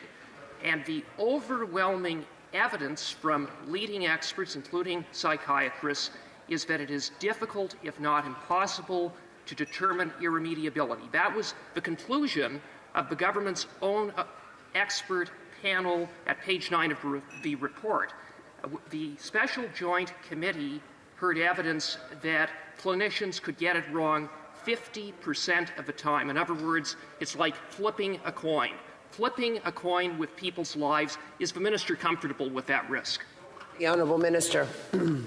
I will thank the member for his question, but I will remind him that we can't speculate on treatment. Treatment is something that a patient decides with their healthcare provider. There is a lengthy process and of assessments that are done for those who struggle with mental illness. That being said, the criteria in terms of eligibility are crystal clear. It has to be prolonged. It has to be determined irremediable, not only by the patient, but a group of expert assessors, a full assessment of what treatments have been engaged. And I know there's been some debate in the House in the past of, well, what about future treatment and all of that? We are looking at an individual and their prolonged suffering. I would ask the member to really contemplate on does an individual's own lived experience with prolonged mental illness and the suffering that goes with it not weigh in beyond the experts who haven't walked in their shoes? Resuming debate, the Honourable Member for St. Albert, Edmonton. Thank you, Madam Speaker. Here we are again, just as we were last February, faced with an arbitrary deadline set by the Liberals for their radical plan to expand MAID for mental illness, with a Liberal government completely unprepared and therefore needing to bring in 11th hour legislation to extend the implementation deadline that they set in the first place. Madam Speaker, I can't think of another time or another issue in which a government has had to bring in effectively emergency legislation twice to extend a deadline for the implementation of their own law. It's truly shambolic. How did we get into this mess thanks to the Liberals? Well, very simply, what we have across the way is a radical and reckless government, a government that put blind ideology ahead of evidence-based decision-making. That has been the consistent pattern in terms of decisions this government has made with respect to this planned expansion, starting with David Lametti, the former Justice Minister, who accepted a radical Senate amendment back in 2021 to implement MAID for mental illness, and then that set a arbitrary 2-year timeline for implementation. And it should be noted that the charter statement for the bill, in which Lametti accepted that radical Senate amendment, provided a rationale for excluding MAID in cases of mental illness, and the minister at the time said that he was against, and the government was against, MAID for mental illness because there were inherent risks and challenges. Indeed, he was right. But then he suddenly flip-flopped and rammed the amendment through with very little debate, 1.5 days of debate, no parliamentary study, no consultation with experts and affected groups, and no evidence that MAID for mental illness can be implemented safely and appropriately. The Liberals got it completely backwards. Instead of studying the issue first to determine whether this could be implemented safely, they decided to move full steam ahead and study the issue after the fact. Had they approached this matter responsibly, they would have learned very early on that there are significant clinical, legal, and ethical problems with expanding MAID in cases of mental illness. Among those problems are two fundamental clinical issues.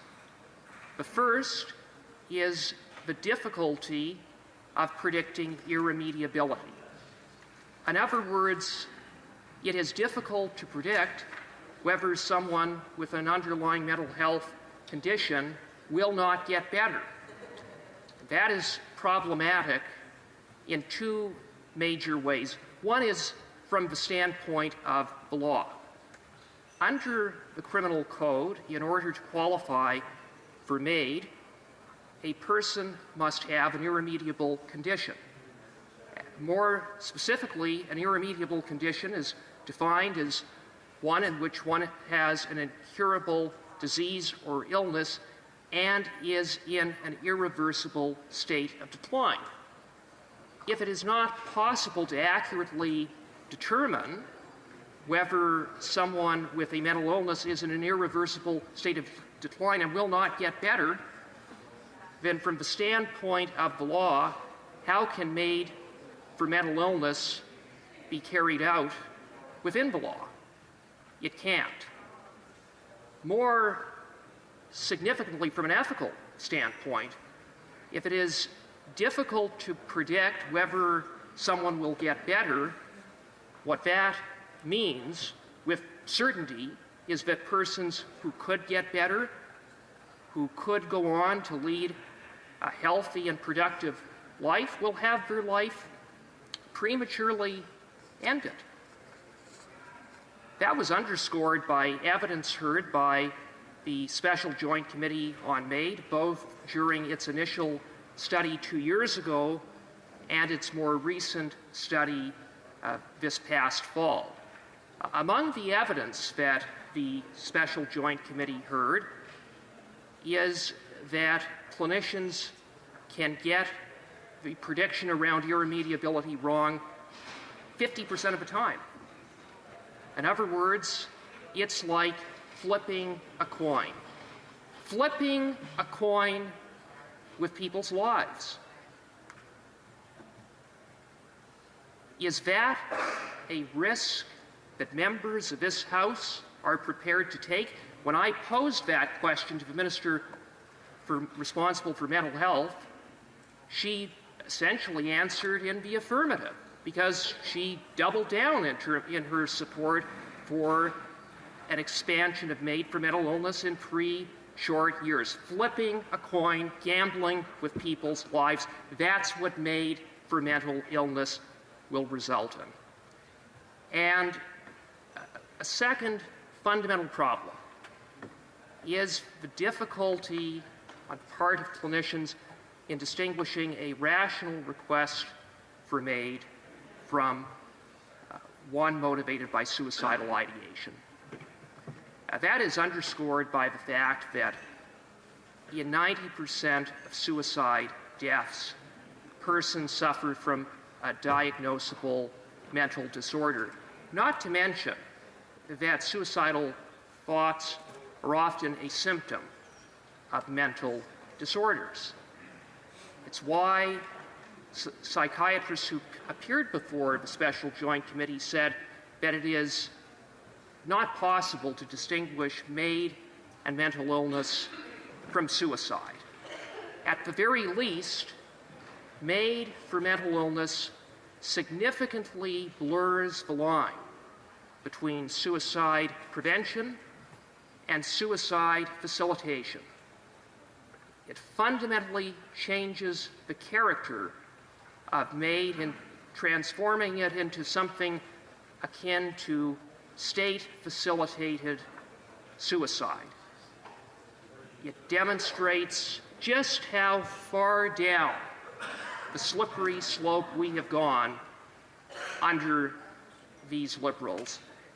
And the minister said that there are robust safeguards in place, that persons with a mental illness would only be able to qualify after years in which they had received treatments in which they were not getting better. Well, that is paraphrasing what she said. Madam Speaker, that is simply not accurate. It's not accurate because no such safeguards are in any legislation put forward by the Liberals. In fact, the expert panel that the Liberals appointed incredibly recommended that there be no additional safeguards. And so, under the MAID expansion, it's simply not accurate that in order to qualify, that one must go through treatments or that they must be suffering over an extended period of time. In fact, the Liberals expressly rejected additional safeguards such as that. Now, Madam Speaker, in the face of those challenges, clinical challenges, Conservatives called on the Liberals to put an indefinite pause on this expansion. Likewise, in the lead up to the March 2023 deadline for implementation, that arbitrary deadline set by the Liberals, the chairs of psychiatry at all 17 medical schools called on the Liberals to put a pause on this expansion. And what did the Liberals do? Well, essentially they kicked the can down the road. They introduced Bill C-39 that merely extended the deadline for implementation from March of 2023 to March of 2024. In other words, once again, the Liberals put ideology ahead of evidence-based decision-making, making what amounted to a political decision with a new arbitrary deadline. Nearly a year has passed, and where are we today in terms of resolving the fundamental issues and problems with respect to safely implementing MAID for mental illness? The answer is that no progress has been made. Indeed, when the Special Joint Committee heard from psychiatrists, the message was loud and clear: don't move ahead with this, it's not safe, it can't be implemented appropriately, and that the responsible course for the government to take is to acknowledge that they simply got it wrong and to put an indefinite pause on this expansion. It's no surprise that in the face of these challenges, that if there is a professional position or a professional consensus, it is a consensus against this expansion. We saw that last week when a survey from the Ontario Psychiatric Association was released indicating that a full 80% of Ontario psychiatrists don't believe that the healthcare system in Canada can safely implement MAID for mental illness. And last week, 7 health ministers, 7 out of the 10 provinces, plus health ministers from all 3 territories, called on the Liberals to put an indefinite pause on this expansion.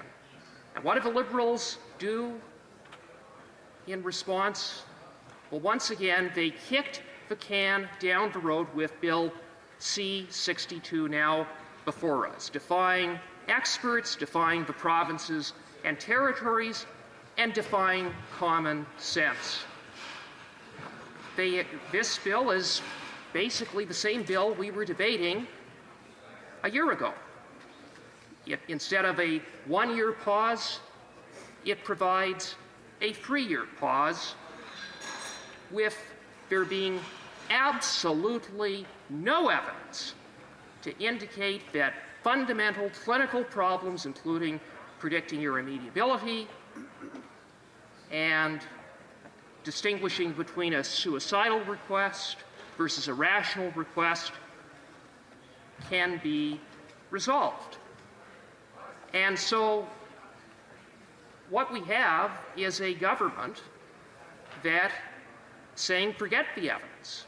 The minister said it's not even up for debate. We don't even want to talk about evidence as part of this issue. Irremediability, forget about it, she basically said. And so we have a Liberal government that is determined to implement this radical policy. That's the bottom line. Against a consensus amongst psychiatrists and other advocates, indeed to get an insight into the mindset across the way. The Minister of Health last week in a press conference said that there is a moral imperative to get ready for MAID and mental illness. A moral imperative. A moral imperative to do what? A moral imperative to give up on people who are struggling with mental illness. Shameful. A moral imperative to offer death through the provision of MAID to persons who are struggling with mental health issues. That's what these Liberals characterize as a moral imperative. I say it speaks to the moral bankruptcy of these Liberals after 8 years of this Prime Minister. And, Madam Speaker, when the Liberals talk about MAID and mental illness, they're always very vague about what they mean. They know that if Canadians knew and fully understood what MAID for mental illness meant, most Canadians would be absolutely appalled. The model practice standard that I believe the minister alluded to, that was prepared by the government's so-called task group of experts, provides that for a mental disorder, that would include anything in the DSM-5. Any condition listed in the DSM-5 is what these Liberals are contemplating as constituting a condition that would qualify someone for MAID in the case of mental illness. And so what are the conditions listed in the DSM-5? They include personality disorders, depression, schizophrenia, issues when persons suffer from and have addictions, challenges. That is what we're talking about when it comes to MAID and mental illness. It is truly repulsive. It's morally bankrupt to the core, and it says everything that Canadians need to know about the values of these Liberals. Madam Speaker, there is only one piece of good news in all of this, and that is that this legislation provides a 3-year pause, and what will happen between now and the expiration of those 3 years is a federal election. Hear, hear. And so Canadians will have a choice. They can choose between a Liberal government that wants to provide death to persons who are struggling with mental illness, or they can choose a common-sense conservative government.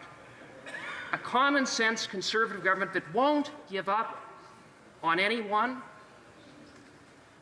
that will be committed to offering persons struggling with mental health issues hope and health, and yes, a common-sense conservative government that will permanently scrap this radical Liberal experiment that gambles with the lives of vulnerable Canadians. Thank you, Madam Speaker.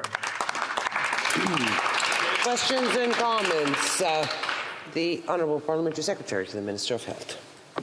Thank you very much, Madam Speaker. And I was listening to the member quite intently. And there's 2 points that I want to raise quickly and hear his response. One, he talked about a consensus between, in the psychiatric community, and I don't know what consensus he's referring to. There are various varied views on providing services and cure to people with mental illness. But my question regards to rights of individuals. We've got a decision by a Quebec court that has required this Parliament to act on that ruling to ensure the rights of individuals that's guaranteed under the Charter of Rights and Freedoms are protected. I would like to hear his views as to how we will reconcile with those rights and what would be his plan to ensure the rights of Canadians, whether they have mental illness or not, are protected under our Charter. The Honourable Member for St. Albert, Edmonton. Thank you, Madam Speaker. I would submit that 80% of psychiatrists in Ontario saying that MAID should not be expanded in the case of mental illness is approaching a professional consensus, and the member, I would hope, would be concerned of a government policy to expand MAID in cases of mental illness, significant expansion impacting vulnerable persons, that he would question the appropriateness of such a policy in the face of opposition from so many experts. And with respect to the Quebec court decision that he alluded to, he is, I believe, referring to the Truchon decision, and there was no pronouncement of the Quebec Superior Court on the question of mental illness. That was not part of the fact pattern in the case. The plaintiffs were not suffering from an underlying mental health disorder. There's no precedent, no binding precedent, no precedent forcing this government to enact this legislation. This is a political decision made by these Liberals. Questions and comments. Thank you very much, Madam Speaker. As my colleague knows, I've been on the Special Joint Committee on Medical Assistance in Dying from the get-go. And if he will recall, in the 43rd Parliament, when this House was dealing with Bill C-7, the government's original charter statement, which provided its rationale for excluding mental disorders as the sole underlying medical condition, I thought was fairly well reasoned and explained that, yes, Section 7 and Section 15 of the Charter can be involved here, but, we have to remember Section 1, and sometimes we may need to limit rights. For me personally, I'm a big believer in the Charter, but I struggled through this whole process and how I find that balance between an individual's Charter-protected rights, but also the need of society to sometimes step in and protect the most vulnerable. And I would just like, through you, Madam Speaker, to wonder how he personally approached finding that balance, and to also put it in the context that so many people in Canada, whether they are in rural or remote communities or in our urban centres, are marginalized and don't have access to the proper mental health care supports that they so desperately need. Thank you. The Honourable Member for St. Albert, Edmonton. Thank you, Madam Speaker, and I want to thank my colleague from Cowichan-Malahat Langford, who I enjoyed working with on the Special Joint Committee. And the manner in which I approached this issue is by following the evidence to determine whether this expansion could be implemented safely and appropriately.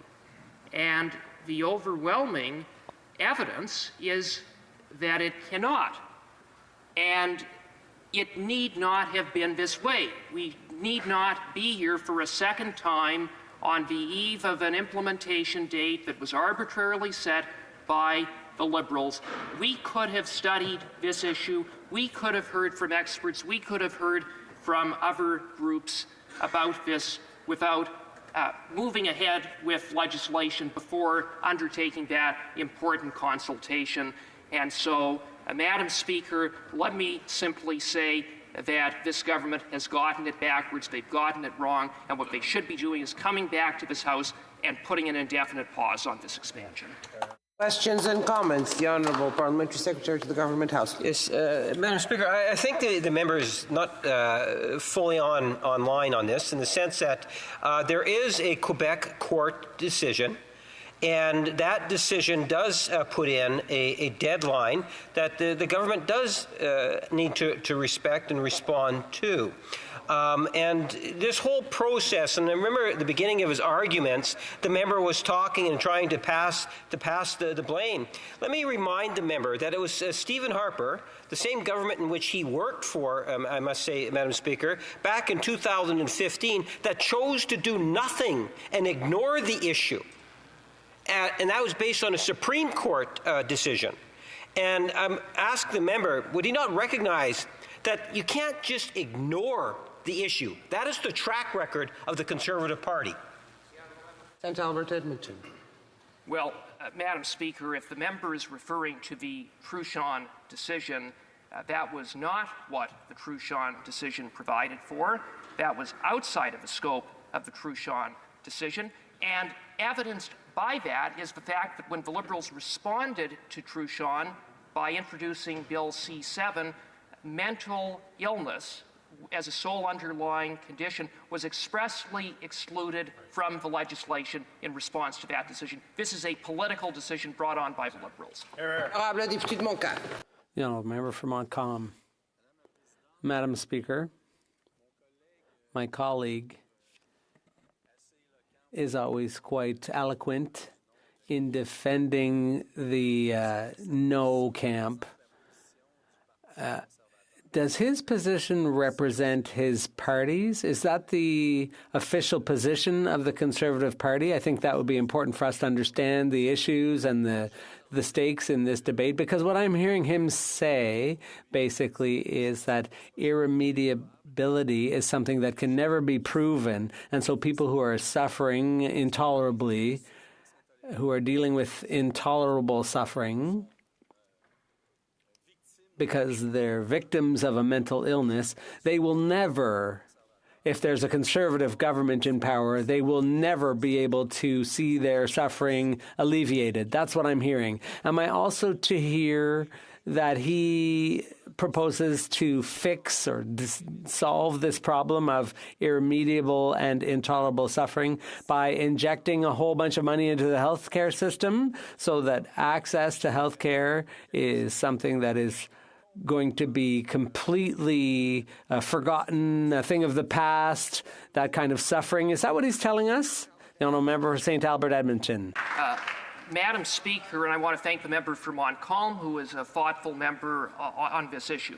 What I would say with respect to the question of irremediability is that I am absolutely not comfortable with moving ahead with this expansion if it cannot be accurately determined. When psychiatrists come before a committee and say it's like flipping a coin, that clinicians get it wrong 50% of the time, that is not an appropriate risk. That is evidence of a policy that has not been well thought out and that is dangerous and will negatively impact vulnerable persons on a matter of life and death. And with respect to the position of the Conservative Party, yes, the position of the Conservative Party is that a common-sense Conservative government will permanently scrap this radical and dangerous expansion. The Honourable Member for Fundy Royal. Madam Speaker, thank you to the Honourable Member for his speech. The arrogance and incompetence of the members opposite on this issue is truly alarming and frightening. Are they not aware, Madam Speaker, that 30 legal experts wrote a letter to the former Justice Minister and the Cabinet saying, and I quote, "Parliament is not forced by the courts to legalize MAID."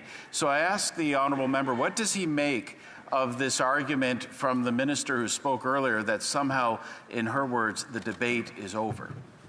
The Honourable Member for St. Albert, Edmonton. Madam Speaker, it's arrogance, it's recklessness, it's incredible. And it's incredible in the sense that they hide behind a Quebec court decision, a decision they frankly should have appealed, but didn't, that did not pronounce on the question of MAID and mental illness, and are now using that as the basis to say we need to move forward with this legislation, even though when they initially responded, they said, we're going to exclude mental illness from the legislation. So they're trying to have it both ways. They got into this mess because David Lametti accepted a radical Senate amendment, and it's been a 3-year mess ever since.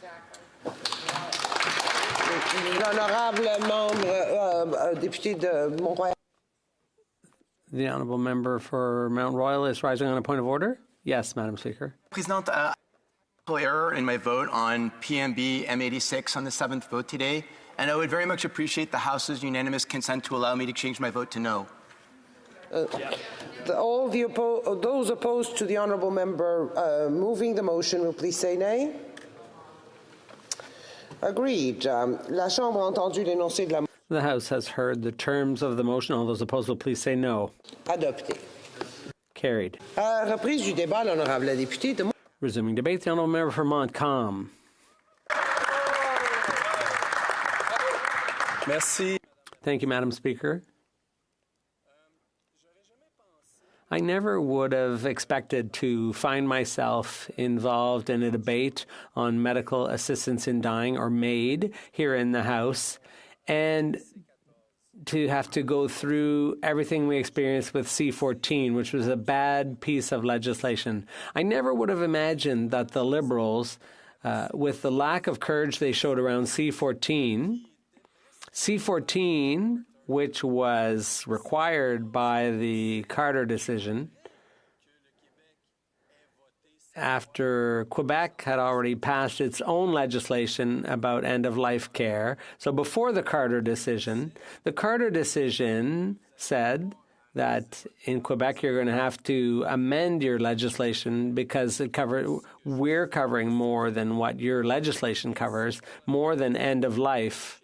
And Parliament here said they'd never thought about it.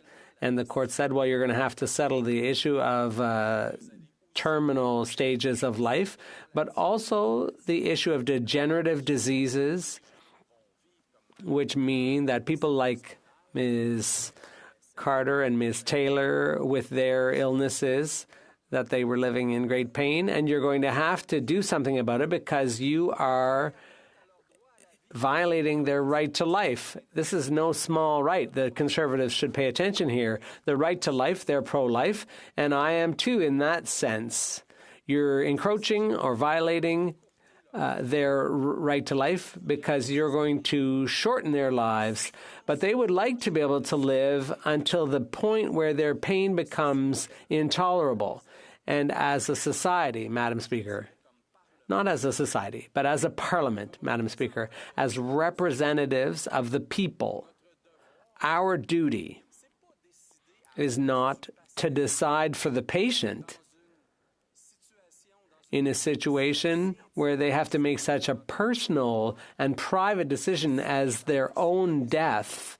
We should not be deciding what's good for them. The role of government, Madam Speaker, is to provide the conditions that will allow the individual to make a free and informed decision. That's our role, because otherwise we're being paternalistic as a government. And I would invite my colleague, my Conservative colleague, to read a little bit about clinical ethics. Not just Ontario psychiatrists. We know that psychiatrists are divided on this issue, Madam Speaker, but if there's one area where medical paternalism still reigns, it's in psychiatry, Madam Speaker. That is, if there's one area where there's still a lot of paternalism in medicine, it's in psychiatry. And if the paternalism still ruled supreme in all of medicine, what would the situation be? What needs to be done to give patients some control over their end-of-life care? And it so happens that there were some doctors who got cancer, and at the end of their lives said they refused treatment. But there was a time when doctors would perform heroics. They would do anything and everything to forestall death. But along came some doctors who refused care at the end of their lives. Doctors with cancer who said, "No, you are going to stop treatment. I want some quality of life here. I want to be able to spend some time with my family. My final days, I want to be clear-headed." And so that's what it took. Doctors with incurable illnesses who were at the end of their tether. Before that, there was so much paternalism in medicine. Sometimes the patient wasn't even informed that they were going to die. The priest was there to perform the last rites, and the patient hadn't even been told that they were that far gone. So this is all about giving the individual the ability to decline medical heroics and Herculean efforts by unwanted efforts by doctors. Now, before MAID, we talked about passive euthanasia, and even that wasn't allowed.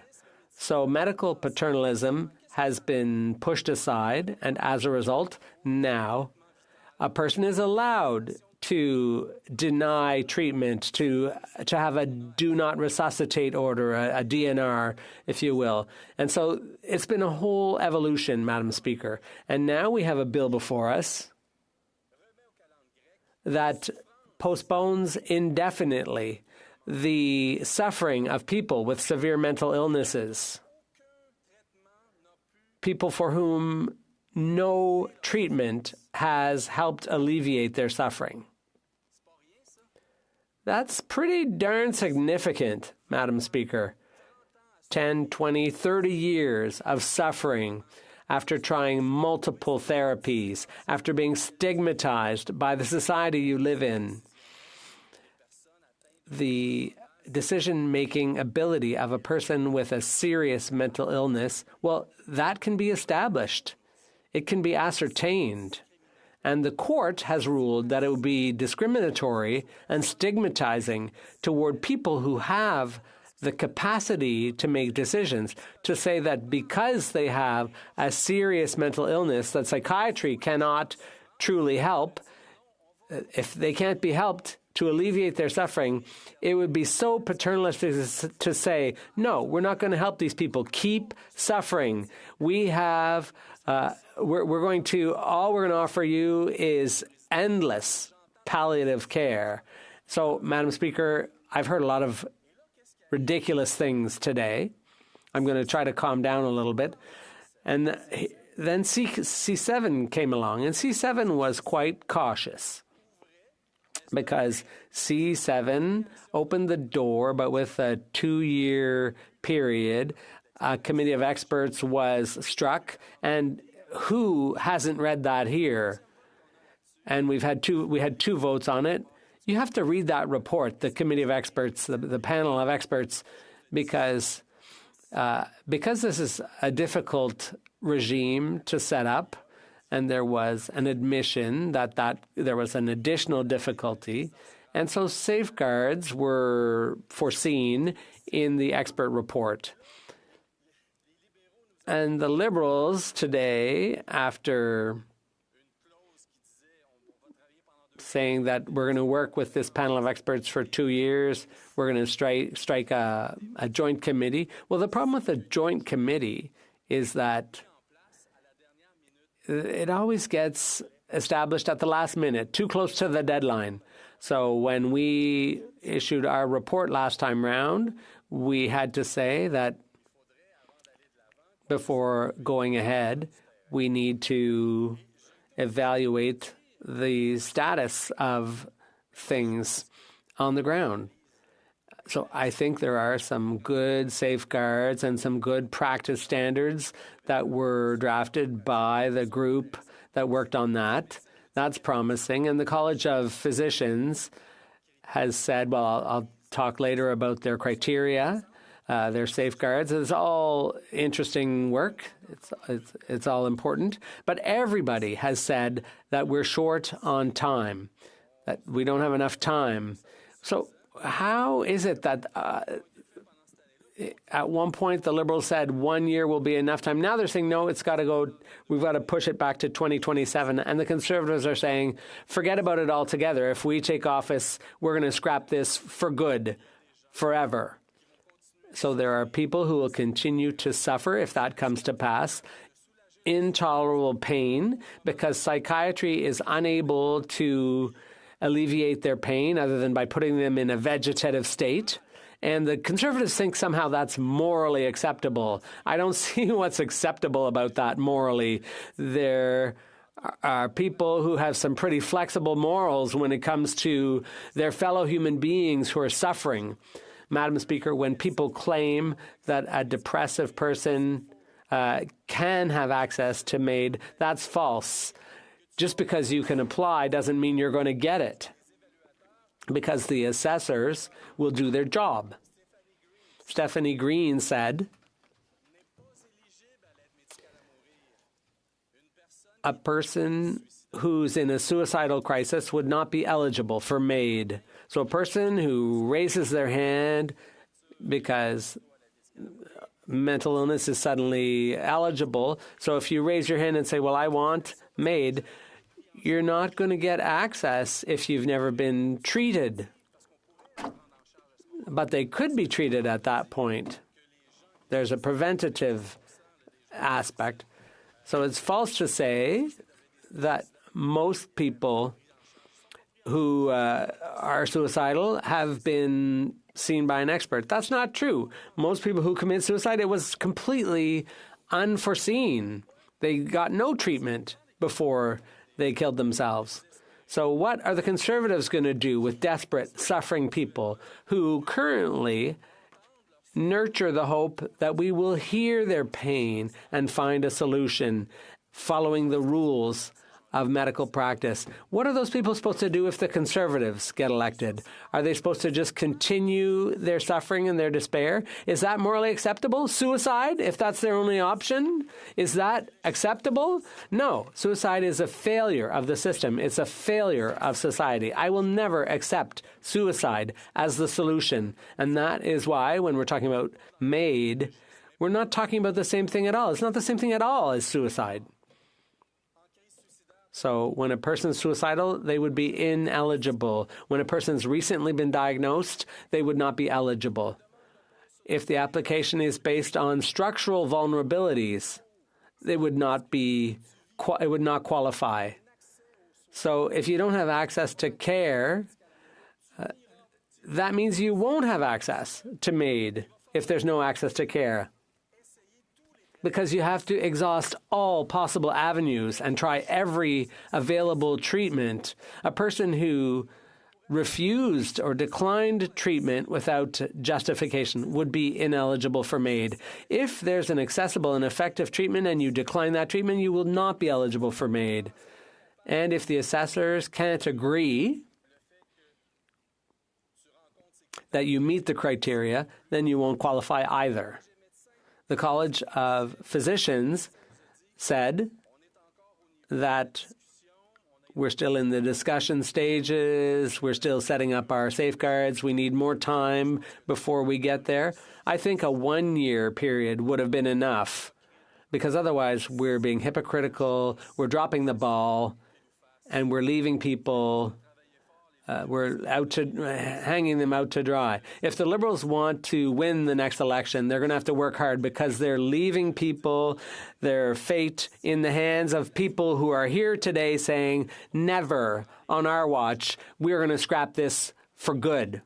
So what did the College of Physicians say? They said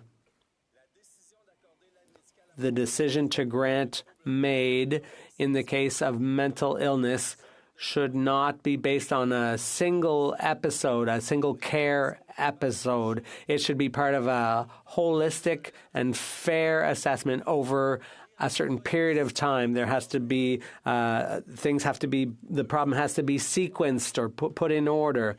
The second safeguard is there mustn't be any suicidal ideas, like in a case of major depression.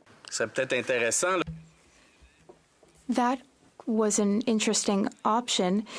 The committee should have paid attention to that, but they were on the same committee as me, so they should have heard that. Now, the Leader of the Opposition is a demagogue. He stands up in this House and asks the Prime Minister questions at prime time. He says, Prime Minister, people are depressed. They can't, make ends meet. And so the Prime Minister wants them to request MAID because they can't afford life. Now, the third criteria is ongoing and intense suffering, accompanied by serious symptoms and trouble functioning. It must also be present over a long period of time and make it such that patients have lost all hope. They cannot succeed in their lives, and their lives lose meaning. Experts have told us that we cannot measure irremediability and the degree of suffering. There is no way to make a general determination of that. There needs to be case-by-case assessment, as in all clinical assessment. But some people feel that case-by-case assessment is not serious or thorough. Well, it's very serious and thorough, Madam Speaker. Fourth criteria, there must be a long care journey with adequate follow-up. There needs to be access to care. Access to care. If the person requesting MAID has not accessed care, they will not be eligible for MAID. I feel like we heard the same things in committee. We are aware of the same criteria.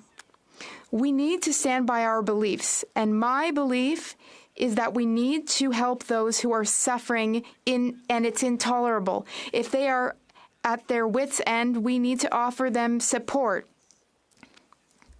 We shouldn't make decisions for them about their existence, about the quality of their lives. They are the ones who determine what is and is not tolerable. Now, some talk about a slippery slope, Madam Speaker, as though all care practitioners were bad people. But in fact, it's the opposite. To work in healthcare, you need to be good and kind. Getting into medicine is not easy. There are pretty serious selection criteria for doctors, and the same goes for nurses. Now, fifth criteria, a multidisciplinary assessment. Social workers, for instance. So the request need to be made to nurse practitioners specialized in mental health and by doctors, and there must be follow-up. And I'm talking about follow-up. It can't be one single meeting with a doctor. I can't walk into a doctor's office for the first time and said, my life is going really badly, things are hard, I want MAID, and then I automatically get MAID. No. Requesting MAID is not synonymous with being granted MAID. And if these safeguards were respected, then those experiencing serious and incurable mental illness could also benefit from MAID. We must make sure that those who cannot access adequate care and who do not receive adequate support, for example, if they are in housing and they cannot gain back autonomy, then they should opt for MAID. It's actually the opposite of the horrific things we heard from the colleague down there earlier. There are experts and there are doctors who want to take care of people. They don't want to harm people. Now, it's important to note that to be granted MAID, you need to request MAID, and you need to be able to give informed consent. And currently, when it comes to mental illness, every day, we assess the decision-making capacity of those suffering from mental illness, suffering from comorbidity.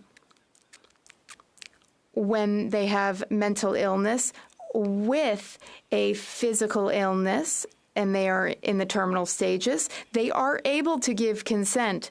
This is not new for medical practitioners. They are able to assess the decision-making capacity of those with a mental disorder. Having mental illness does not mean you're unable to make decisions for yourself. That's discrimination. That's stigmatization. Some say they want to protect vulnerable people. Well, who could be more vulnerable than someone who has been suffering from mental illness for decades and who has tried every treatment, all the treatments, and that person imagine what could be worse than having to deal with a paternalistic psychiatrist who thinks they know best what sort of treatment the patient needs, and then puts the person in palliative care forever and ever because that psychiatrist can't help relieve that patient. There were psychiatrists telling us in committee that we were going down the wrong road. They said that after 25 or 30 years of practice, some patients fell through the cracks, were lost, and it's for those patients that we want to support them. We should show a bit of humanity in this House, Madam Speaker. Questions and comments. The Honourable Member for Guelph. Thank you, Madam Speaker, and a sincere thank you to the member across the way for the details and the compassion with which he made his comments, looking at patient-centered decisions, things around the Charter of Rights and Freedoms that we protect here in this House. Right now in Quebec, I understand the legislature is debating the Superior Court decision in Quebec, and I was hoping we would have a more fulsome debate tonight, and I was surprised that the Bloc didn't support having that debate. I've spoken with a medical practitioner, a nurse practitioner in our area that comes from Ottawa to Guelph to provide this service, and she can only do it as a volunteer because she's not paid by the province to work outside of Ottawa. On the ground, we really have problems building capacity. Something that this bill is trying to address is building the capacity of our healthcare system within the provinces to be able to provide MAID effectively within our communities.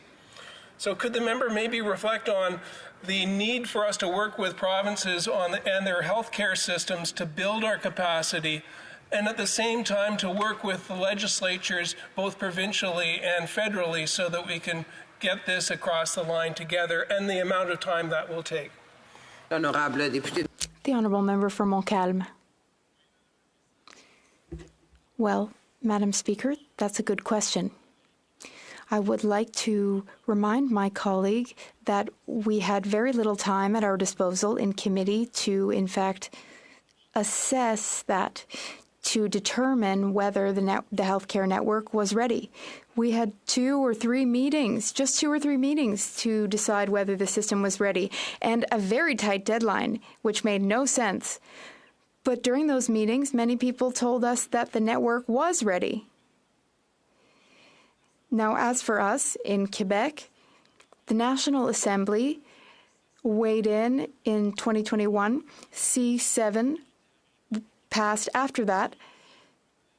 The work had already been done in Quebec, and the College of Physicians said that they needed a bit of time, but there is a huge difference between needing a bit of time to make sure that things are done well and safely, and postponing indefinitely the possibility of relieving the suffering of those with serious mental illness. Thank you very much, Madam Speaker, and I want to echo earlier concerns. It was a pleasure to work with the member for Montcalm on the Special Joint Committee on Medical Assistance in Dying. We have both been on that committee from the get-go, and we have both been exposed to a wide range of witness testimony into the briefs. Just following up slightly on the earlier question, our responsibility here in the federal scene, of course, deals primarily just with the criminal code. And once we complete our task with the criminal code, the oversight and accountability of the system largely falls on the provinces. It is not insignificant that 7 out of 10 provinces and all 3 territories had their health ministers and ministers responsible for mental health and addictions sign a letter where they reference the fact that back in November, they were already raising concerns, and they have clearly called here for an indefinite pause. Now, I understand Quebec was not a signatory to this, but the very fact that 7 out of provinces and 3 territories have, and these ministers are responsible for the oversight of those medical systems, I don't think that's an insignificant thing. So I'm just wondering if the member for Montcalm can reflect on that when we have clear direction from ministers responsible for the system saying that they're not ready. How does he respond to those concerns? Thank you. The Honourable Member for Montcalm. That is an excellent question. In the complementary report that I tabled, I highlighted the fact that if we had had a bit more time to do our work, we could have discussed that with these individuals and governments, and in doing so, we would have understood their concerns. We heard from a number of associations which did tell us that everything was ready, that they were ready to administer MAID effectively. The member knows full well that, for instance, the Canadian Association of Assessors and Service and Care Providers, they told us that with C7 and C14, not all physicians were properly trained and ready. Not all doctors could provide MAID. There was just a small number, and yet that small number was able to meet demand. And those who need MAID for mental illness would be an even smaller number. So this association told us that they could move forward safely. There was also the Canadian Bar Association and the Association of Psychiatrists of Quebec and other associations, many more. For instance, the Health Ministry of Nova Scotia. These debates have been held within governments. There can be unique concerns sometimes. Sometimes I would have liked to hear those concerns. The government did not call on us to conduct a fulsome study and ask all these questions as soon as Parliament resumed. We were not even able to meet with individuals at work on the ground. And what I'm saying is that we could get this done. We could get this done within a year.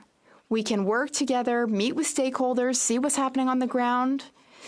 We can study the safeguards, and then if we need one more year, we will take one more year. But postponing this to 2027, I don't think that's a very progressive plan. Questions and comments? The Honourable Member for Laurentides-Labelle. Thank you, Madam Speaker. What I'm understanding here is that there's a difference of opinion related to processes of different provinces. But Quebec has already studied and debated the matter. Now, we need to think about these individuals. This is a matter of human suffering. I can talk about it because I've lived it. Everything that my colleague has said, and my colleague has represented what all of these specialists told the committee, but I've experienced it all.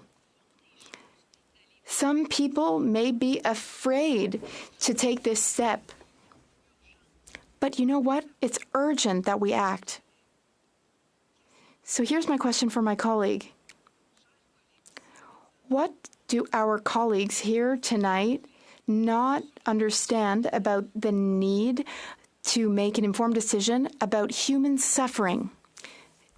The Honourable Member for Montcalm. Well, there's a lack of courage. That's what's missing. There's a lack of courage in this place. A lack of compassion as well.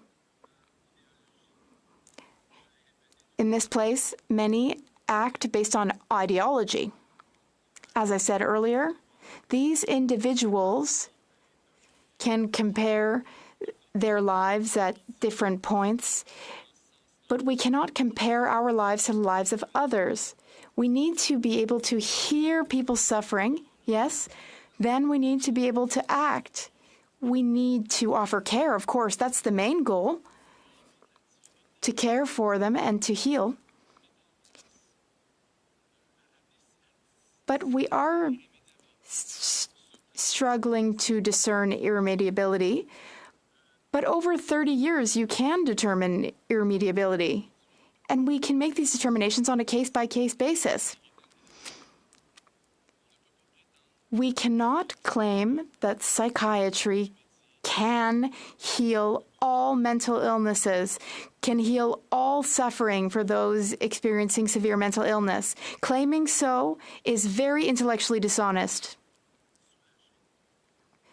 There are some people whose suffering we cannot cure. They request MAID. They can do so in an informed manner with full presence of mind. And I feel that we should hear them, we should help them, and we should legislate. Honourable Member for Cowichan, Malahat Langford. Thank you very much, Madam Speaker, and I'm pleased to be standing in the House today to join debate on Bill C-62. And you'll forgive me if I am feeling a little bit of deja vu right now, because it was precisely 1 year ago in February of 2023 that this House was in a similar position with the earlier Bill C-39. That bill, of course, Madam Speaker, extended the delay for the implementation of mental disorders as a sole underlying medical condition being available to access MAID. That bill kicked the can down the road by 1 year. And as a result, Madam Speaker, we find ourselves in a position where we are now approaching the deadline that exists for March 17th of 2024. To go into a little bit of detail of what Bill C-62 contains, it's not a very complex bill, and it should be clear that the bill itself is not relitigating the issue that was first brought in by Bill C-7, and I'll get into C-7 in a moment. What this bill is doing is seeking to further delay the implementation of MAID for mental disorders as a sole underlying medical condition until March 17th of 2027, so essentially 3 years down the road from now. But I also think, and this I think is an important part of the bill, is that it inserts a legislative requirement that the Special Joint Committee on Medical Assistance in Dying be reconvened in advance of that change, so that a committee of parliamentarians made up of members of parliament and senators can review our country's readiness and make a determination in advance of that date. And let me tell you, Madam Speaker, I have been a member of the Special Joint Committee from the beginning, all the way back in the 43rd Parliament. And I, for one, speaking for myself, am very glad to see that we do have that legislative requirement in C-62, and more importantly, that the committee is actually being given the time it should have had to study this very complex, very sensitive issue in advance of its implementation. That is something that we could have been much better served by in previous iterations of this legislation. Now, I think it's important, Madam Speaker, that we explore a little bit of the history of how we got to this moment. Because as a member of this Special Joint Committee, I have personally felt that we have been playing a game of catch-up to the change in law that was made in advance of any serious inquiry into this matter. Bill C-7 in the 43rd Parliament was, of course, the Government of Canada's response to the Truchon decision. It specifically created a separate track in the criminal code for people whose death was not naturally foreseeable, because previous to that, you had to have an illness, a medical condition, where your natural death was foreseeable. So essentially for people who were suffering terminal stage cancer, who were going through a great deal of suffering and so on. It's important to note, though, that when the government first brought C7 in, there were already questions at that time in advance of the legislation about what do we do with people who are suffering from mental illness, who have suffered in some cases, as my colleague pointed out, for decades, for whom treatments had not worked. What were we to do with that? Now, the government in the original version of the legislation, and by law they were required to accompany that bill with a charter statement, but mental disorders were specifically excluded from the original version of C7. And the government, provided what I thought at the time was a fairly well-reasoned charter statement because, it was understood that by excluding this, you could potentially engage two prominent sections of the Charter of Rights and Freedoms, namely Section 7, which is the security of the person, the fact that everyone essentially has the right to make a decision about what happens to their own body, and Section 15, the Equality Clause, that the law has to treat everyone equally. So, with reference that those two sections may be potentially engaged by an exclusion. Now, the government identified in its charter statement that first, the evidence, and I'll quote here, first, evidence suggests that screening for decision-making capacity is particularly difficult and subject to a high degree of error in relation to persons who suffer from a mental illness serious enough to ground a request for MAID. Second, mental illness is generally less predictable than physical illness in the terms of the course the illness will take over time.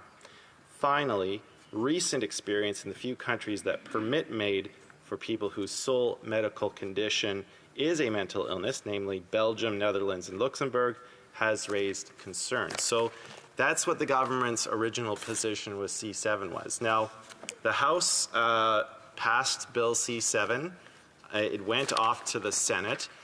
And there, for reasons that still remain shrouded in mystery to me to this day, the government decided to accept a Senate amendment, essentially at the 11th hour, which had significant repercussions for C7. And that was essentially the Senate reversing the government's original position on mental disorders qualifying for MAID. And the government accepted that Senate amendment. And of course, C7, because it had been amended, had to come back to the House. And the government managed to cobble enough votes together to pass that. So we, as parliamentarians, were left with a law that had been changed in advance of the hard work being done to properly consult, research, and discuss the issue with expert witnesses and with the health systems that have primary responsibility for the oversight of the change in law.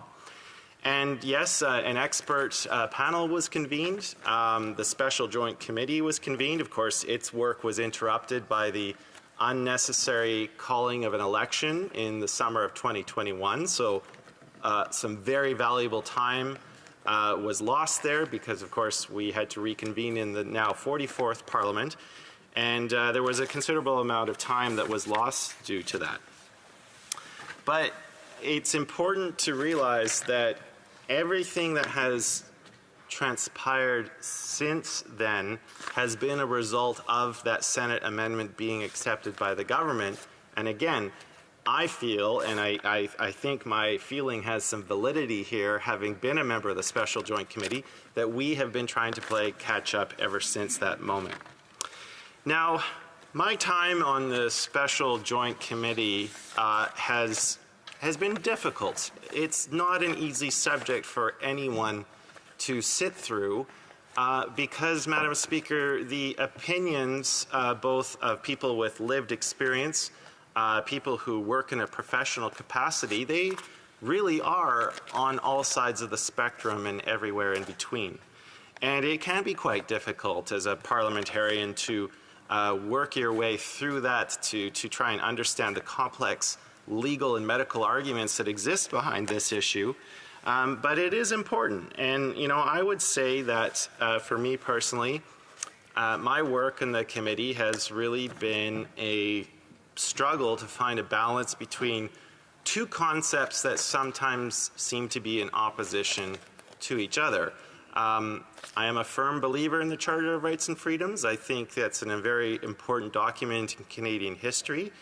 And I do believe that, we have to respect an individual's right to make decisions over their own bodies. But that belief system of mine was always in struggle with another concept, with the fact that sometimes society finds itself in a necessary position to step in and protect the most vulnerable in our society. And I think those two themes not only echoed for myself, but echoed for many of the witnesses that appeared before our committee and the many briefs that we received.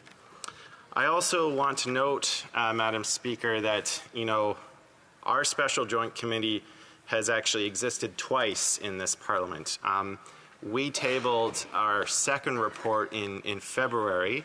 That was in advance of Bill C-39 last year. And that committee's mandate at that time was guided by 5 themes that we had to look at. Mental disorders as a sole underlying medical condition was but one of those. And of course, we were reconvened after the passage of C-39. But as my colleague from Montcalm pointed out, our runway was extremely short. It did not do justice to the amount of time that we actually needed and to the extreme complexity of this issue. So just to put this in clarity for people who are listening, I believe our first meeting as a committee was on October the 31st, and we had to conduct some committee business, elect the chairs and vice chairs. We really only had three-hour meetings with witnesses, so 9 hours of testimony. We excluded, by necessity, a lot of people that I would dearly like to have heard from, namely administrators of our public health system, elected officials of provincial governments, and so on. And because of the short timeline, and we didn't even have enough time to properly translate all of the submissions that were sent to our committee, because of course before they can be distributed to committee members, they have to be translated into French and English. That's a requirement that honors the fact that we are a bilingual country.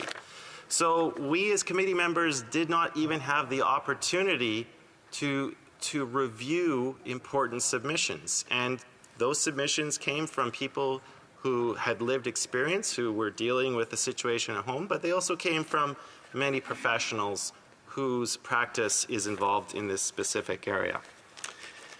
Now, I've taken a position on this. I mean, my record on, the member for Abbotsford in the fall had introduced Bill C-314, and I did vote for that, so my vote on this matter is quite clear.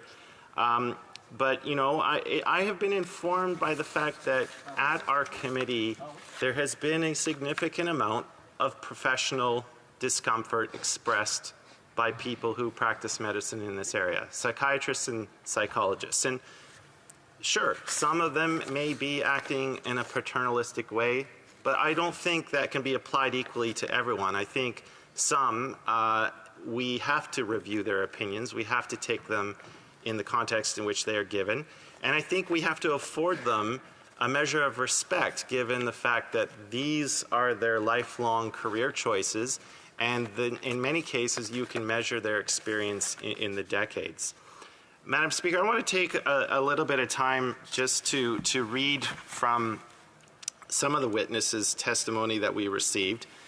And, we did hear from Dr. Jitender Sareen. He's from the Department of Psychiatry at the University of Manitoba.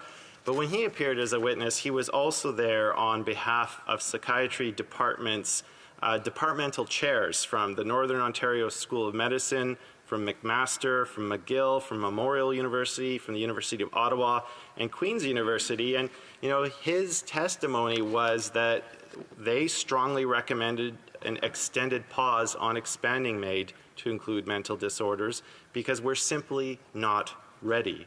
And he was quite emphatic to the point that we are not going to be ready in another year. Dr. Trudeau Lemons, who is a professor of health law and policy at the Faculty of Law at the University of Toronto.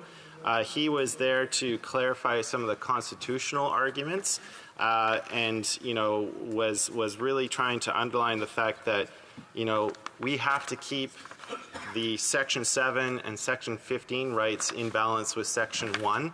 And that, this is an issue that actually has not been decided by the courts, contrary to what we heard from some witnesses. And previous speakers on tonight's debate have also pointed out that the Truchon decision did not include any reference to mental disorders. So that's an important point we have to make. Dr. Sonu Gained, who is the chief the Department of Psychiatry, the Sunnybrook Health Sciences Center, he pointed out that MAID is for irremediable medical conditions. These are the ones we can predict won't improve.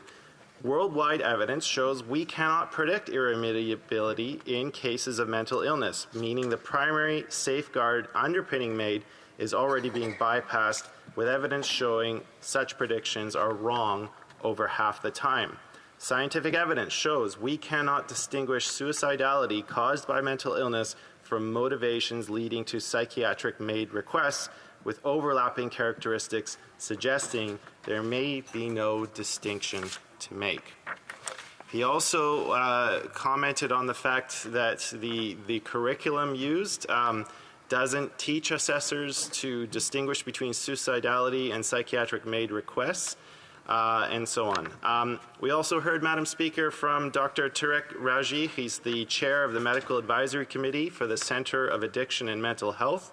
And their position, CAMH's concern, was that the healthcare system is not ready for March of 2024. The clinical guidelines, resources, and processes are not in place to assess, determine eligibility for and support or deliver MAID when eligibility is confirmed to people whose sole underlying medical condition is mental illness. So, Madam Speaker, those are a snapshot of, I think, the widespread professional discomfort that exists out there, and I don't think we can discount those voices. I would agree that there were also a number of professionals on the other side who did feel we were ready. And that's what makes this such an incredibly complex and sensitive subject to try and navigate as a parliamentarian. Again, we as a committee should have been afforded the time and space to really delve into these issues and to greatly expand our witness list to make sure that we were in fact ready.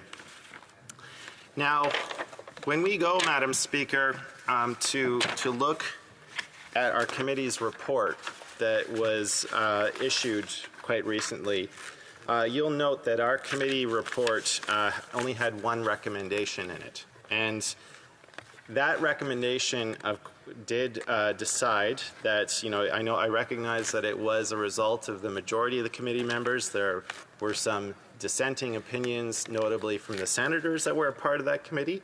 But they did recognize that Canada is not prepared for medical assistance in dying where mental disorder is the sole underlying medical condition. And we did not attach an arbitrary timeline to this recommendation.